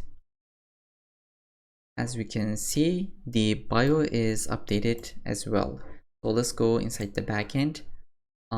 Here we'll just say update, or what we should say. So password should be null in response. Okay, we'll just say user.password is going to be null, and then we'll just return this user. So let's try another example, and let's say this is my bio test 3, and I'm just gonna go submit this. And let's just, okay, it's updated, and now the password is null. So now even if we just refresh this page, we're gonna still have all these data because we are storing it in our local storage. So this is gonna be it for this part, and let's just quickly reiterate what we did. So we created a route for the update page. If we are not authenticated, then we're gonna be in the authentication page. But if you are logged in, then we're gonna see this page where we can change our avatar or profile picture and any other data. We got all these data in our inputs, which is our state. Let's take a look. Here we are getting it from our user state, and then we created a hook for the previewing the image, and also we did added our Cloudinary environment variables as well as the configuration into our backend. And when we update, when we upload an image, into our profile picture, what's gonna happen is it's gonna remove the old picture and then it's gonna replace it with the new one. And then eventually we're gonna send this user to our front end, and then here we'll just setting the local storage with that new object, with the new updated user object, and we're also changing our state with this new user object. So this is gonna be it for this video, and I'll see you in the next part. Okay, now let's just implement follow and unfollow functionality. For this, I'll go inside the source, pages, and user page. So here we have a component called user header, and it's gonna be same for every user. It's because we just hard-coded this component. So let me just show you what I mean by this. So even if here we go to profile of John, we're gonna get the same user header, and if you go to the profile of Bob, we're gonna get the exact same data, and we want to change this and make it dynamic. So the way we're gonna do it is gonna be, we're gonna fetch the user here and then pass it inside user header component, and then here we're gonna get it via props, and then we'll just render it. So let's go ahead and implement this. So we said that we're gonna have a user, so let's just create our state. So it's gonna be use state, and initially it's gonna be null. So let's import the use state, and then here, since we're gonna fetch some data, we'll say use effect, and then so let's initialize it, and then so this use effect will run whenever the username changes. So we'll get this username from a hook called usePrems, and it's coming from React Router DOM. So I'll say const, and it's gonna be object. We're destructuring that, and we're just gonna say username. So this is username because here we said that it's gonna be username. If that was X, then here we will get it as X. Okay, so I'll just have a function const get user. It's gonna be async, and then here we'll have try and catch. In the catch case, for now let's just say console log the error, but in the try we'll actually try to fetch the user. So I'll say const res, it's going to be await fetch, and then backticks, so slash API slash users slash profile, and then the username. So this is going to be a get request, so we don't need to pass anything else. We'll get the data, and for now let's just console log the data. And before we forget, let's call this function. Okay, so we created the function, and now we need to call it so that the code will be executed. So I'm gonna save this, and let's open up our console. So this is what we're getting from user page, and this is the profile of Bob. So let's go to profile of John, and we're gonna get the information of John. So perfect. Now we're gonna pass it into this user header. So I'll say user, it's gonna be user, and then if we have an error, so I'll just say if data.error, then we're just gonna show that. So I'll say show toast, but before we need to just import it. So const show toast function, it's gonna be use show toast, and then here we're just gonna say show toast. The title description is gonna be data.error, and then the status, and we'll just return out of this function if we have an error. But in the other case, we'll just set our user with this data, and in the catch case we're just gonna do the same thing. I'll copy this, and then here it's gonna be just the error itself. So now if we just save this, this is gonna work, but we have a warning that says this use effect missing a dependency, which is the show toast. If we just now put the show toast here like this, and if we just save this, we're gonna have an infinite loop. So we're gonna cause this infinite loop, and then our application will crash. And it is because inside this hook, this function is actually a function. So I mean, this variable is a function, and what that means is that a function is type of object, and on each render it's going to be stored in a different slot in memory. So in order to solve this, we're going to cache it. So we're going to say use callback and then wrap this function with the use callback. Then we're going to just pass the toast inside. So now we just solved that infinite loop problem, and we're going to save it here. Then now if you just save this, that should work perfectly, and now we're not going to get any so to say, let's just refresh, we're not going to get any errors. Okay, so what do we need to do now is going to be, so eventually we could say if there is not user, then just return null. So let's go ahead into the profile of someone that does not exist. Okay, we got this user not found toast, and we are seeing that twice. It is because inside the main JSX we have this React strict mode, and in the development mode it's gonna re-render every component twice. So if we just, now let's just comment this out, and we're only gonna see that toast once. So as you can see, it only shows once. So that's just a cool tip that you need to keep in mind. I'll just comment it out. I'll just say React, I'll just copy it. Oops, okay. React strict mode renders every component twice on development. Okay, on the production it's just gonna be normal, so it'll only render every component once. Okay, so now inside the user page,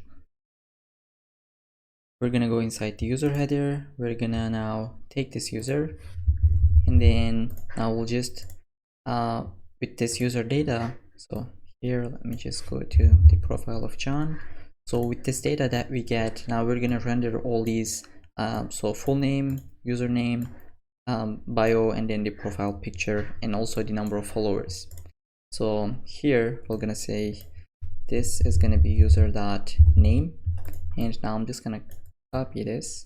Okay, here I'll just paste it. It's gonna be user.username, and then here we're gonna have it as user.bio, right? So user.bio, and then here we'll say user.followers.length because it's an array.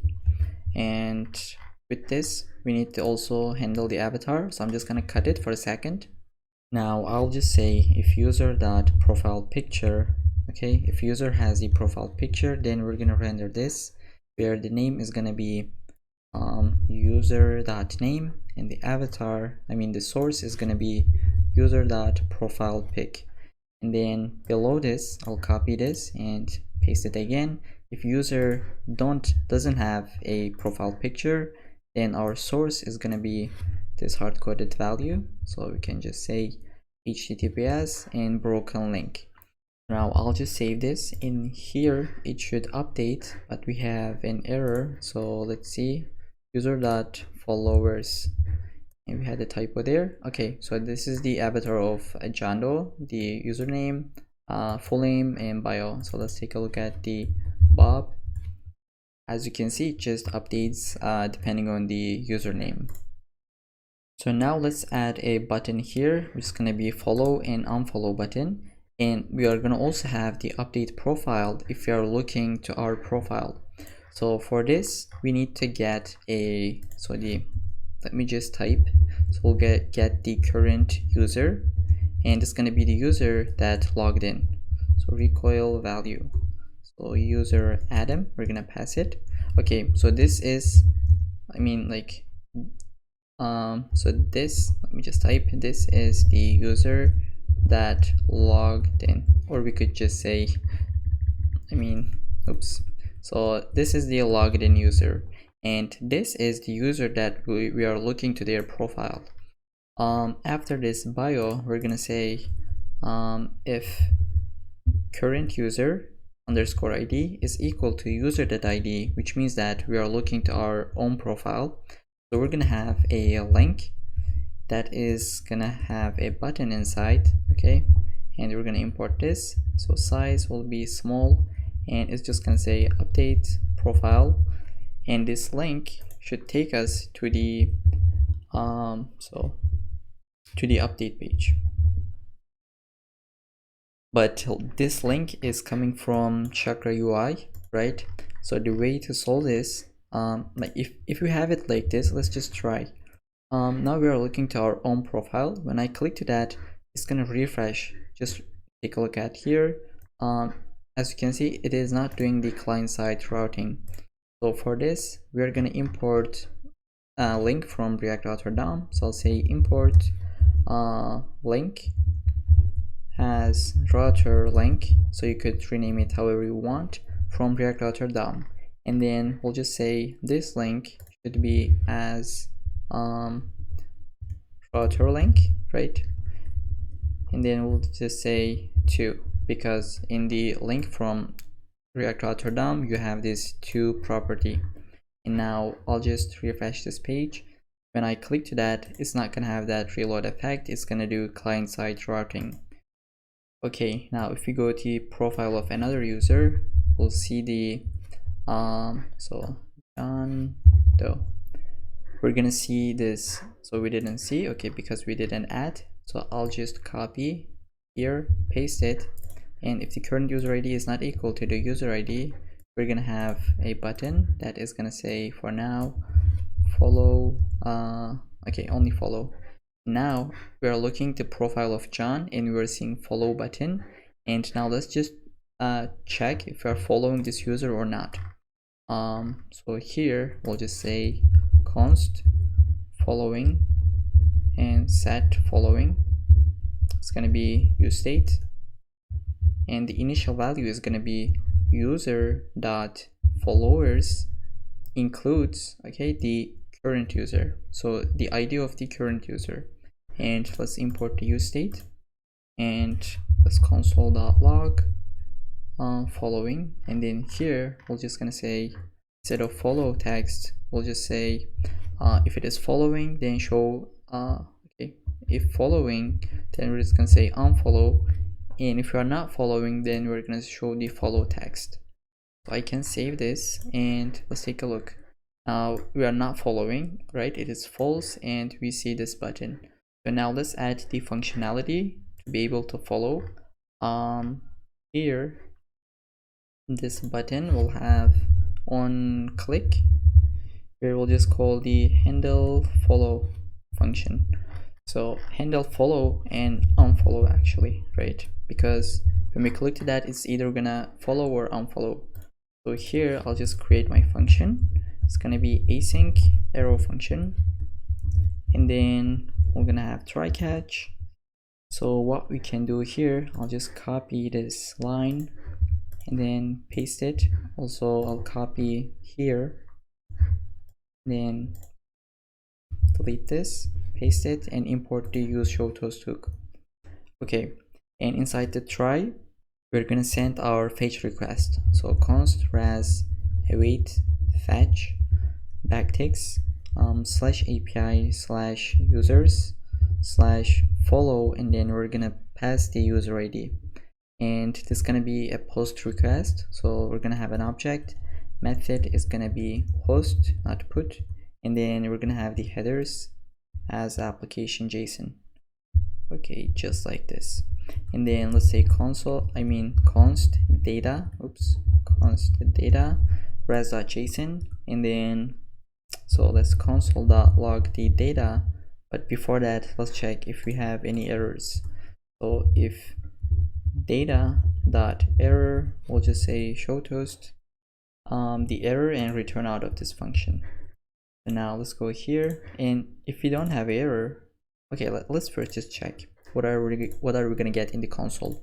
I'll just refresh this page, and now if I try to send this follow request, it's gonna say user followed successfully, and now I'm gonna click it again. Okay, it's gonna say user unfollowed successfully. So now let's first just if this is successful, we're gonna change this following state, and we're gonna negate it. If it is true, we're gonna make it false. If it is false, we're gonna make it true. So let's just save, and when I send this, now this button become unfollow, and now when I click it again, it's gonna be follow. But the problem is we also need to increment this count by 1, right? And when we unfollow, we should decrement it. So there is a really cool trick or a simple trick that we can do. So first we're gonna say if we are already following, which means that now we are gonna unfollow. So we'll just say use so what we can do, so let's just first show a toast. So we'll say success and we unfollow this user, and then also we'll say user dot followers dot pop. So we're just simulating here that we are unfollowing this user, and this is going to it's going to decrement it's going to decrement the followers length by 1. And then in the else case, which means that we're going to follow, and we're just going to say show the toast and then also push the ID of the current user. So let me just say this is to simulate adding to the followers. Okay, this will only update in the client side, and here we'll just say also simulate removing from followers. And now let's just save and you're gonna understand what I mean. So let's just refresh. Now we are not following this user. When I follow, this number should increment because we are pushing into this followers array. So I'll just send this. As we can see, now that we followed the Jando and followers incremented, and now we're gonna just decrement it. And I want to add one more state, which is gonna be updating. So now when I click to this, I don't know if you are sending the request or not. I just wait for a second. And it's same for unfollow. So here I'll just come and I'll say const. Oops, I cannot type const. So updating and set updating. And initially it's gonna be false. So when so here, and also let's just check for if there is not current user. So if you are not logged in, we're gonna show a toast and return out of this function. And then here we'll just say set updating to be true, and finally excuse me, so it means either we success or fail. We're gonna just say set updating to false, and then inside this button where we have it, so when we say follow, so here we'll just say is loading is gonna be this updating, so it's gonna be either true or false. Now I'm gonna save this, and now let's try. When I just click to that, you're gonna see that we're gonna have a spinner. So now it's disabled and you can't click at that moment. And when I click to that again, it's gonna have that loading state. And okay, perfect.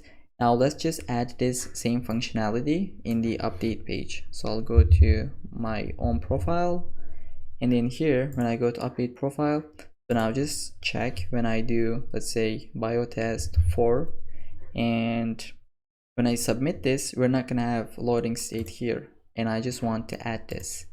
And also what we should do, if updating, okay, if we are updating and we are at that moment trying to click that button again, we'll just return out of this function.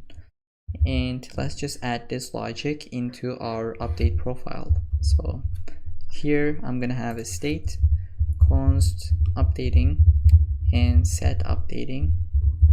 Initially it's gonna be false, and then when we handle submit, inside handle submit, we're gonna say if updating, we're gonna just return out of this function. And in the else case, so we're gonna set updating to true, and finally either we success or fail, we're gonna say set updating to be false. And then this button that says submit, so we're gonna say is loading, gonna be updating. So now let's try. I'll say biotest 5. When I click to this, it's gonna have that loading spinner. Okay, perfect. So we completed the follow and unfollow functionality in this part. I'll see you in the next one. Now let's add create post functionality. For this, I'll go inside the app.jsx, and we're gonna say if we have a user, so I'll just duplicate this. If you have a user, then you're gonna show this create post component. And now let's create this inside the components. I'll say create post.jsx, and then inside, now this is gonna be a button initially, so I'll just wrap it with React fragment first. Then I'll say a button from Chakra UI, and then this button is gonna have So first the text of post, and then it's gonna have some props. So let's say position fixed, and it's gonna be bottom, right? So bottom, not 10 pixels, but it's gonna be 10 units, and on the right also is gonna be 10, not pixels. I'll just delete this pixels. And then after that we're gonna have a left icon, so I'll just say left icon is gonna be add icon, that is coming from Chakra UI, Chakra icons. And then background is gonna be use color mode value, and then it's gonna be gray 300 to gray dark. Okay, so I'll just delete this line and save it, also import it here. And now let's check. So this is the button that we see from right bottom corner. Now when we click to that, we would like to see a model.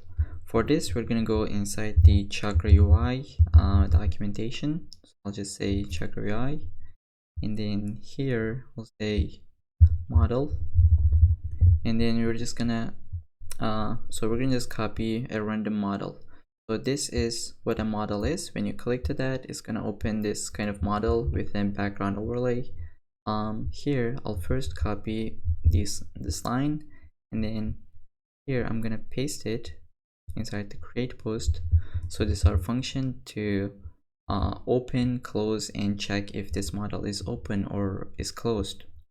So here I'll get this, all these actually, and I'm gonna paste it below this button. And now when we click to this button, we're gonna call this on open function. So on click, it should open our model. Import now this use disclosure. Let's import all these. So we're gonna get the model overlay, model content, header, close button, body, and then here we could just say some text for a second, and then we're gonna have the model footer, and we can delete this button. So now let's just create our model. So we're gonna have the overlay, and then we're gonna have the content with model title. It's gonna be create post, and then from the model body we're gonna have the padding bottom of 6, and now we're gonna have our model body. So it's gonna have a form control. So let's say form control from Chakra UI, and then inside this form control we're gonna have a text area, and so it's gonna have some props. We'll say placeholder. We could say post content goes here, and then on change we're gonna create a function. So let's say on change handle text change. So now I'll just create it here, const, so it's gonna be arrow function as always. And now for now we can just skip that, and we're gonna give it a value which is gonna be our state. So let's say value post text, and I'm gonna copy this, also create this use state. So const post text, set post text, and initially it could be an empty string. And then after this form after this text area, we're gonna have another text. So this is going to show how many characters we left. So I'll create a text that says, let's say 500/500 for now, and we're gonna add that logic. So I'm going to say font size is initially gonna be X small, and then let's open it up like this. It's gonna be font weight of bold. So let's import this so that we can get the autocomplete. And then after font weight we're gonna have text align to be right, and then we're gonna have the margin as 1, and then also we're gonna have the color as gray 800. So gray 800. Now let's save this for a second and take a look. So when I click to this post button, I'll see this model, and now this is the remaining characters. When we type something here, it's gonna just decrease. So after this, now we would like to have a image icon here so that we can upload images. So after this text, we're going to have a input, and we're gonna hide this. So it's gonna be self-close tag, oops, and we're gonna say type is gonna be file, and it's gonna be hidden. It's gonna have a ref, so let's say file ref, and then on change we're gonna say handle, so handle image change, and this is gonna be actually coming from our hook that we created previously. So handle image change, so let's take a look. It was inside the update profile, right? So we used this hook which allows us to preview an image when we select from our file explorer. I'm gonna copy this line, and then I'm gonna paste it here, and then let's import this use preview image hook. Okay, now this input, let's import this as well, and then we're gonna have a file ref, so const, or maybe we could just say image ref, right? And let's say use ref, initially it's gonna be null, and change this with image ref. So below this input we're gonna have image icon, so bs fill image fill, it should be okay, it's coming from React icons. And let's put some styles to it, so style, so margin left of 5 pixels, so 5 pixels, and then it's gonna be cursor to be pointer like this, and then it's gonna have the size as 16. Also on click we're gonna open that image ref, so we're gonna open this input, I mean. So we did this previously, that should be pretty straightforward. Now I can save this and let's take a look. So here we got this image. When we click to that, it's gonna open up our file explorer, and when we click, or when we select of them, when we select one of the images, it's gonna change that, so it's gonna select that image, but we need to actually show it.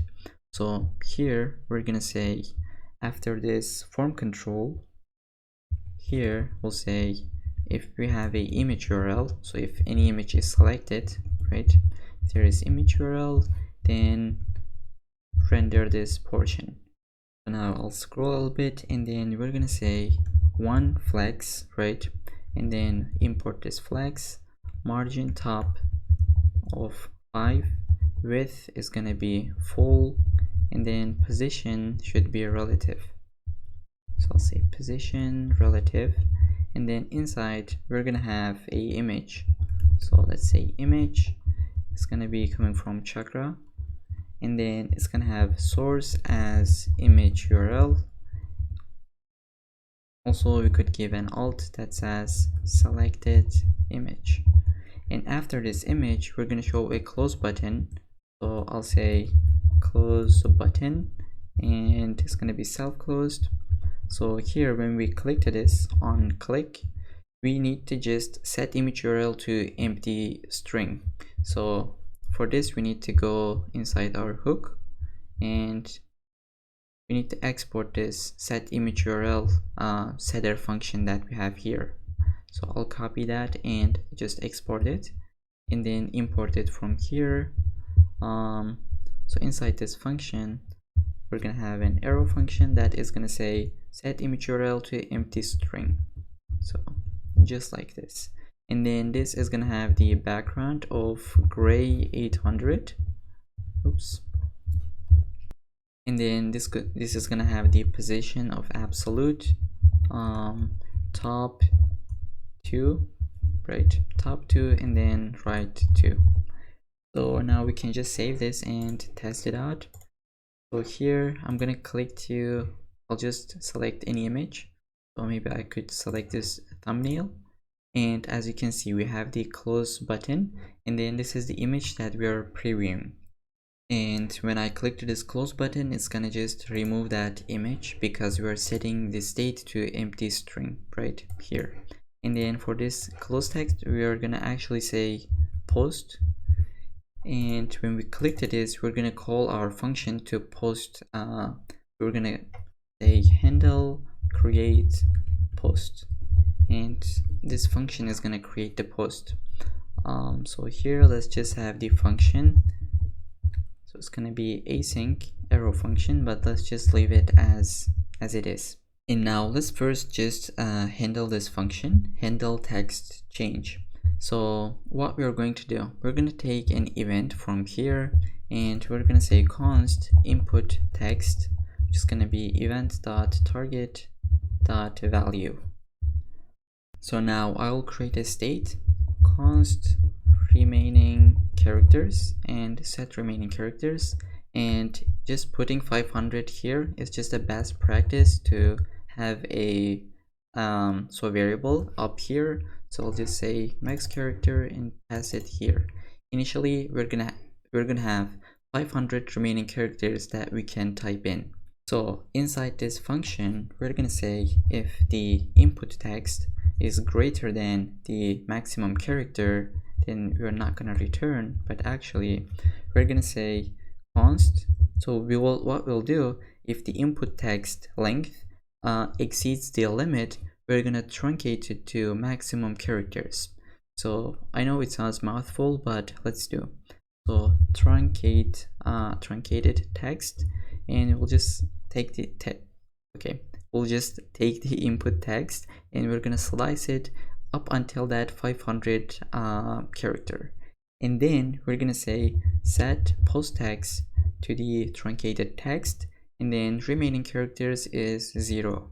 But in the else case, which means we have more remaining characters that we can type in, so we're just gonna say set post text to the input text, and also we're just gonna we're just gonna decrease from the maximum character at this input text length. Okay, I couldn't speak for a second, but let's just go ahead. Here I'll say this is gonna be the remaining character, and then it's gonna be like the 500, or we could actually put max character here, right? Just like this. Now let's see here, when I just type something in, as you can see it just decreases one by one. And now let's just copy this and just paste it a bunch of time. Oops, so it didn't work. I think we're missing something. So once we hit the 0, it shouldn't, so like once we hit the 0, it shouldn't let us to type anymore.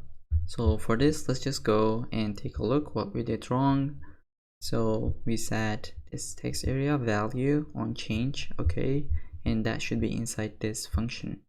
Okay, we forgot to say input.text.length, right?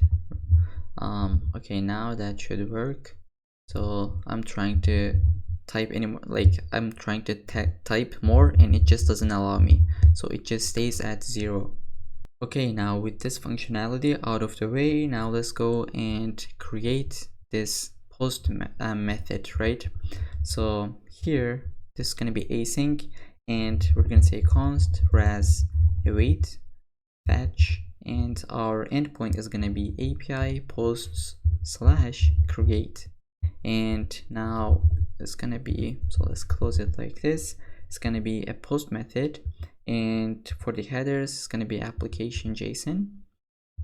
Okay, we're going to close this object, and then we're going to put some body, and body is going to be JSON.stringify. It's going to take an object. So if you remember that this object should have the fields of posted by, and it's going to be our current user ID, right? So I'll say const user, that is coming from use recoil value, and then we'll say user Adam. Okay, we'll import this. So we'll say posted by and pass the ID of our users. So user._ID, and it's gonna have the text, which is the post text, and it also had the field of image. So if you don't remember, let's take a look from our database, backend. So controller, post controller, and so create post. So we had the posted by, text, and image that is coming from request body. So here we'll say this image is going to be that image URL. So I'll say image URL. and this response will return as a data. So we'll say data await res.json. Now I want to check for some errors if there is any, so I would say data.error, then just show toast. But this will not work because inside the post controller we have these messages for the errors. So let's fix them. So we'll say error for each error, right? So now this is an error where we return 400. So we will change this here to here, here, and also in the catch. Now we're gonna just do this for all of our methods. So 400 is gonna be error inside the catch. So post not found, unauthorized, all of them is gonna be errors. So inside the catch, and here is gonna be error. Okay, this is successful. So inside the catch, here, also inside the catch, and we're gonna have one more error also in the catch. Okay, now we can safely just check if we have any errors or not. If we have, I'll say show toast, and which is gonna be coming from our hook. So I'll say const show toast. It's gonna be from use show toast, which is our hook that we created. So I'll just call it, and we're gonna have a title as well as the data.error description, also the status of error, and then we're just gonna return out of this function. But if we don't have any errors, we'll just show a toast that says post created successfully. So we could say success, and also we would like to close that model. So I'm gonna call this onClose function, just coming from this Chakra UI disclosure hook. And now there's a problem here, because if we are uploading an image, we're not handling that in the backend. So let's go here inside the create post function, and after all these if checks, we're gonna say if we have an image that user sends, we're gonna just call that Cloudinary function. So let's go inside user controller, how we did this. Okay, inside the update user function, we set cloudinary.uploader.upload and pass the image.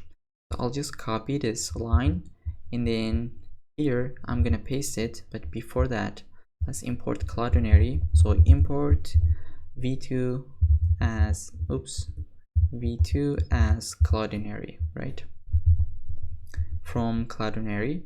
And now we could say uploaded response, and we're gonna pass this image, and eventually we're gonna say this image is gonna be uploaded response.secureURL.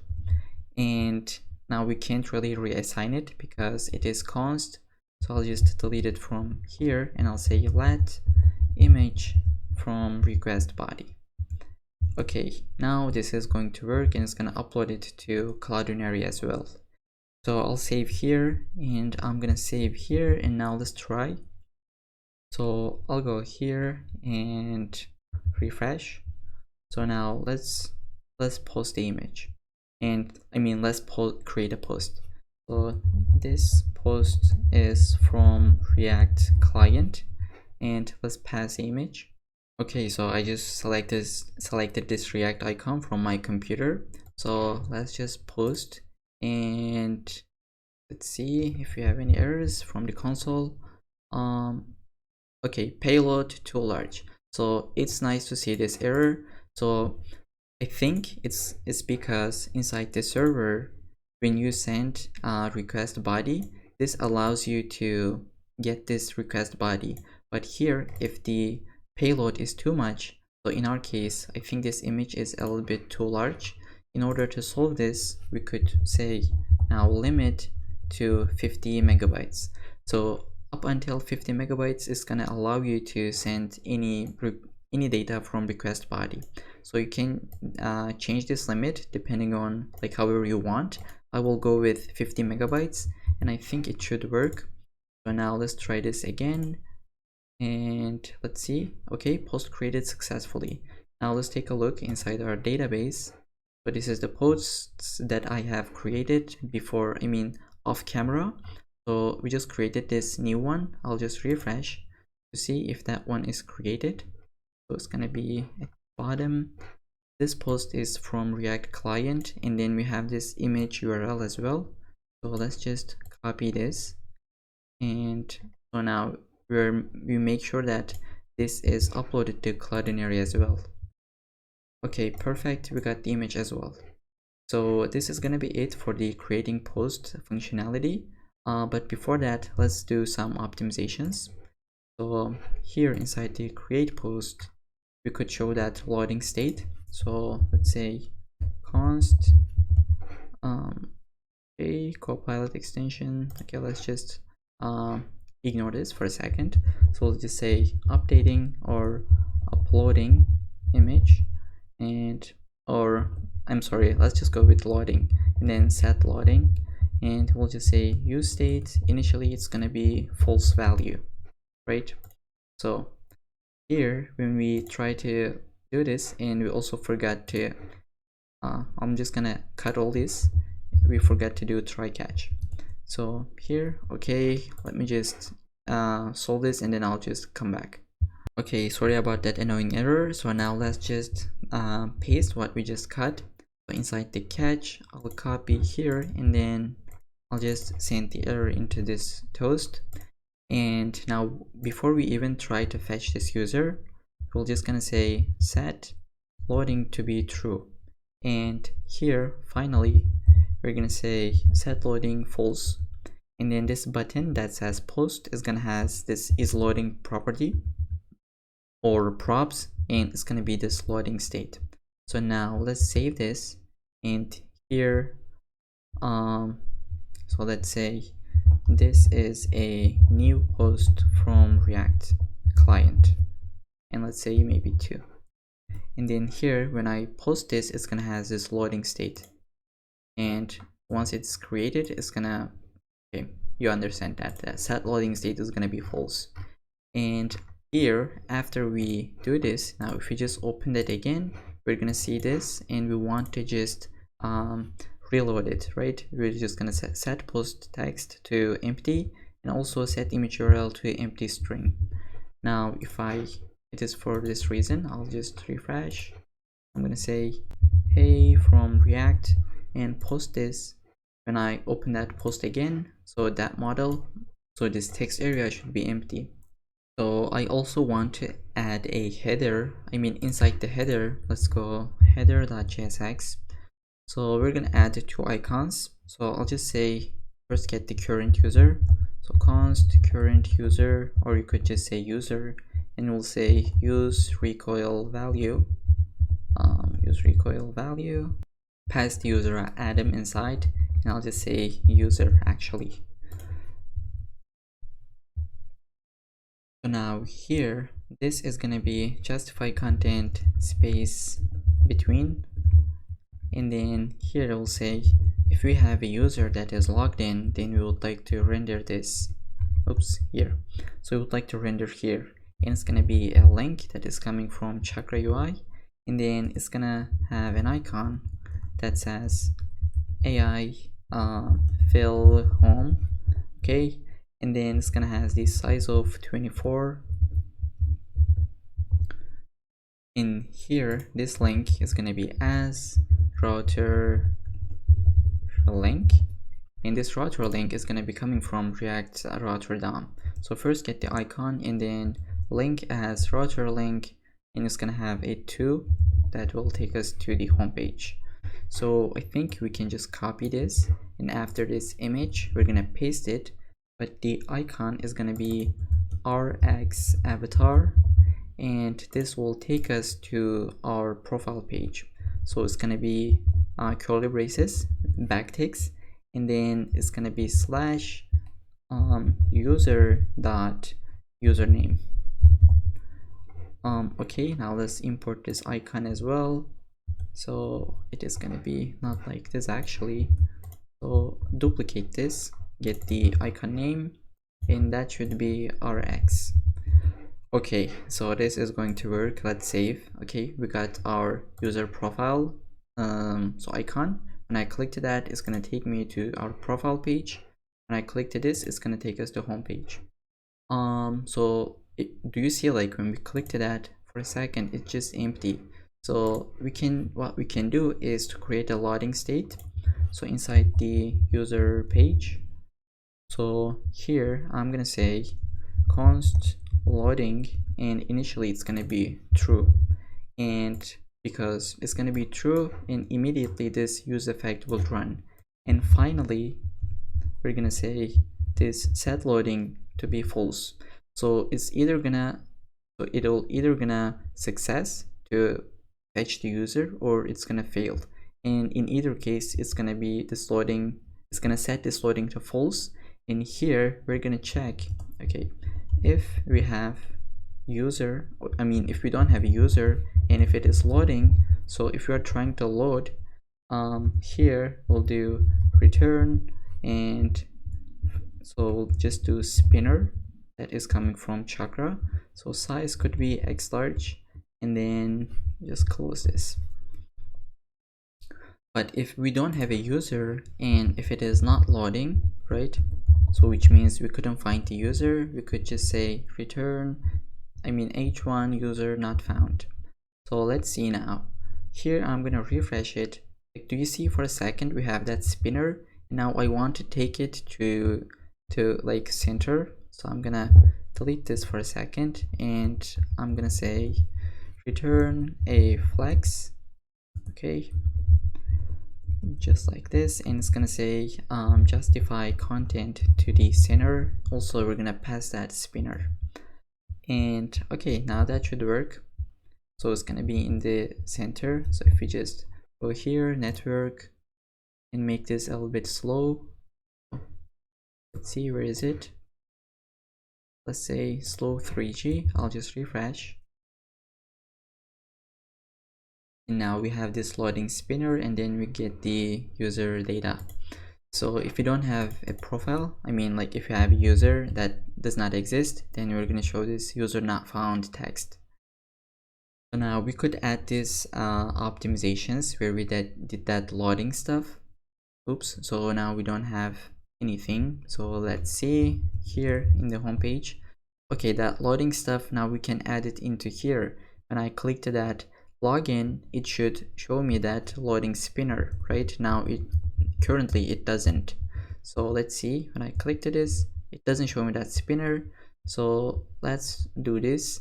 So now just pause the video and try to do that. And now I am going to do it. So it should be inside the login card. Do we have any loading state? No, we don't have. So const loading and set loading. Initially it's going to be false. When we try to log in, so we can delete this console log. So here we're going to say set loading to be true, and finally, oops, here, so finally it's going to be set loading to be false, and inside that login button was this one, right? Okay, this one. So we're going to say is loading to be that loading state. Now let's check again. I'll go with John Doe. Now this loading will have that spinner for a second. Okay, that's it. So this is gonna be it for this part, and I'll see you in the next one. So now let's fetch the posts for our homepage. So first let's log in. I'll log in with Bob, and here, okay, so when we log in, we had that submitting text which I want to change. So inside the login card, it's gonna be here, loading text, maybe should be logging in. Okay, so let's try that again. Here, so now I'll just log in, and that should be a logging in text. Okay, perfect. Now here, this is currently our homepage. In here, we would like to fetch all of our posts of the users that we follow. So we're only gonna fetch the post of the users that we follow, and here let's just do that. So use effect, we're gonna have this just like this, and then close it. So const get feed posts, I will say it's gonna be async function, and then inside we could have try catch,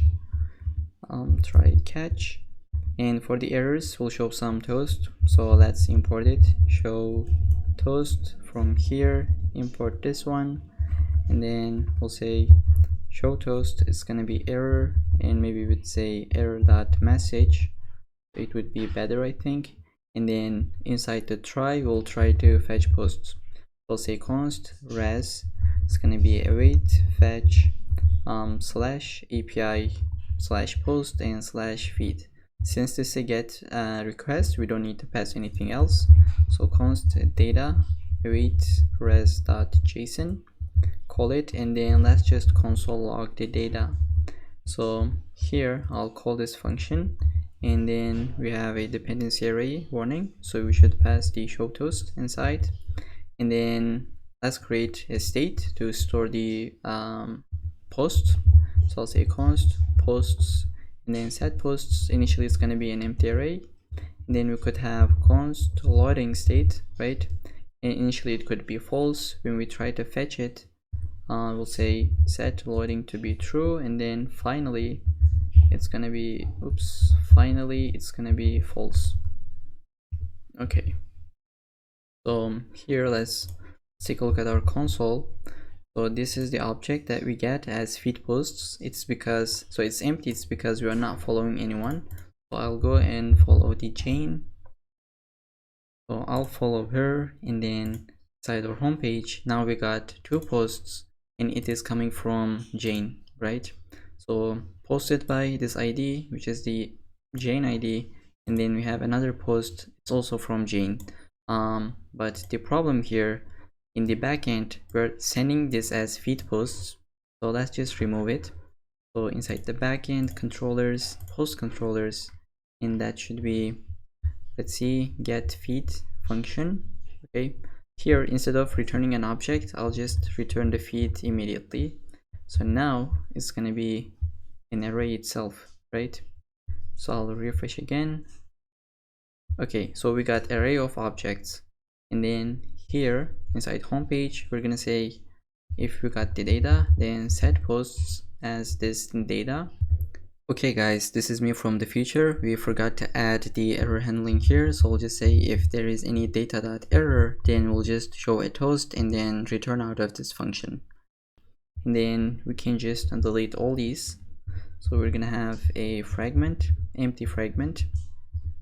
So now let's say if is loading, okay, if it is loading, and then we're gonna return this portion, which is gonna be inside the flex. We can delete these, it's only gonna be justify center, and then let's close it.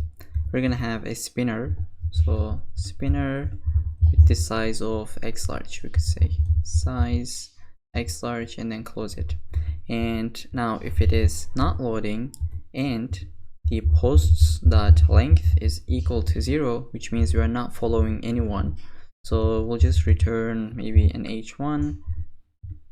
So here let's say h1 follow some users to see the feed. Okay, so if we just save this and let's take a look, here since we are following somebody, which was the Jane, we're not gonna see that. And let's just refresh. Now we're gonna see that spinner for a second, and so let's see, but we first see this flickering effect, so maybe that should be, let's cut it and put it here, and then we're not gonna have that. So I'll refresh it again. Okay, so we have a problem. So do you realize, just watch closely, when we refresh we're gonna see that follow some users, and then we are seeing that and then we see this spinner. So now how to solve this? I think for this we can just say this loading is initially gonna be true, and when we do it, it's not gonna show that flickering effect. Okay, so we just immediately saw that spinner, and now let's go and unfollow the Jane. Oops. So Jane, now I'll unfollow her, and then in the home page we're gonna see this text, follow some users to see the feed. So first it is loading, we see that spinner, and then loading is false, and then post.length is 0, which is empty array, and then we show this h1. But if we have a posts, then we're just gonna map it and show a component. So here I will close it like this. Yeah, so inside we're going to show a post component which we will create in a second. And so we could use this user post, but this is so let's just create another one and post.jsx. So like eventually we're gonna delete this component and we're only gonna use this, but now since we didn't build anything for the homepage, I don't want this application to crash when we visit our homepage, right? This is that static posts, so I'll just have this user post file, but we're gonna delete that eventually. So now I'll copy this user post completely, and then I'll paste it into this post.jsx, and I'll just change this user post as post. So here we're not going to accept any of these, but we're going to get the post and maybe posted by, or let's say user ID. So I'll close this, and then for the post let's just give a key. So post._id is going to be our key, and then we will pass, so let's import the post from components post, and then we will pass the post as it is. And then now this post is posted someone, right? So we'll just say user ID, or maybe we should say posted by, and then we'll say post.posted by. Okay, so I think we can save this, but we have warnings, so let's delete this link and button. I will just save this, and so now let's see. So I'm gonna say console, actually we don't need the console log, but we're gonna get this post, so I'll just save it here, and inside homepage let's follow Jane again. I will follow her, and in the homepage we're gonna see, okay, we got an error, post title is not defined. Yes, so now let's just handle this. So post title, where we have it, okay, here we're just gonna say post dot, it was text I believe, and we'll say post dot image, and we're gonna show this post dot image, and then we're gonna say post dot replies dot length, it is because an array. So we'll say post dot likes dot length, and I actually want to just console log this posts. Okay, we have it, so let's see. Okay, now each post has its properties, if you remember. So we have the text, posted by field, image, and likes array, replies array, and I added this post into our database so off camera, so that we can see some examples. Okay, so here if we just save this, that should work, I believe. Now let's take a look. Okay, these are the posts that we are fetching. So this post is from Jane, and this is also from Jane, but we would like to now, okay, so let me just show that. So in the post we only have data about user is the user ID, the posted by field. Now we want to fetch the profile of this user to get the profile page as well as the username. So inside the post component we're gonna have it here. So we're gonna fetch the user, okay, fetch user, and I'm just gonna delete this comment because we don't need it. So as usual we're gonna have a use effect, and it's gonna be initialized like this, and then it's gonna get the user ID, right? Whenever this user ID changes, it's gonna run, and then we're gonna say const get user async function. It's going to be, and then at the bottom we're just gonna call this function, and inside we'll have try catch, and in the error we'll say, I'll just copy it here, which was this hook, paste it here, and then we'll say show toast, gonna be this error message.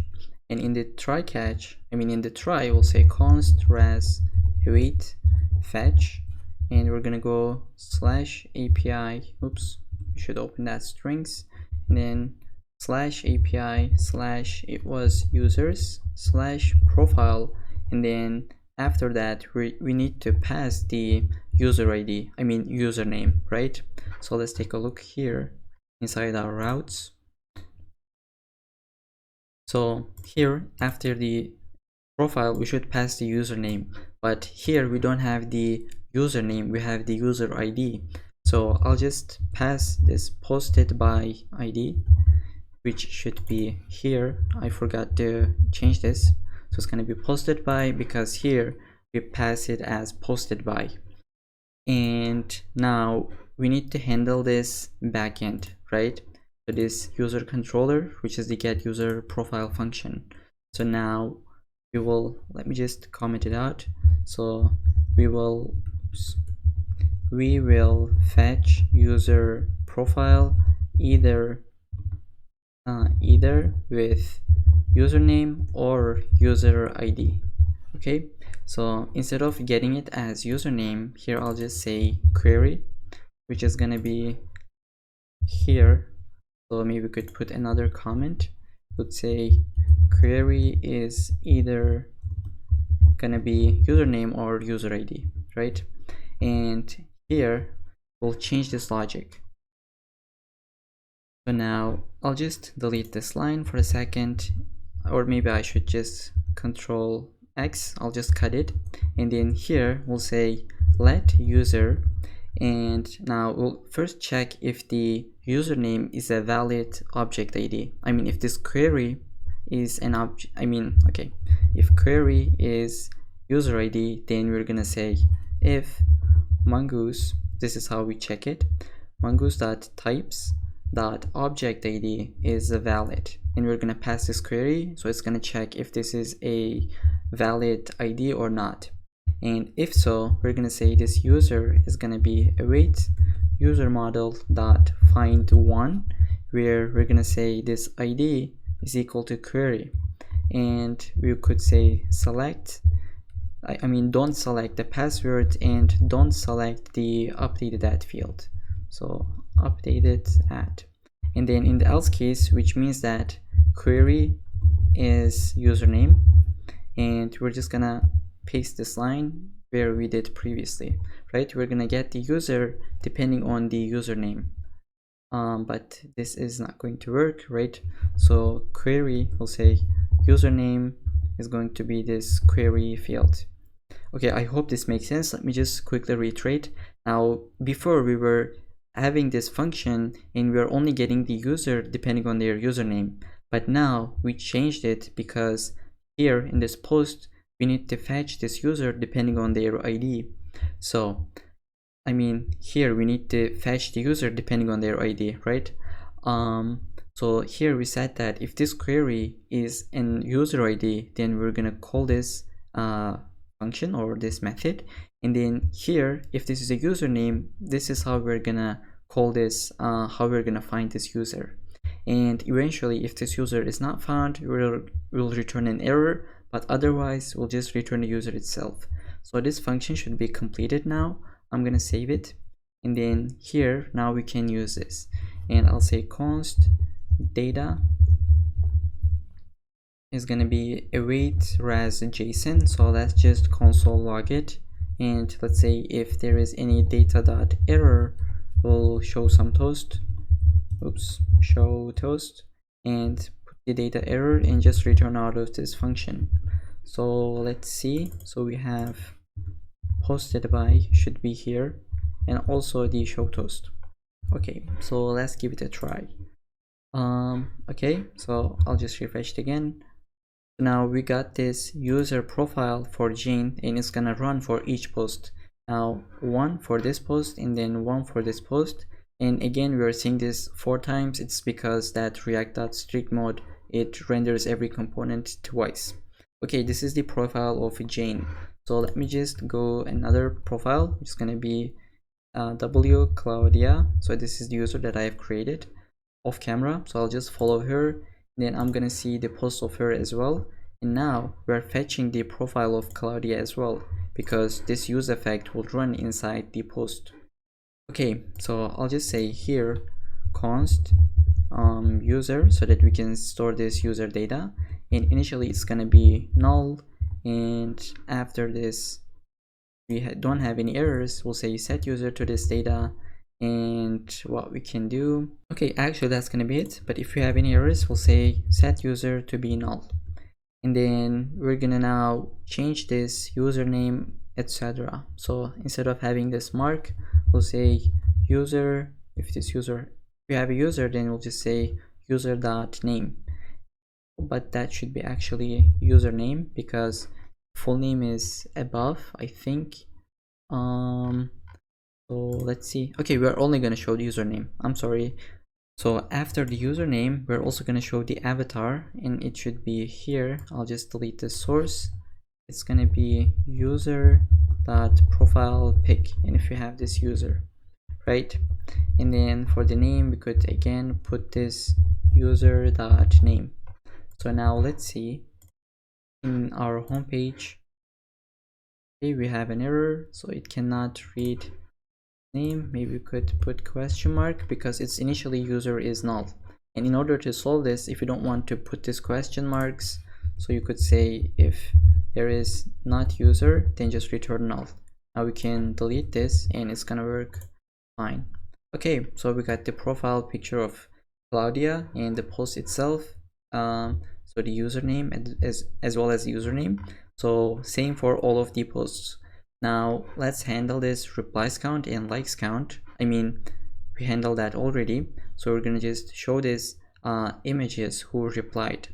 So for this, we're gonna come to here and we're just gonna change this avatars. Okay, now the way we're going to handle this avatars is gonna be, we're gonna check if we have at least 3 comments, and it's because here we're gonna have at most 3 profile pictures. So let's take a look at a post, maybe this one, okay, in the arrays. So a post has this inside the replies. Each reply has user profile picture field, which we are storing the user profile picture. So for this, we're gonna come here and I'll say if the post has replies, post.replies, if it has at least the first one, then we're gonna show this avatar. Okay, if we have one reply, we're gonna show that this avatar first, and we're gonna say the source is going to be, so I'll just delete this, and we'll say it's gonna be post.replies of 0, and then it's gonna have the user profile picture as source. So I'll save it now, and if we have the second one here, right, if we have another reply, then we're gonna show this other avatar. I'll cut it, paste it, and change the source. So we're only gonna change the index, which is gonna be 1. And then if we have the third reply, we're gonna show the profile picture for that. And here we'll just cut this and paste it, change the source, and okay, I'll just say it's gonna be the index of third or 2, and we're gonna get user profile picture. But if this post doesn't have any replies, then we're gonna show something else. So if the post doesn't has any replies, we'll just say post.replies.length is equal to 0, right? Then we're gonna render this text where we're just showing this boring emoji, and here it says, okay, if it is equal to 0, I forgot to put to 0.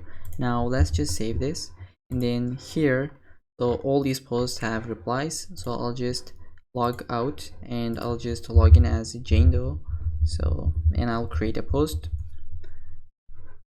Okay, so I'll create one post. I'll say testing to see that boring emoji, and I'll post it. Now I'll just go and log in as Bob again, from 1 2 3 4 5 6 and not 7, and I'll log in. So now we have this post and it doesn't have any replies. We're showing this boring emoji. Now I also want to change, so when I click to this profile picture, I want to go the profile of Jane, but now it doesn't work as expected. It's because our component is wrapped with this link where it takes us to this so Mark Zuckerberg page, and then post the post ID. So first, let's just actually remove it here. We're gonna pass the username, post and then the post ID. So I'll just delete this backticks. So we'll say $ and user dot username slash post and then slash the post ID. So post dot underscore ID, and here we should have another slash. And then after, so when we click to this avatar, right, what we would like to do is to go to the profile page of this user. So we'll say on click, and first we're going to take the event.prevent default so that it doesn't take us to this page, right, into this post page. And then we're going to use navigate hook. So I'll just say const navigate, use navigate, and then here we'll say navigate to this profile page. So navigate, and then it's going to be user.username. We're going to do the same thing when we click to this username, which is going to be here. So this text is going to have this on click. When we click to that prevent default, then take us to the profile page. So I'll save. Now here, when I click to this profile picture, it's going to take me to the profile of Jane. When I click to this Claudia, it's going to take me to this profile. And when I click to the user name itself, it's going to take me again to the profile page. So lastly, I want to remove this 3 dots and actually put this created at date. So here, I'll just delete this BS 3 dots icon. And in order to add this date formatted, we're gonna go cd to frontend, and I'll say npm install date-fns. Okay, while it installs, let's just delete this line, and then we're gonna have a function called, I think it was format, so format date, format distance from now. Okay, so we'll just import this. So import, it's gonna be curly brace, and then it's gonna be like this from date-fns. Okay, so here where we had this 1D, we're gonna just say format distance from now, new date, and then post dot created at, and eventually we'll just say echo. So after this, we'll say echo. Now let's see if this is going to work. Refresh. So do we have any errors? Your requested module not found. So let's see in the terminal. Okay, it's been actually installed. So date-fns, maybe the function name is wrong. So let me just check and come back. Okay, it's gonna be not from but to. So format distance to now. I'll copy this and change it here. So let's try that again. Here, refresh. Okay, so 18 minutes ago, and then we have 10 days ago. Maybe we can change this size. So here it was, I'll just say font style. Actually, this should be size. That's why it's not working. So font size should be small. Is it going to work? Okay, maybe X small, let's say. Okay, so we'll just make it a little bit large. So we'll say width, let's say 20. I'm not sure how it's gonna be. Okay, we'll say 30. Okay, 36 should work. Okay, so I think that looks good, but we should take it to the right. I'm not sure why it's not working. So I'll just say text align to the very right. And now it looks better, I think. So this is 10 days ago, this is 10 days ago, and so on and so forth. So this is gonna be it for this part, and I'll see you in the next one. Okay, now let's add like and unlike functionality. If you remember, inside the post.jsx we had this actions component, And this actions is the component where we had that like SVG, like icon. When we click to this, we're gonna send a request to backend. But before that, let's just optimize this a little bit. So first, we're not gonna have this like and set like is coming from here. We're only gonna pass the post into here. Okay, now we can just delete this state, and then here we're also gonna take this. I'm just gonna cut it and save it here. So we're gonna take the post and we'll just have that state. Now it could be false temporarily. We're gonna handle that. And then after these SVGs, which is repost and share, this one, at the bottom of them, we're just gonna paste it and import text as well as the box. Now if you just save this, there is a problem. And it's gonna be that these replies count and likes count is gonna be next to these icons. So I just want to take these to here, to bottom. And the way I'm going to do is gonna be, I'm gonna use flex direction column. So I'm gonna just wrap this with a flex where it's gonna be flex direction. So flex, and it's gonna be column, right? Okay, I'm gonna cut this closing tag, and then after this I'm gonna paste it. Now that should be at the bottom. Now when we click to this like icon, we would like to actually like it from the backend, and so we're gonna have inside the on click, we'll just say handle like and unlike. So if you just, it's gonna be toggling this state, and then we're gonna create this function which is gonna be async. So I'll put async here, and then it's gonna have it try catch. So before we try anything, what we'll check, if we are not logged in, we'll just return a toast. So I'll say if there is not user, which we're gonna get, and just return a show toast. So let's just have both of them. So at the top, I'm just gonna say const get the user from our use recoil value, and then pass the user Adam. So let's just import these as well as the user Adam. This is gonna be a default import. And now we're gonna have that show toast. So I'm gonna say const show toast function from our hook, and I take it here.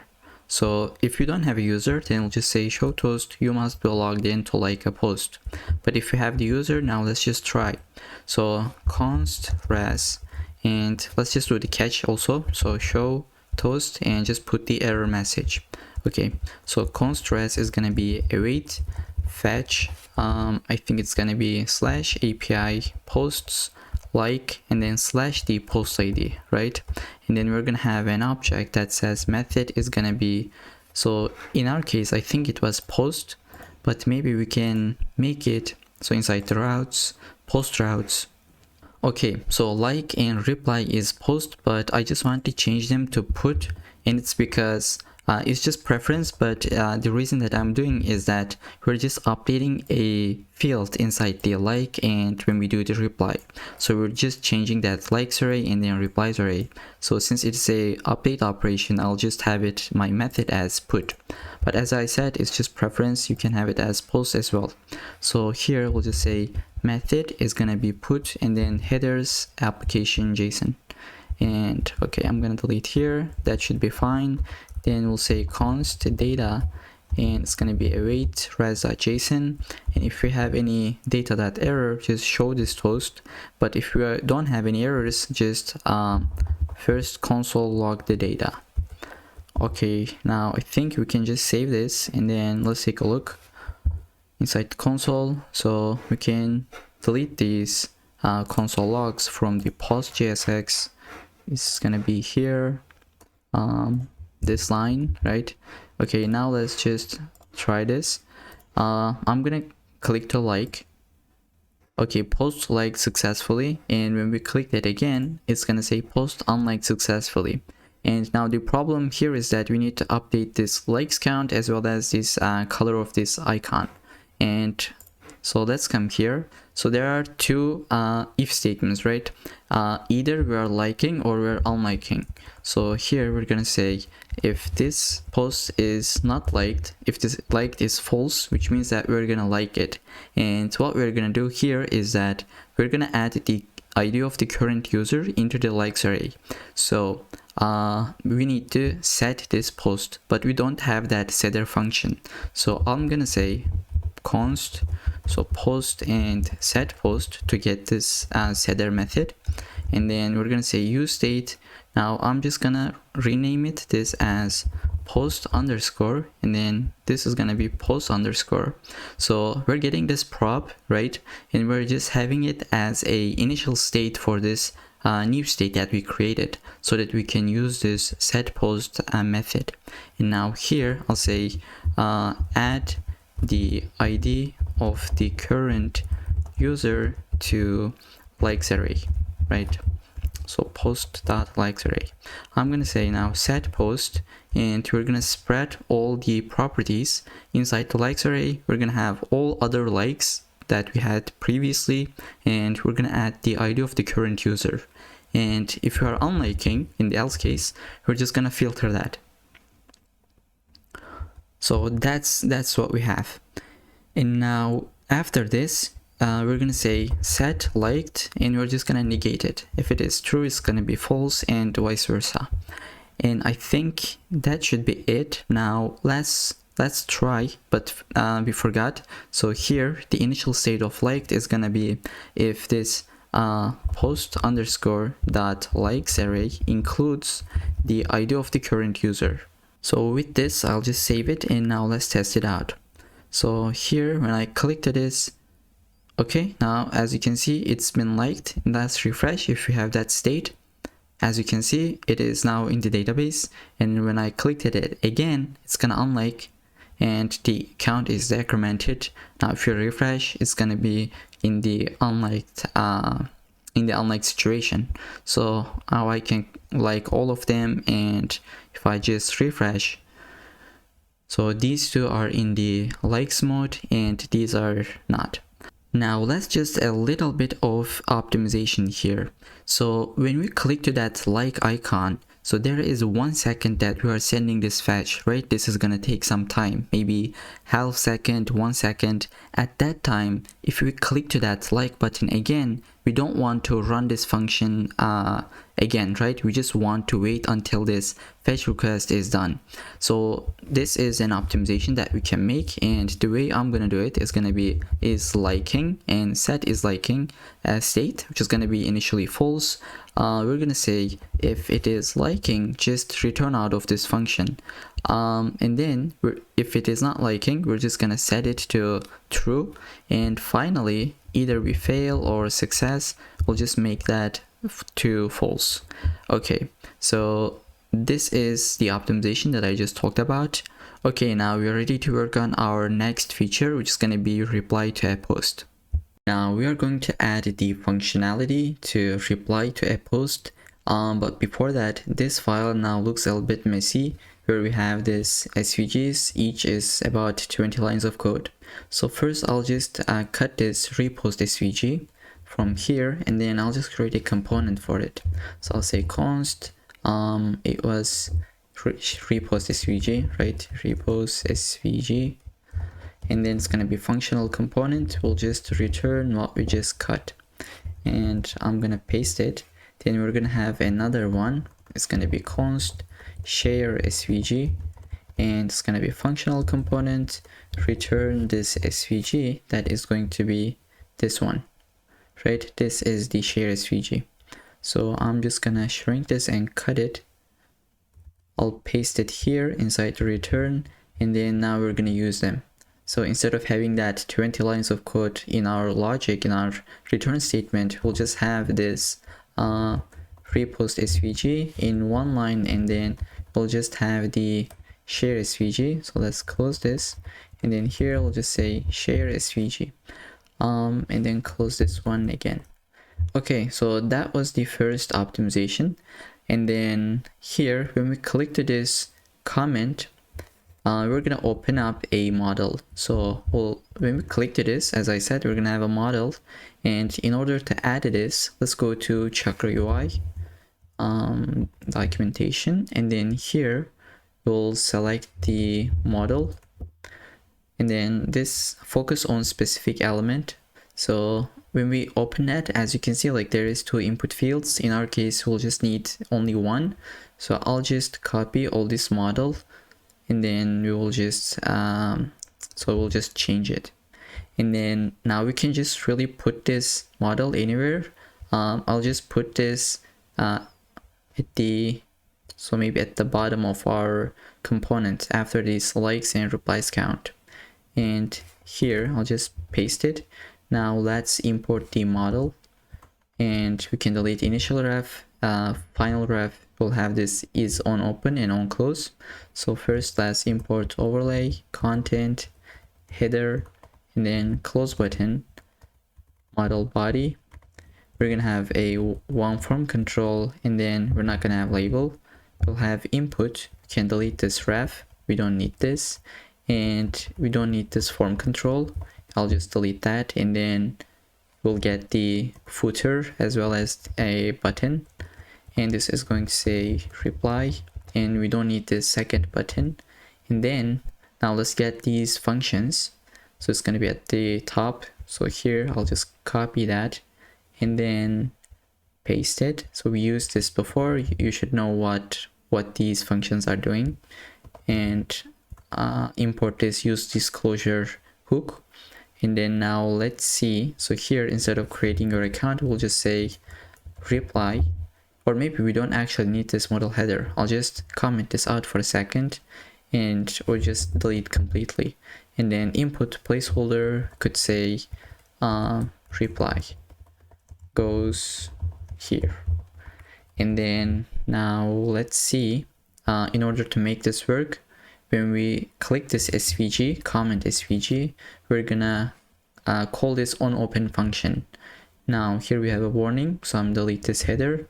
And now let's try. Here when I click to this, we're gonna get this model. But the thing is, let's just have a header here, right? Before the close button, I'll just say model header and import this from Chakra. So I think that should look better. Okay, so we just have the header, but there is no content inside, and we could make this button a little bit smaller. So it's gonna be this one. We'll just say size should be small, and let's check. Okay, now it looks better. So here, let's first get the reply. So we're gonna have a state for this, and so let's just make this look a little bit cool. So we're gonna have all of our states at the top, right? And then we're gonna have one more const reply, and then set reply. Initially it's gonna be an empty string, and then for this input we're gonna say value. It's gonna be that reply, and then on change we're just gonna say set it with event target.value. And then so what we're going to do when we click to this reply, we're gonna say on click handle reply. And now we're gonna have our logic into this function, which is gonna be after this like unlike function. I'm gonna shrink that, and it's gonna be async. It is not gonna take an event actually, or does it? So when we click to this, yeah, we don't need any event actually. So first let's check if we don't have a user. Again, we'll just return a toast. You must be logged in to reply a post. And then we'll have our try catch. Inside the error, we'll just say show toast and pass the error message. And inside the try, we'll say const res await fetch to our endpoint, which was /API/posts/reply and another slash, then post ID, right? Post dot underscore ID. Then we're gonna have our object, which is gonna be that method. So method is going to be put, as well as the header is gonna be content type of application JSON. And lastly, we're gonna have a body that is gonna take our reply, but if you remember, we were accepting it as text. So let's just check it inside the post controller. So let's see, reply to a post, we're getting text from request.body. So that's why we should have it as this. So the key should be reply. I mean text, I'm sorry. And then after this, so we'll just say console const data, right? We're gonna say await res JSON, and then we could console log the data. And actually now that should be pretty straightforward, right? We're gonna have, if there is any errors, return that show toast, and then inside the post we're gonna use this setter function that we created, and inside the replies array we're just gonna put the new reply so that we can see that incremented number. And then we could show a toast, show toast reply posted successfully. Now I'm gonna save this, and then let's take a look. Hopefully it should work. Now I'm gonna click to this. So now this post doesn't have any replies, and I'll say testing reply from client, and when I reply to this, okay, reply added successfully, and we should close this when we reply, right? At the bottom we'll just call this onClose function so that our model is going to be closed. So I'm going to save this, and let's refresh. So this has already a post, and now we're showing the profile picture of ourselves, right? Whoever replied. So now I'm gonna so I'll just reply again. So here I'll say this is another test comment, and if I reply to that, it's gonna take a little bit of time, and then it's gonna close this. So let's take a look. Okay, as you can see, reply has been added, and so here we got a data from our console, and so we got the post, right? Inside the replies we have both of these replies, which is coming from our account, which is Bob in this case. Now let's add that optimization where we added inside the like. So when it is replying, right, when we click to that reply button, if you click that again, we shouldn't be running this function. So I'll just say is replying, and set is replying, and initially it's gonna be false. We'll say if we are replying, then we're just gonna return, and otherwise set this to true. Finally make that false. Okay, just like this. So we have our optimization as well.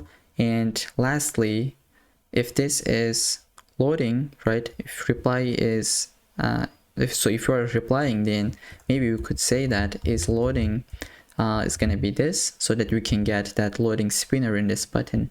So let's test this out again. So here I'll just add another reply, and here this is another test comment from React. So just closely watch this. When I click to that, we have that loading for a second, and now replies is 3.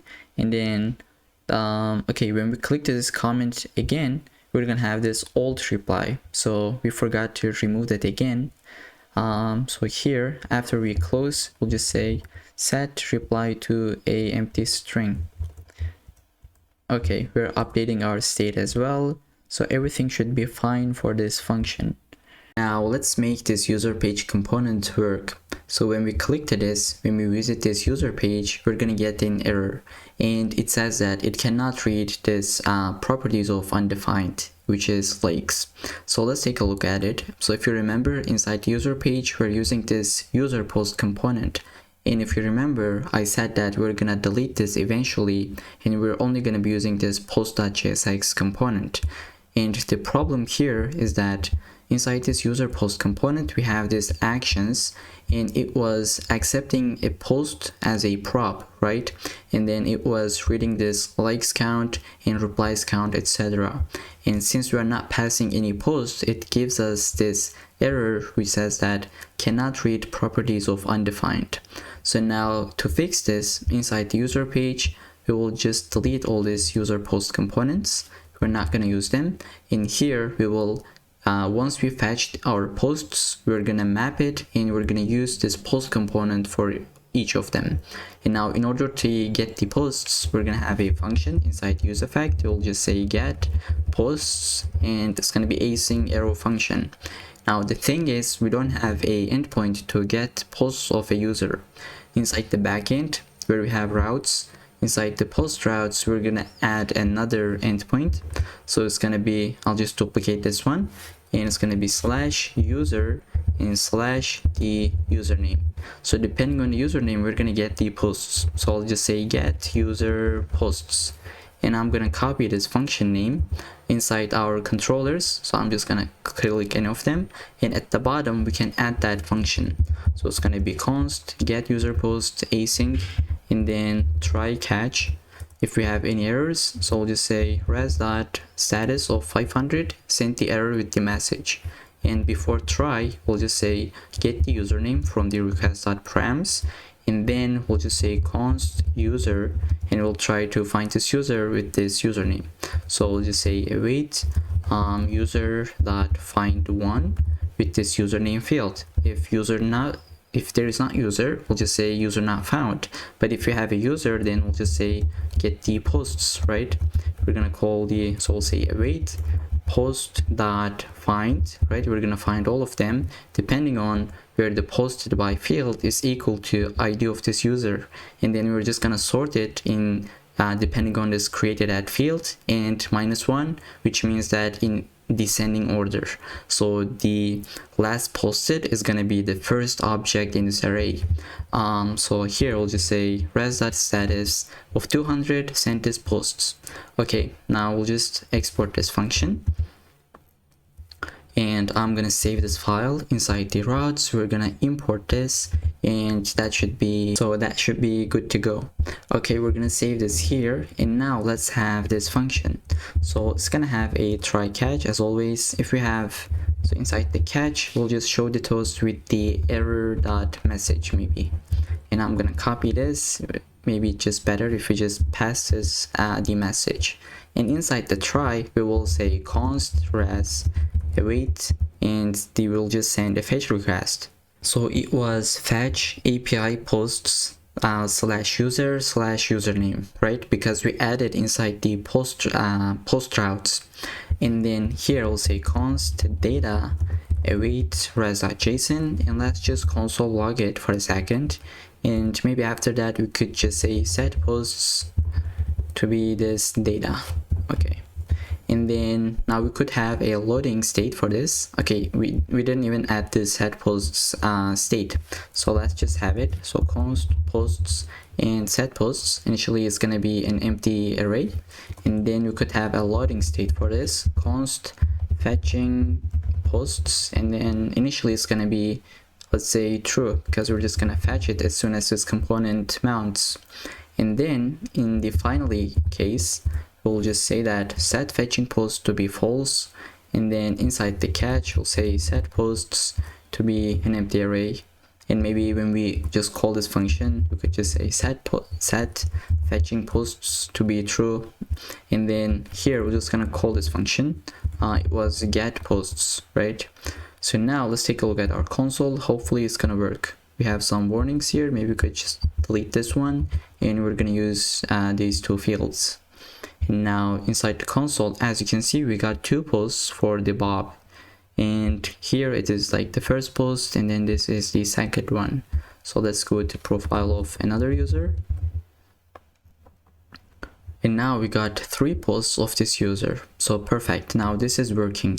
And now inside the VS Code here, we'll just say that if fetching posts, if you're not fetching posts and post.length is 0, which means that this user doesn't have any posts, right? So I'll just simply just say h1 okay, maybe we could say user has no post. Okay, maybe just like this. And if we have any posts, so we'll just say if we are fetching posts, okay, I'm sorry, if we are fetching, then maybe we could just show a spinner, right, as we do always. So here we'll just say flex, and inside this flex we'll have a spinner. Maybe we could say margin y of 12 so that we have some spacing. So now I'm gonna save this, so let's take a look.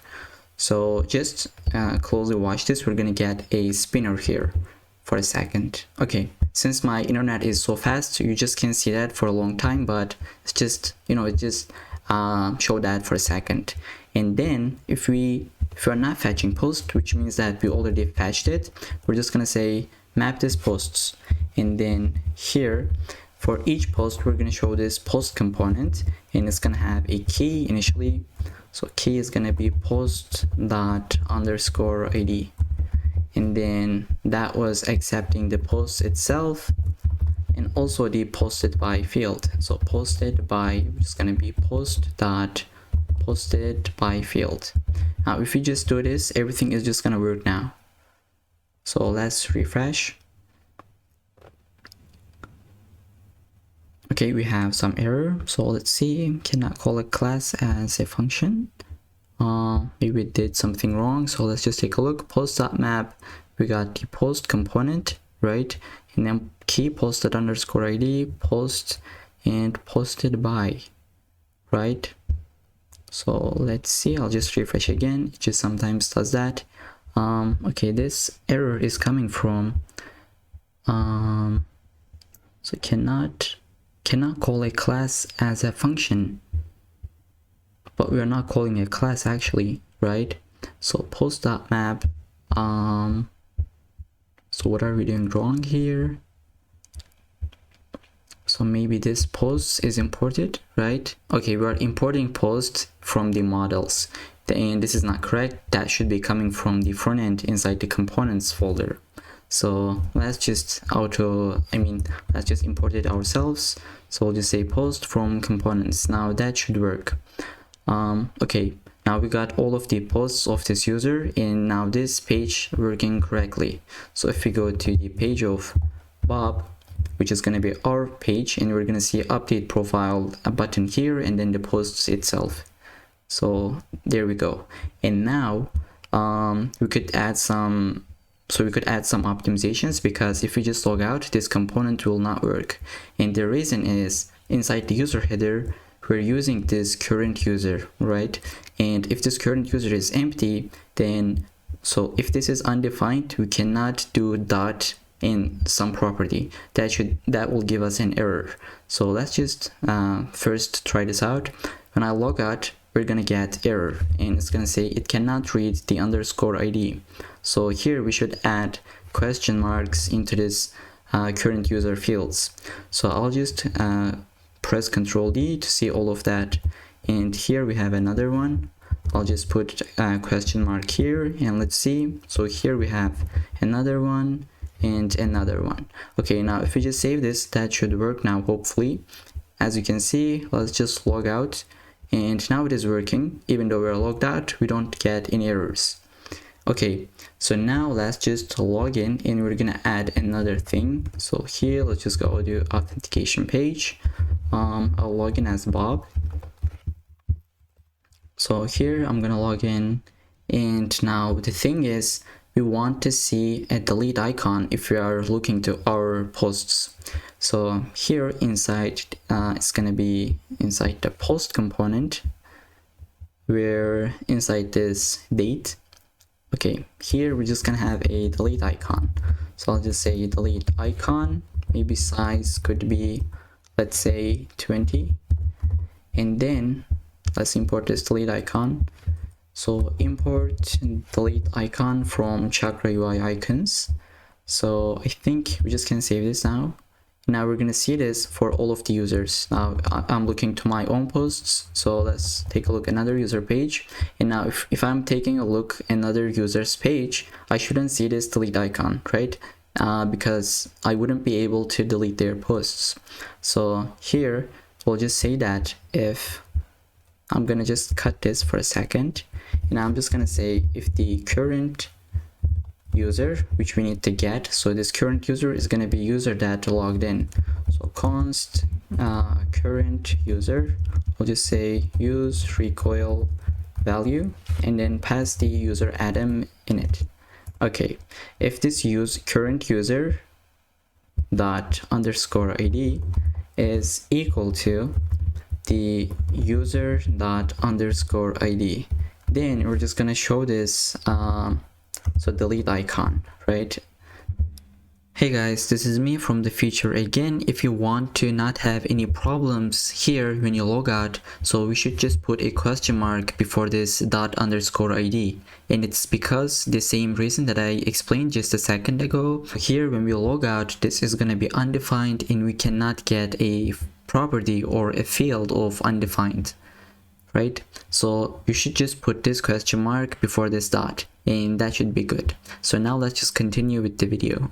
So I think now we can save this, and in my profile page I'm gonna see this, but if I go to the profile of another user I will not see that. Okay, so when we click to this icon we will call a function.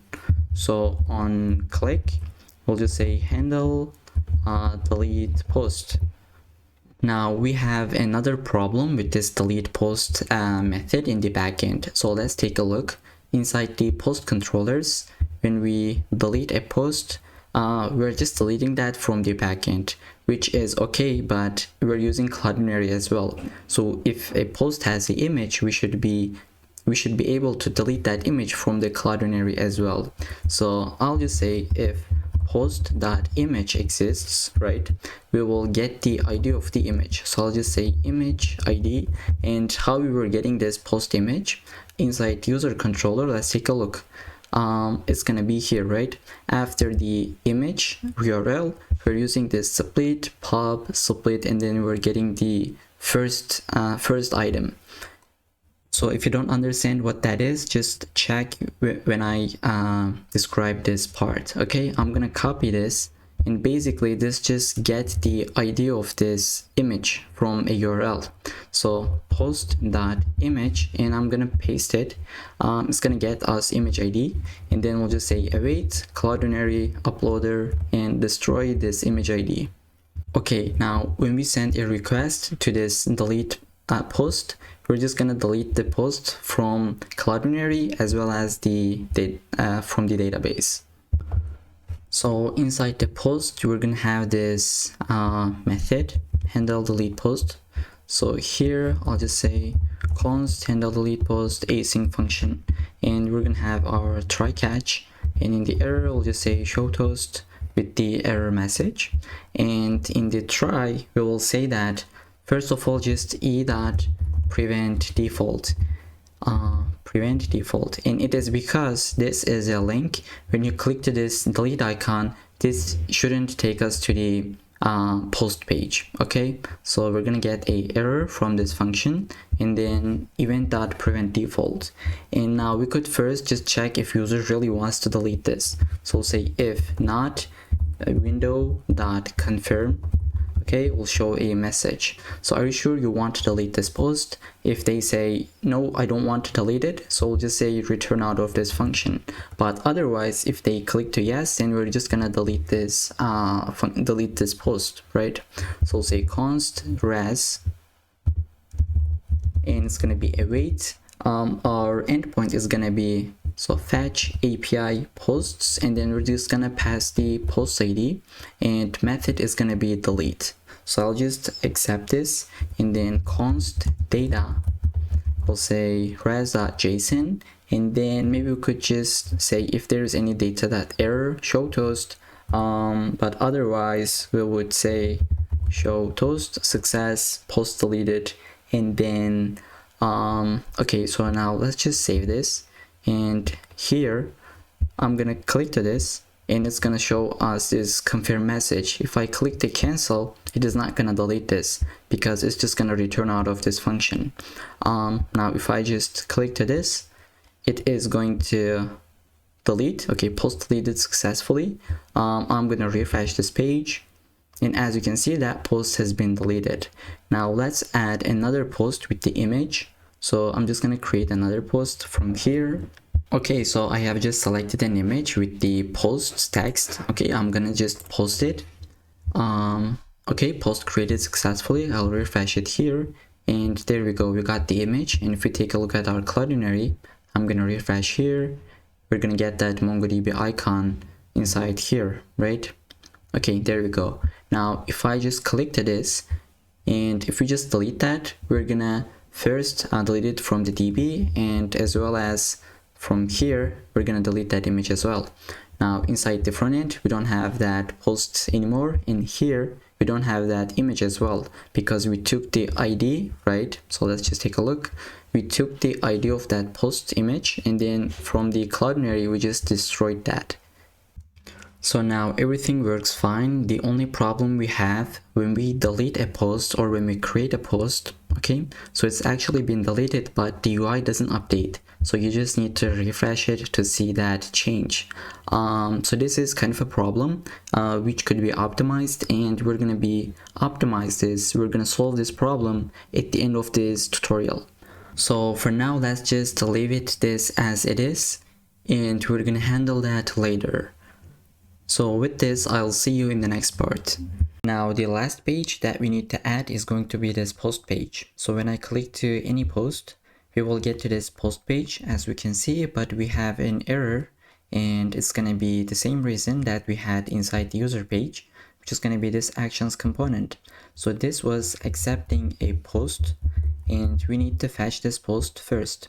And also let's just remove these comments, and then we're gonna have the first one, but I'm just gonna comment it out for a second. We're gonna handle that in a little bit. And then here we can just delete this like state, right? Because we added this inside the actions. Here we need to get the user, we need to get the post data as well as the user data, so that we have the username as well as the user profile picture. So what we can do normally would be, we'll add the use effect, and then let me just initialize it, and then we would have a state here. So let's say const user and then set user. Initially it could be null, and here we would have a function, so const get user, and it's going to be async, etc, etc. We'll have try catch, and eventually we would call this function, and here we would fetch the user data and then set this user with that data. But we already did this functionality, and it was inside the user page, and I'm also not sure why it highlights this as disabled, but I think it's just temporarily in VS Code. So here we already did this function. I don't want to just copy it from here and then paste it. So let's say inside this use effect, I'm gonna paste it and I'm gonna call this. So I don't want to do this. This is definitely fine, but it is not a really good practice. So for this, I'll create a new hook. So I'll just say use get user profile, maybe. Okay, profile.js. And the reason that we're creating a hook, we don't want duplicated code inside our project. So we can now delete this use effect, and we can delete here. So we're just gonna have it inside this use effect, this custom hook, I'm sorry. So we'll have our IFCE to get the boilerplate. Inside here, we'll just have a state. Const is gonna be user, and then set user. We could import the use state, and then this is going to be const, and then we will have a loading state. So loading and then set loading. Initially it could be true because we'll just immediately call this use effect.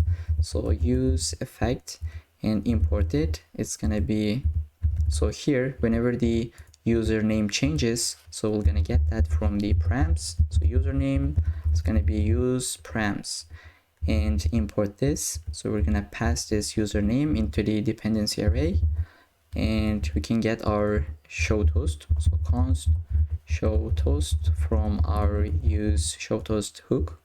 And then so here I'm just gonna go to post page, inside the user page.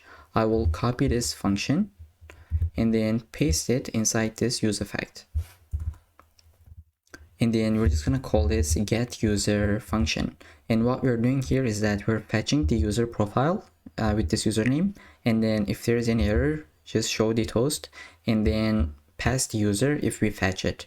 And we have a warning, so let's just say show toast, and eventually in this hook we will return the loading as well as the user state. Okay, so now let's delete this here and save this file. That should be fine and inside the user page. So we could just delete this function and delete it from here, and delete loading state, user state, and now we'll just say const and on the left hand side we'll have the user and loading state, and it's gonna be from use get user profile, right? I'm just gonna call this, and now this should work perfectly fine. Inside, let's go to the home page first.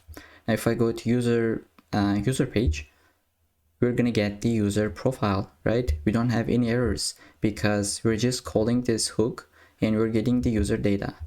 Also the loading, so if it is loading, we're just gonna show this spinner. So let's closely watch here. We got this spinner, so everything works as expected. Now inside the post page, we're gonna do the exact same thing. So here I'm just gonna copy this line, so the first one, and I will just paste it. So inside the use get user profile, we're gonna call this hook. We're getting the user and the loading state. So we could say if we don't have a user, we could either return a null, or if we're just loading, we could just say return inside a flex. Okay, so maybe it should be like this, and we're just gonna have that spinner. So let's import the spinner as well. Okay, so that should be working. And then inside we're gonna have, so here we'll say user.username, and then we'll say for the source it is going to be user.user, I mean it was profile pic, right? Profile picture.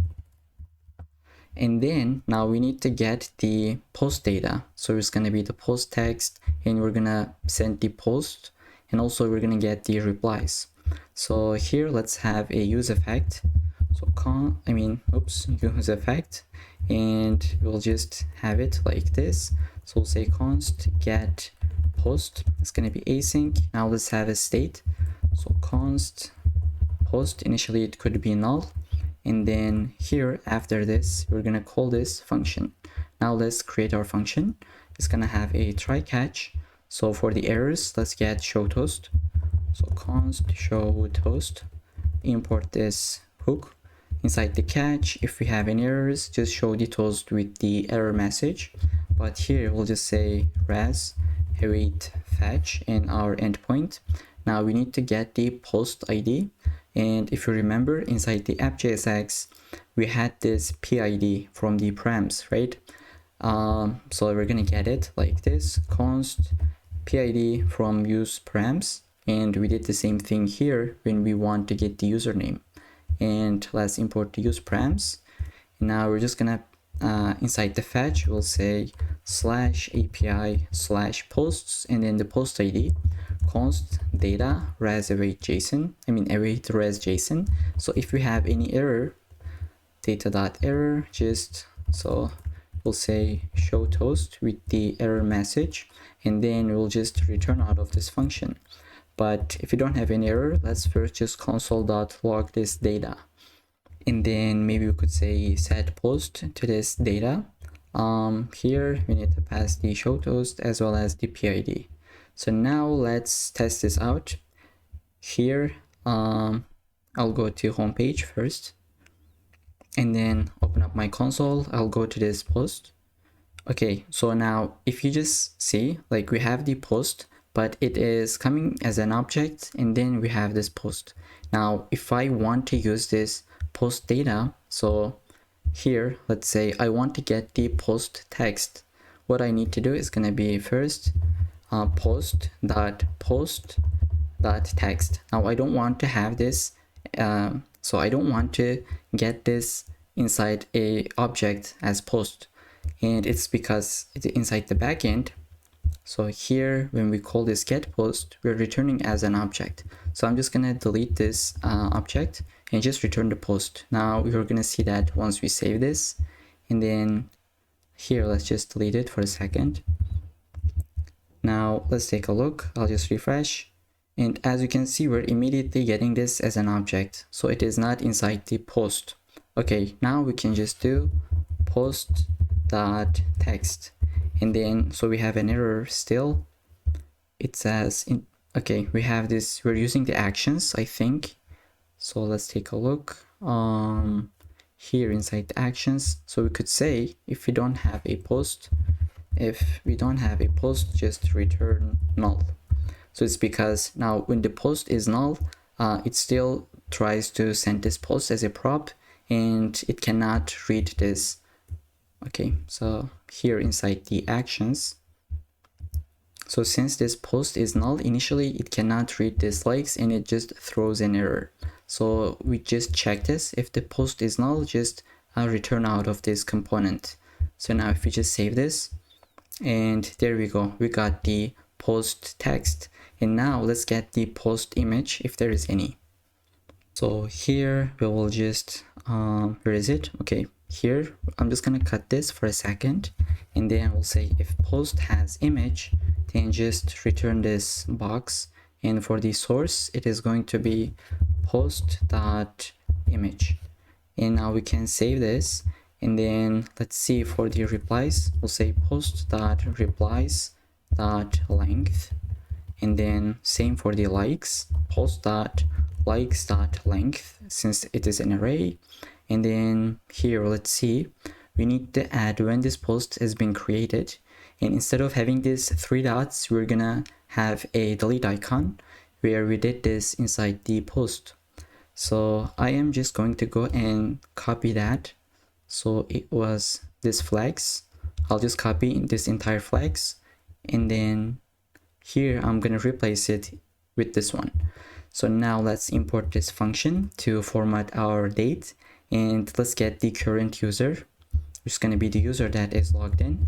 So current user from the use recoil value, and pass the user Adam. Oops. So this is gonna check if we are the owner of this post, we're gonna show this delete icon, and for the on click we'll have this function that is going to delete this post. So const, for now let's just have it as it is, so we're just gonna leave it empty. And now let's save this to see the changes. Okay, we have this replies count twice. It is because we need to just delete it from here, right? And inside the actions we already added that. So if we go scroll to here, so we already have this replies and likes count, so we could just delete that part from here. So let's save again and let's see. Okay, now we have the post text, post replies and likes count.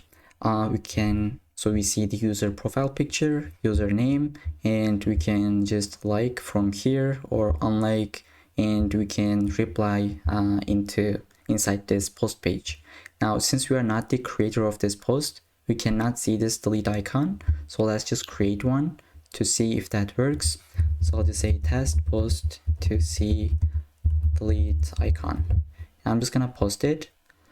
Post created successfully. Let's refresh to see that post. And okay, let's go inside the post page, and there we go. Since we are the creator of this post, we have this delete icon. Let's make it cursor pointer. So it was the delete icon. So where is that? Here. Okay, I'm just gonna say the cursor gonna be pointer. And when we click to this, we would like to delete this post. And now you could really create a hook to delete posts, but what I'll do is actually just copy it inside the post.jsx. I don't want to waste any time, and I showed you how you can create custom hooks. So I'm gonna delete this function from, I'm just gonna copy this function from here and then paste it, replace it with this one. So we don't need any event because it is not inside the link as it was in the it was in the home page. So here we're just gonna say, are you sure we want to delete this post? If so, we're gonna say post deleted, and then we will navigate this user to its profile page. So I'll say const navigate and use navigate, import this, call it, and then after this we'll say navigate user to the user page. So let's just have backticks slash it was the username, right? Okay, now that should be fine. So let's try inside the post page. I'll refresh here and delete. If I say cancel, it's not gonna delete. If I say okay, it's just gonna delete, and it's gonna say post deleted. Now let's show the replies. So inside this post page, where we had these comments, I will just say post.replies, just map it. For each reply, we'll just return a component, which is going to be this comment. I'm going to cut it, paste it, comment it out, and then, oops, so maybe I should just comment this out first and then cut it and paste it. And then here, now I'm going to delete all these. So we're just going to have a key that says reply ID, and then just pass the reply as it is. So inside the comment, let's go here. We're just going to take the reply. Okay, and we're not going to have this like and set liked. So in this project, we're not going to have a liking or unliking a reply functionality, but so at this point you should be able to add that. So if you want to add it, you need to create a controller and then just connect this with the backend to frontend. Okay, in our case, I'm gonna delete the likes count, the actions. We're just gonna have the comment itself. We're gonna delete this created at and 3 dots. So I'll just delete this flex. We're just gonna have the username of this reply who has replied. We're gonna have the avatar as well as the comment itself. So I'll delete here and I'll just say reply. So now let's take a look inside the reply object. So as far as I remember, inside the reply object, we had reply.text, which is going to be the reply itself.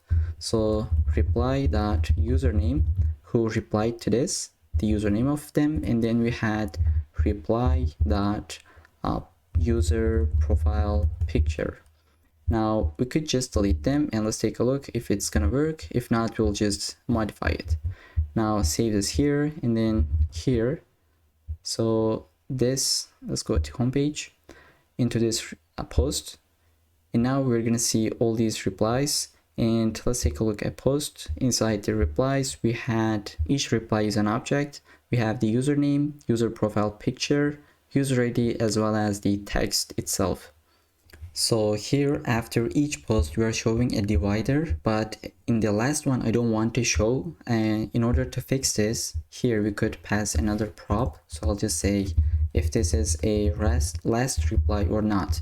And the way we're gonna check this, so we have a autocomplete, and so we're gonna just check if this reply that we are currently mapping, the ID of it, if it is equal to the last reply's ID, and if this is the case, this is going to be true, right? And inside the comment, we'll just take the last reply as a prop. And then for this divider, we're just going to say, if it is not the last reply, then just show this. So I'm just going to cut it. And I'm going to say, if it is not last reply, then just show this divider. And maybe we could say that if it is not the last reply, show this divider, but in the else case, just show null. Okay, now here, that should be fixed. This is the last reply, and we don't see that divider.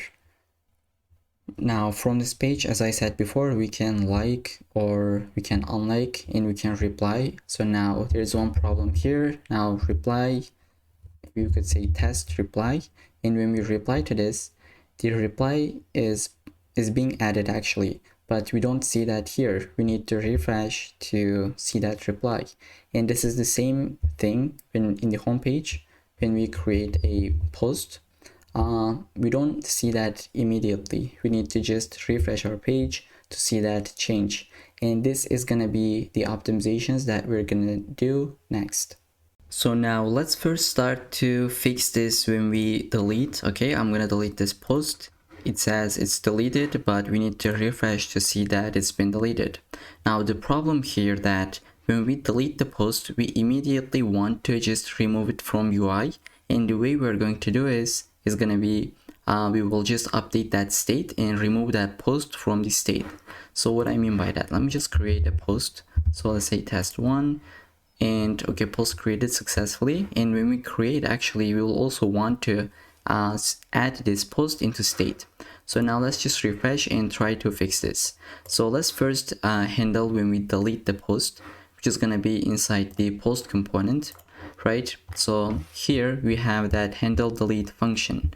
So once we delete the post, here we somehow want to just remove this post from the state. So let's take a look if you have a state like that. So here we don't have any inside the app. So we're in the user page now, right? Okay, inside the user page we have this post and set posts. So now I'm gonna take the set posts and put it into the post. Okay, I'll just pass it. So set posts is going to be equal to set posts.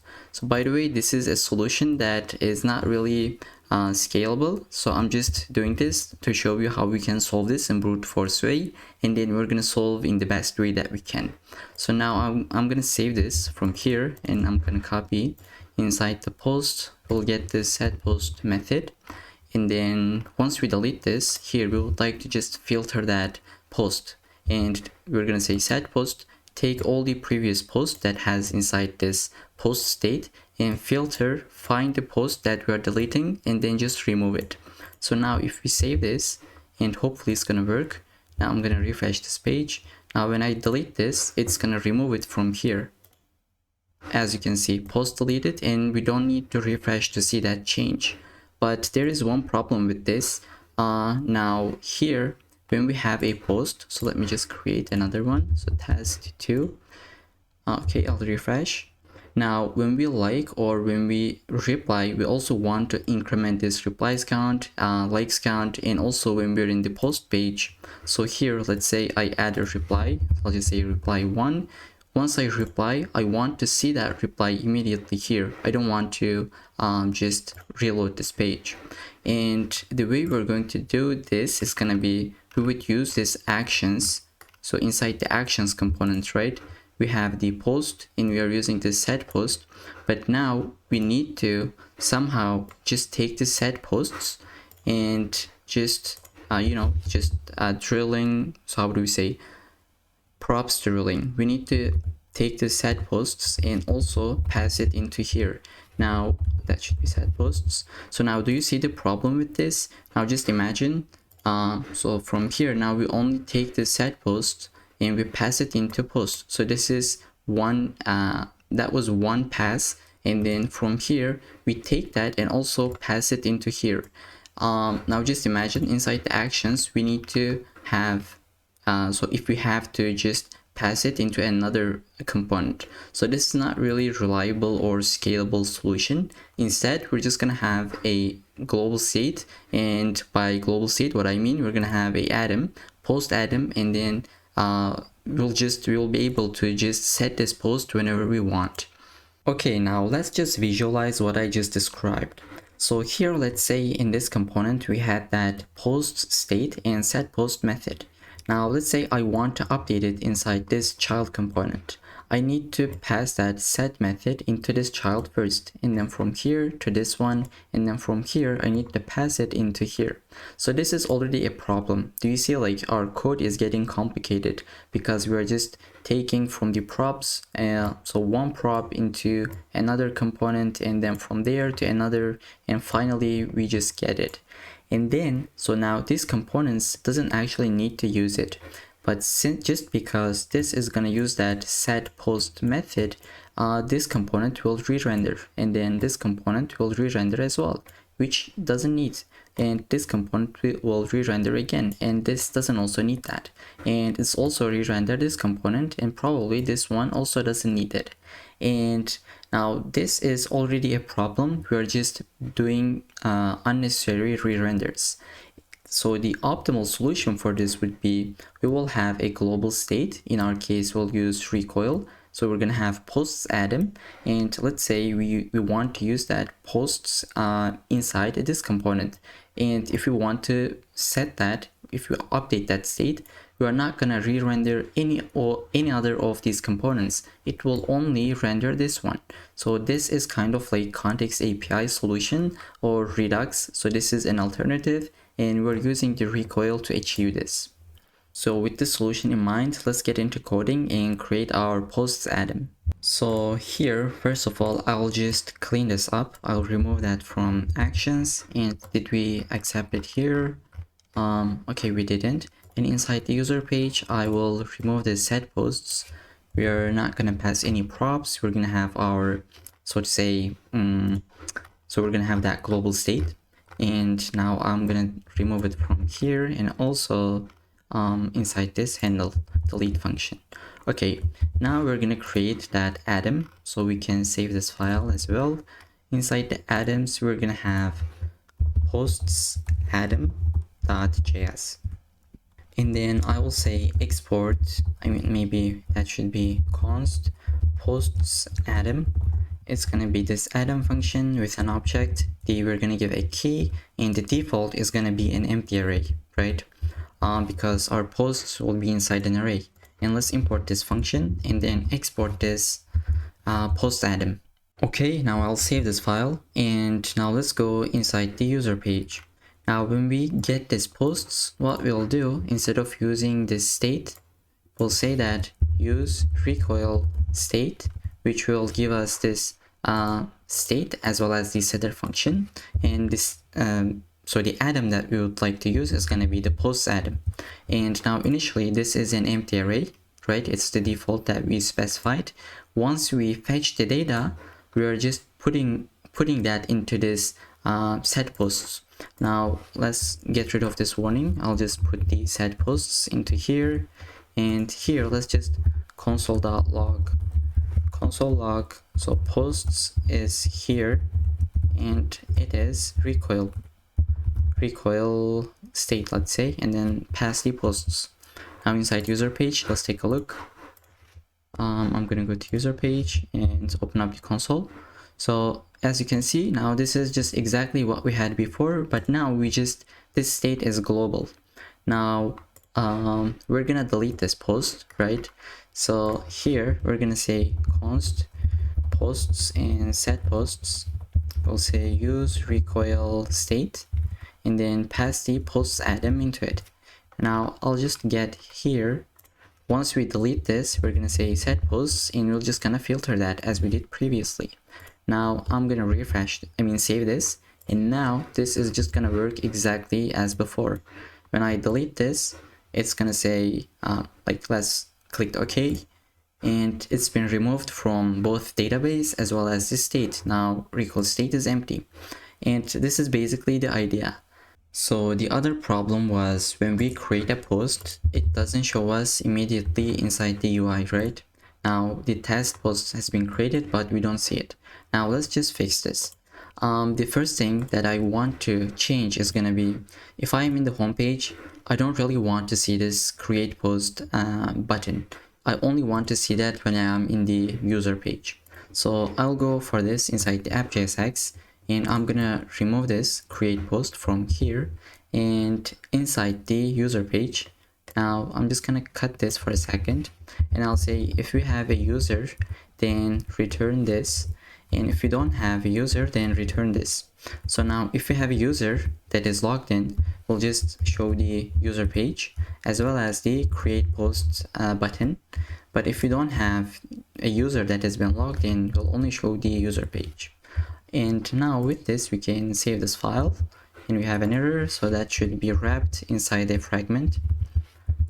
Okay, now let's take a look. Here we see this post button, and let's just change this a little bit. What I want to do is I want to just remove this post text, and I'll just take this icon from here, cut it, paste it here, and just remove this left icon.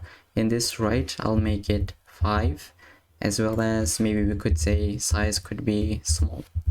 Now with this, I think that looks better, and let's make this responsive as well. I will just say on the base, let's make it medium, or okay, maybe I shouldn't autocomplete this. So that should be in base we'll have small, and on small we'll have medium, and maybe okay, that should be it. So let's just save this, and okay, let's take a look. Once we get into base, that should be smaller, and okay, that looks good. Okay, now what we can do when we create a post, we would like to add it into our post atom.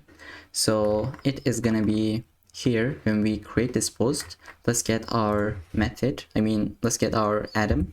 So const, we have this post set posts, which is coming from use recoil state. That should be a lowercase, recoil state, and import this, pass the post atom in it. And then now once we create this post, I'll just say here set posts, and we're just gonna put the new post at the top, and then we're gonna spread the remaining posts. But now we have a problem with this, because this data, what are we getting this inside the backend? So that should be just a post, okay, that should be a post object. But inside the post controller, when we create a post, so let's see, where is it? Okay, when we create a post, we're returning this object where it has the message and the new post, but we don't need this message, and I'm just gonna delete this from here, and also this object. So we're just gonna return this new post. And now if I save this, and then here I'm gonna save this as well. Now this data is gonna be just a post object, and let's test it out. I'm gonna create another test post. So here, if I post this, it's gonna be post created successfully, and it's gonna be added into our user interface. Now if I just delete that, it's also gonna be removed. Okay, now that works perfectly fine. And now we have one more thing that we need to fix. When we like, or when we reply to that, we want to also change it inside the global state. Now currently what we are doing is inside the actions. So let's open up that file, and here what we did was actually kind of a bad practice. And the reason that it's a bad practice is because we're getting a post which was a state, and then we're creating another state from depending on that. And here, let's say we update this state, it will only re-render this component, and it is not gonna render the parent component which this post is coming from. So this is something that you shouldn't be doing, and I didn't mention it up until now so that we have a working solution, but now we're just gonna optimize it. So here I will delete this renaming, and then I'm gonna just make this post and post, not post underscore, and I think we can just delete here, and we're gonna have a warning. So let's just fix this. So we're gonna have const, we're gonna use our global state posts and set posts, which is coming from use recoil state, and then pass the post atom into it.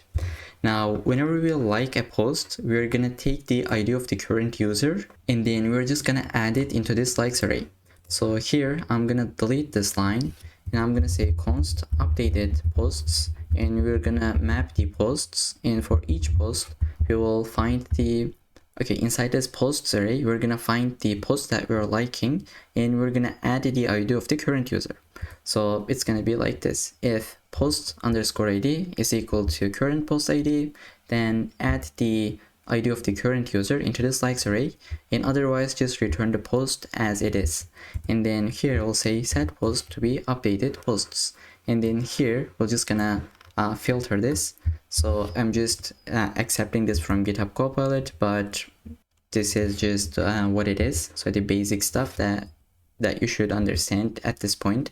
And here we just map through this post, and we find the post that we are disliking or unliking, and then from the likes array we are removing the ID of the current user, and eventually we're just setting this posts with this updated post. So now we have a warning. Let's see. Okay, when we reply to this as well, we're gonna just add the new reply into this replies.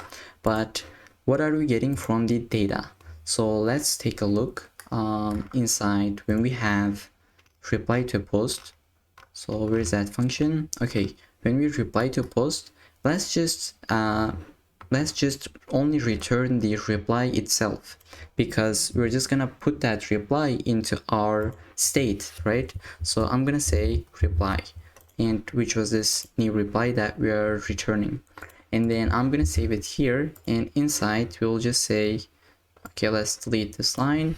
So here I'll just again say const updated posts, and then posts.map, and we're just gonna add the new reply into this post that we are trying to reply, and the new reply should be in the end, because like you're gonna see in a second once we add it.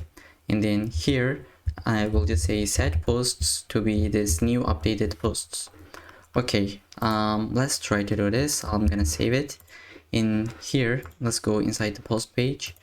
I will say reply is here, and when I reply to this, okay, reply has been posted, but we can't see it here. So what is the reason? I think inside the post page we are not using this state, and let's use it inside the post page. So let's take a look.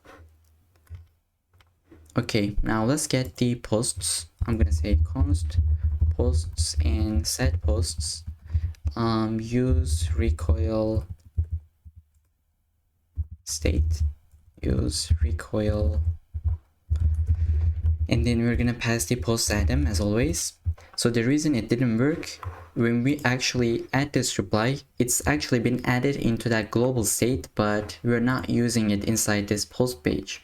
So here, once we get this post, what we'll do is just delete this post state, and then we'll say set posts, and we'll just add it as an array because our post item is gonna be in the form of array, right? It's gonna be array of objects.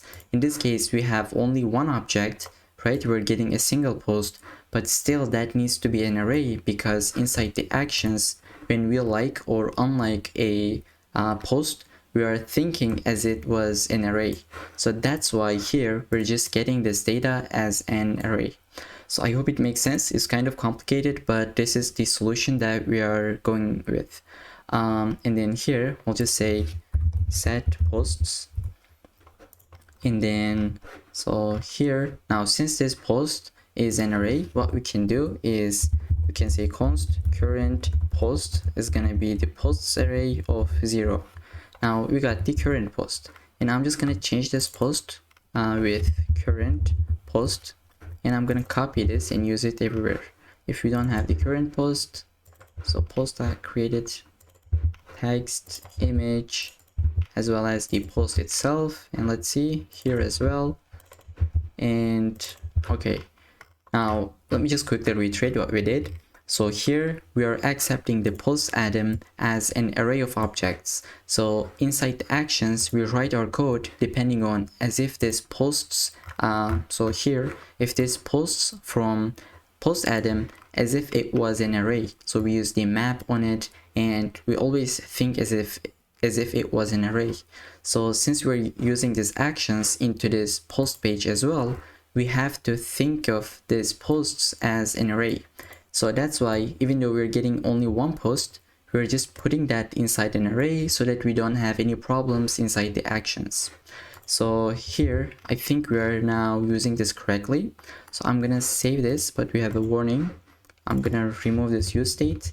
And now let's refresh this page and do this again. And here I'll say new reply is here, and once I reply this, it's going to be immediately here because we are using this global state now. So as you can see, it has been added after the first one. Now it's just going to work whenever you add anything else. And now this should be working fine when we like the problem, as you can see. I mean, like the post or unlike that, because we're just we're using this from the actions, and since we have this post as an array, so we don't have any problems with this. So here, if you just inside the post page, so if you were just doing this like this, if we didn't put it inside an array, now we're gonna see that we're gonna get some errors. As you can see, we already get one, and it says that, okay, it is not this one. Let's refresh. Okay, it doesn't work. It's because the global state is thinking that we're getting an array, and inside the actions, since we don't have it as an array, we have a problem. I'll just make this an array, and I'll just hope that we are all in the same page. We understand why we are doing this. Now here, if we visit the home page, this is not going to work. So if I like this, it has been liked, but we don't see this increment. And it's because in the home page, we're not using this global state. So let's go to inside the home page. Instead of this use state, we'll just say use recoil state, and then pass the post item into it. And now when we fetch the post, it update this global state. And then here, let's put the set posts so that we get rid of that warning. Now let's save this, and now it's gonna work. I'm gonna refresh, and now if I unlike that, this is gonna decrement. If I like that, it's gonna increment. And it's same for the replies. So reply, so let's say 1 2 3. I'll just reply to this, and reply count has been incremented. So now that we have solved that problem, so let's now just, I want to change this logout button. Like when we shrink this screen, it doesn't look any responsive. I'll just take this next to this profile icon. So let's go inside the app.jsx, and here I'll just delete this logout button, or I'll just comment this out, and actually we can just delete this. And inside the header, so let's get rid of this warning. I'm gonna delete this here, and inside the header I'll just wrap this with a flags, and this is gonna be because we'll just have both of them next to each other. And I'll take this flags at the bottom, and the logout button, I will copy this button, and inside the header below this link I'll just paste it. Let's import the button as well as this icon. So position shouldn't be fixed. Now this is flags, they are going to be next to each other, and on click we can delete it for now. So I will save this here and here as well. So now let's take a look. So they are next to each other. So inside this flags, maybe we should say this is going to be, oops, it's going to be here, align items to be center, and then we could say gap is going to be 4. So let's say gap 4, and then this button size could be not small, but let's say it's gonna be X small. So let's take a look. Okay, that looks way better than previously. Now it is responsive, as you can see. No matter how much I shrink this, it just looks nice. And now let's add the logout functionality. And here what I want to do is to actually create another hook. Inside the hooks, I'll just say that use logout.js, and then inside the logout button we already had that functionality. So here I will copy this all, and then inside the logout I'll say rfce, and then delete this part. We will paste this here, and then maybe this could be logout, and at the bottom we'll return this function logout, and then here let's get the user. So const user, so we're using the set user. Okay, that should be set user, and then use set recoil state, and then we're gonna pass the user Adam into this. So user Adam, and then so we didn't import this recoil, and then below this we're gonna have our show toast. And let's say from the use show toast, import this, delete this React import, and now that should be it. We're exporting this logout function from this use logout hook. Now inside the header, when I click to this button, so I will say on click, we're gonna call this logout function, and that logout is coming from our use logout hook. Okay, now our code looks way better than previously. Now let's say if you want to have another logout button here, all you have to do is you're just gonna add this button as well as this on click function. You're gonna import this from use logout. So now if I just save this and let's try test this out, I will click to this. Now we are logged out. We cannot go to home page, and we cannot go to the update page as well. And now we need to log in, and once we log out, do you see that this is from center, it comes to left position? So let's fix this, and inside the header we're gonna say if we are logged in. So I'm just gonna copy this and paste it. If there is not any user inside this link, maybe we could just say login, and we're gonna copy this. After here we'll just say if there is not user, and then say this is gonna be sign up. Also the, okay, so this should go to the auth page. Okay, it shouldn't be going to auth page actually. So when we click to this, we're gonna change our auth screen state, and when we click to this, we're gonna do the same thing as well. So okay, this one I mean, because this is the login button. So on click, we're gonna call our function, so which was const set auth screen, and we're gonna say use set recoil state, and then we could pass this atom that we had, and by default, if you remember, it was login, so it was this one. So by default it was login, and now when we click to this login button, we'll just say we're gonna call that and set our screen to be login, and when we click to this, we're gonna make that sign up. And let's save this, and then here you're gonna see that we have the login button and sign up. So when I click to this, it changed this state as well as the view, and it changed this when we click the login as well. Okay guys, this is me from the future. So while I was recording, I accidentally deleted this to property, which takes us to the authentication page. So you should add this into login link as well as the sign up link, so it should take you to the authentication page. And also, we are not using this logout button anymore, so you can just basically delete this component if you wanted to. I'll just keep it in the repo, so in case you would like to see. But so yeah, we're not using that. So let's continue with the video. Now let's log in. So I'll say Bobdo with the password, and it's changed from that login and sign up button to these icons. So we still have some problems, and let's just fix them one by one. So now if I am the profile page of JWT, and if I create a post, so let's say test post from Bob, because I'm logged in as Bob. Now if I post this, we're gonna see that post here, which we shouldn't see, right? So the way we're gonna fix this, when we create a post, so it was inside the create post component. So here, before we add this here, we're gonna check if we are looking to our own profile, right?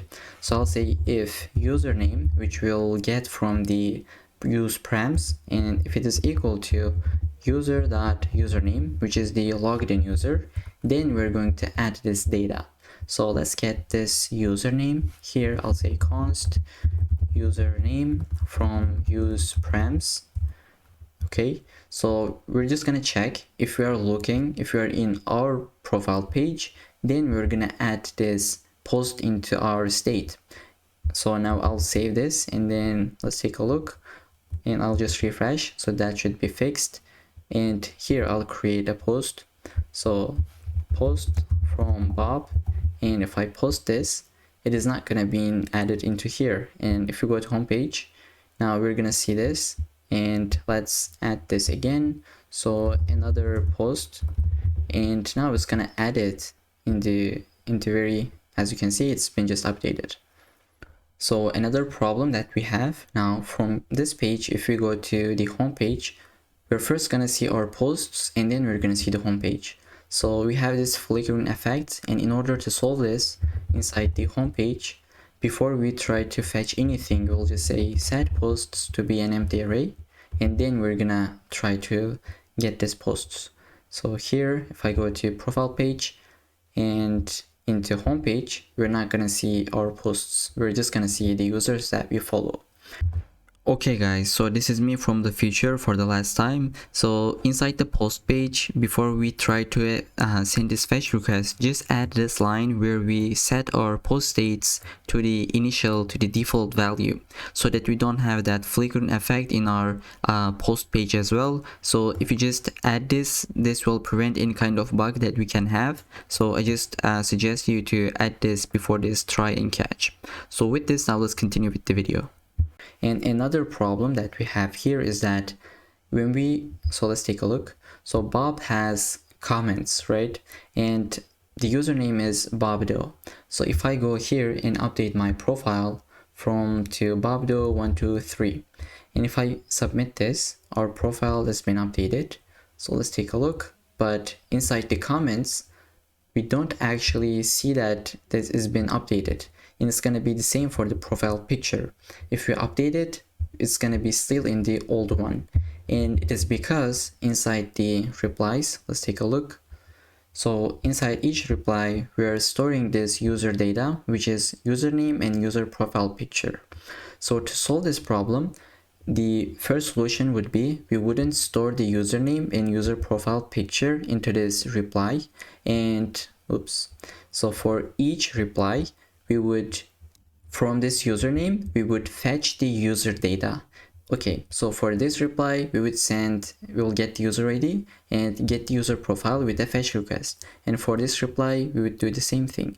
And another solution would be, once we update our profile, we would find all of the posts that we have commented, and we would just change this username and user profile picture fields. So the solution that I'm going to go with is going to be the second one, but you can use the first one, where you would remove this username and user profile picture fields, and for each comment or each reply you would just send a fetch request to fetch this data. So here I'm going to go inside the controllers, inside the backend, inside user controller. So here I'll just shut it off the GitHub Copilot, because this is going to be kind of complicated and I just want to just go step by step. So I'll just disable globally. So now we will go and say await. So we'll find the post. Our GitHub Copilot is still working, so maybe I should do it again. Okay, now post that will say update many, and it's because maybe we have multiple posts that we have commented, and we're gonna open up this parentheses, and then we'll have three objects. So the first one is gonna be, as we can see, the filter, and then the other one is gonna be update, the other one is gonna be the options. So now let's first add the filter. So we'll say replies dot user ID. So each reply that contains the user ID of this user. So this user ID is coming from here, from the request.user. And after this, we're going to create another object. So this is going to be $set, and it's also going to be an object. So the syntax is kind of weird, but this is what they have inside the Mongo's documentation.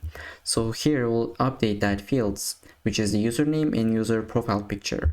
So I'll say replies dot, and now we're gonna have a placeholder, which we will have it like this. So I'll say reply dot username. It's gonna be user dot username. So we're updating the username field with the new username, and then here we'll say replies, and again the same placeholder. We'll say reply dot, we'll say user profile pic, and it's gonna be the user dot user profile. So that should be user dot profile pic. And then after this, we're gonna have, after this object, we will have another object which is gonna be our options. So this is to fill this placeholder, and we'll just say that array filters, and this is gonna be an array, and one object will get reply dot user ID is gonna be equal to this user ID. So now with this, we're gonna find all of the replies, and we're gonna change the username and user profile picture with the new information. Okay, with the new username and with the new user profile picture. So let me just comment this out here. Okay, I just said that find all posts that this user replied and update username as well as the user profile picture fields. So if we just save this, and we're gonna go to here. So let's take a look. First we need to update this to the old version, right? So Babdo, okay. So now, okay, post is not defined. Yes, we have an error. We need to import this post model. So here at the top, I will just import it. Maybe we could just say duplicate this. This is gonna be post model, and then this is gonna be post. So we'll save this and let's try this again. Here, when I submit this, it's gonna say profile updated, and now here, so we still have the old version, right? Old data. Now, once we just so to say, once we update our profile, it's gonna find all the replies that this user had, and it's gonna update it into new version. So I'll just say Babdo updated, and if I just submit this, okay, let's go to homepage. Here, let's take a look at this post replies, and now we got the new username. And if we just update the user profile picture, so here I'll just change another profile picture. So here I've just updated this. Now I'm gonna just submit, and let's see, profile updated successfully. In here, as you can see, the profile pictures has been updated to a new one. And with this, I think we have just completed the entire project. Now from here on out, it is your challenge to add more features and maybe make this application more responsive. So if you guys like this project, please give me a like and subscribe so that I know you guys enjoy this kind of tutorials. With that, I'll see you in the next one.